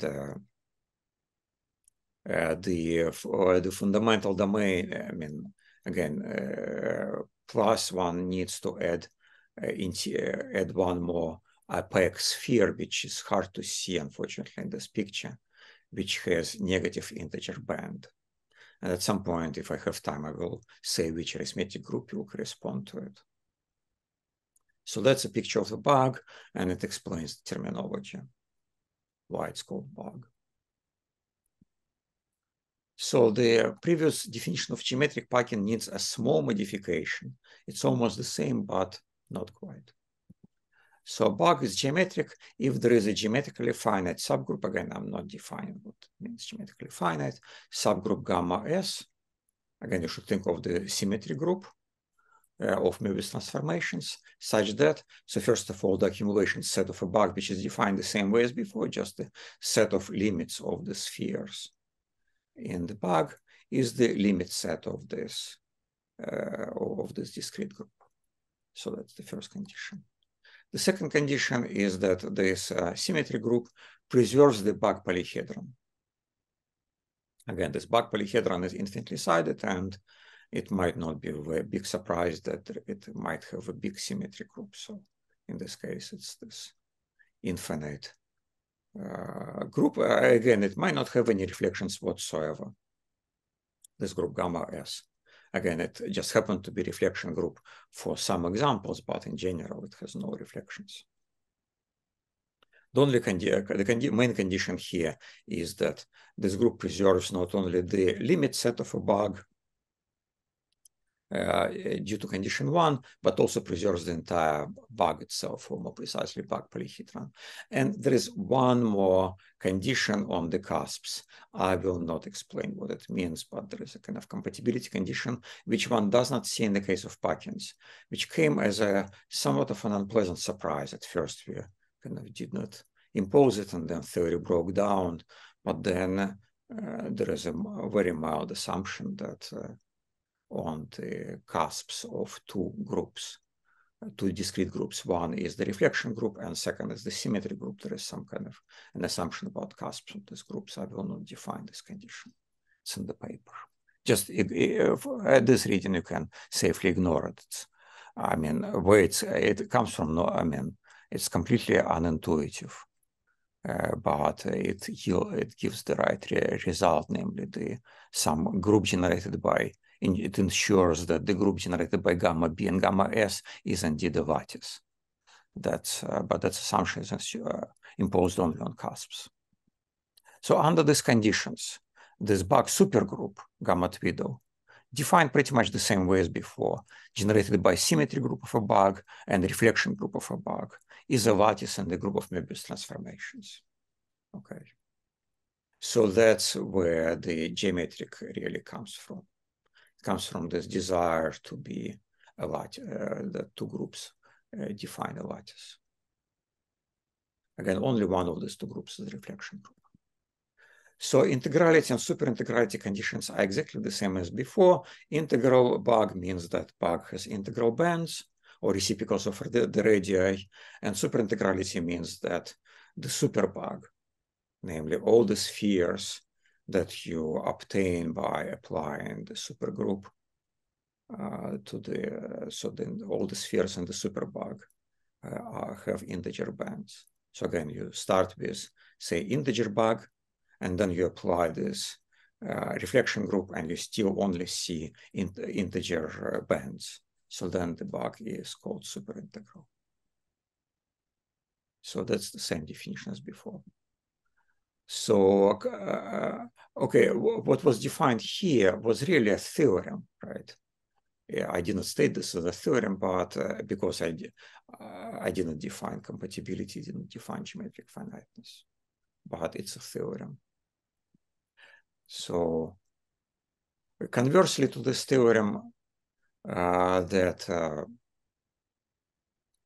is a theorem going in the opposite direction, which says that if we start with the lattice, satisfying some conditions, which I will not define, again, it has nothing to do with arithmeticity, it's just some geometric condition on the lattice. It yields a bug for which lambda is a supergroup. I will not define it.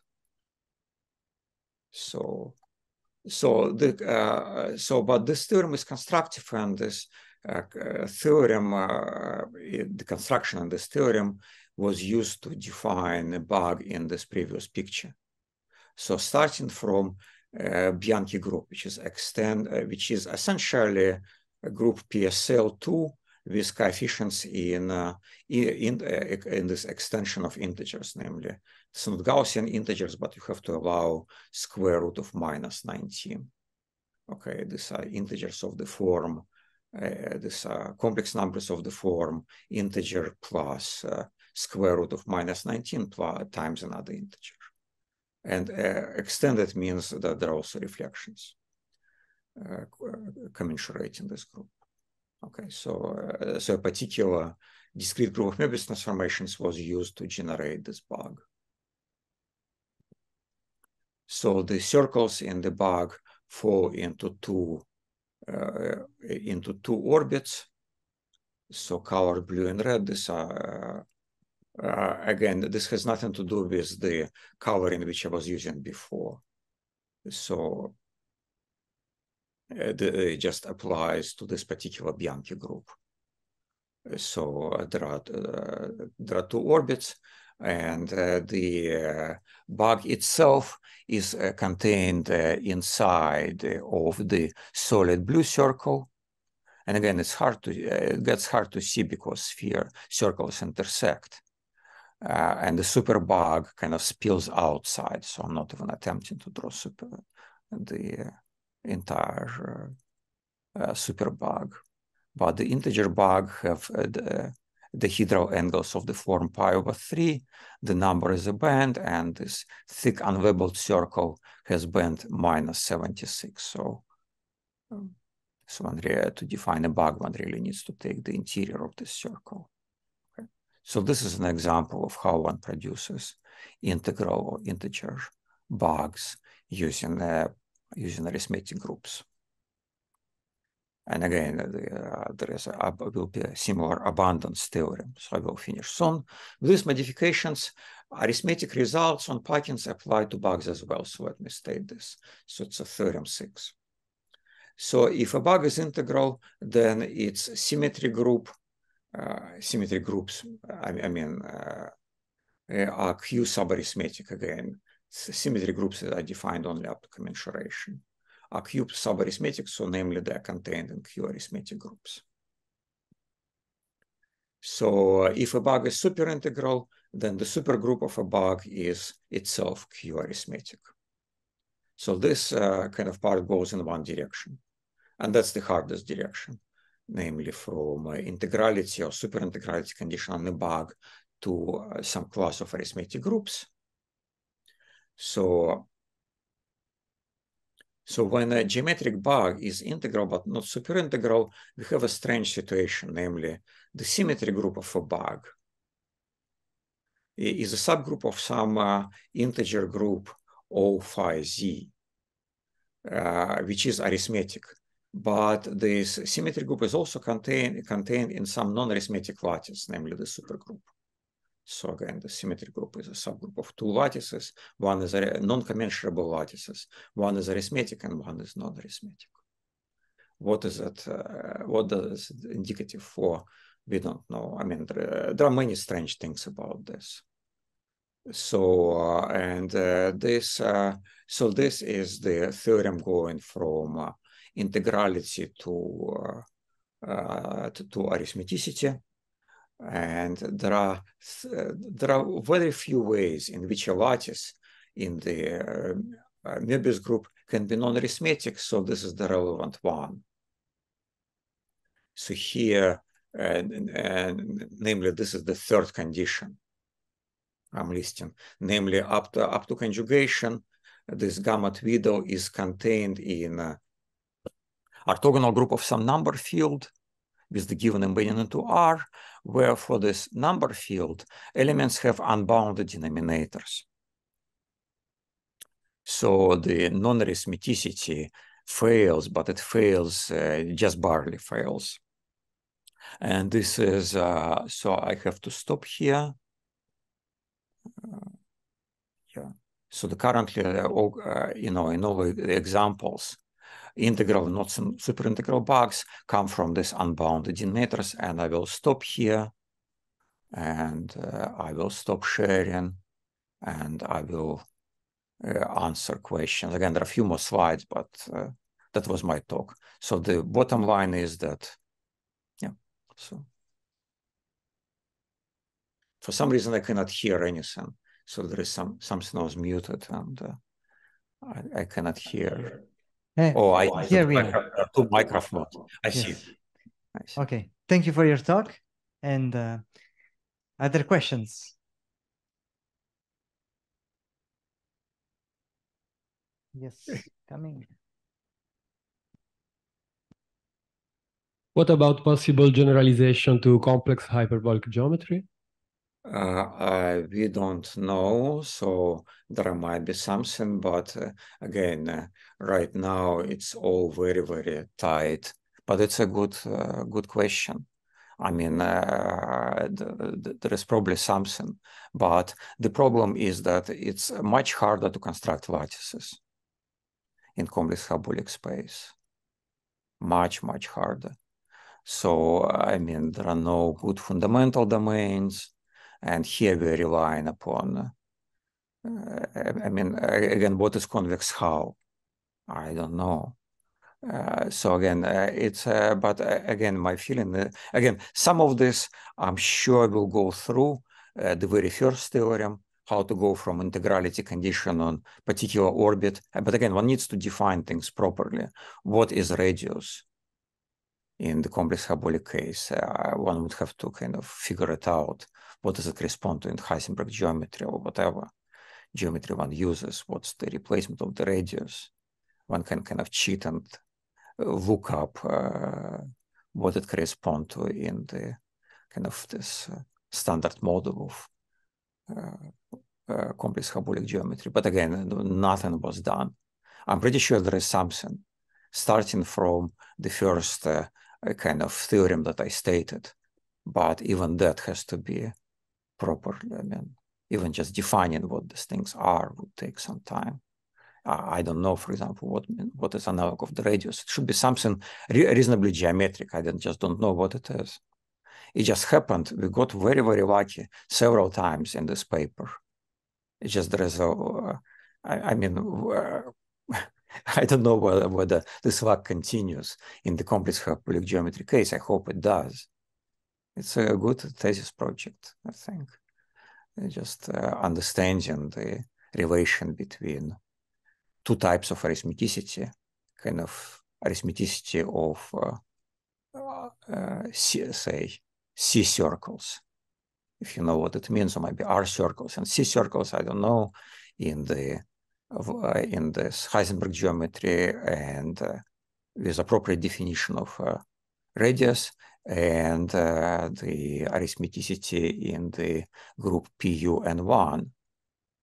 So that would be already a very interesting step. Forget about all these bugs and so on.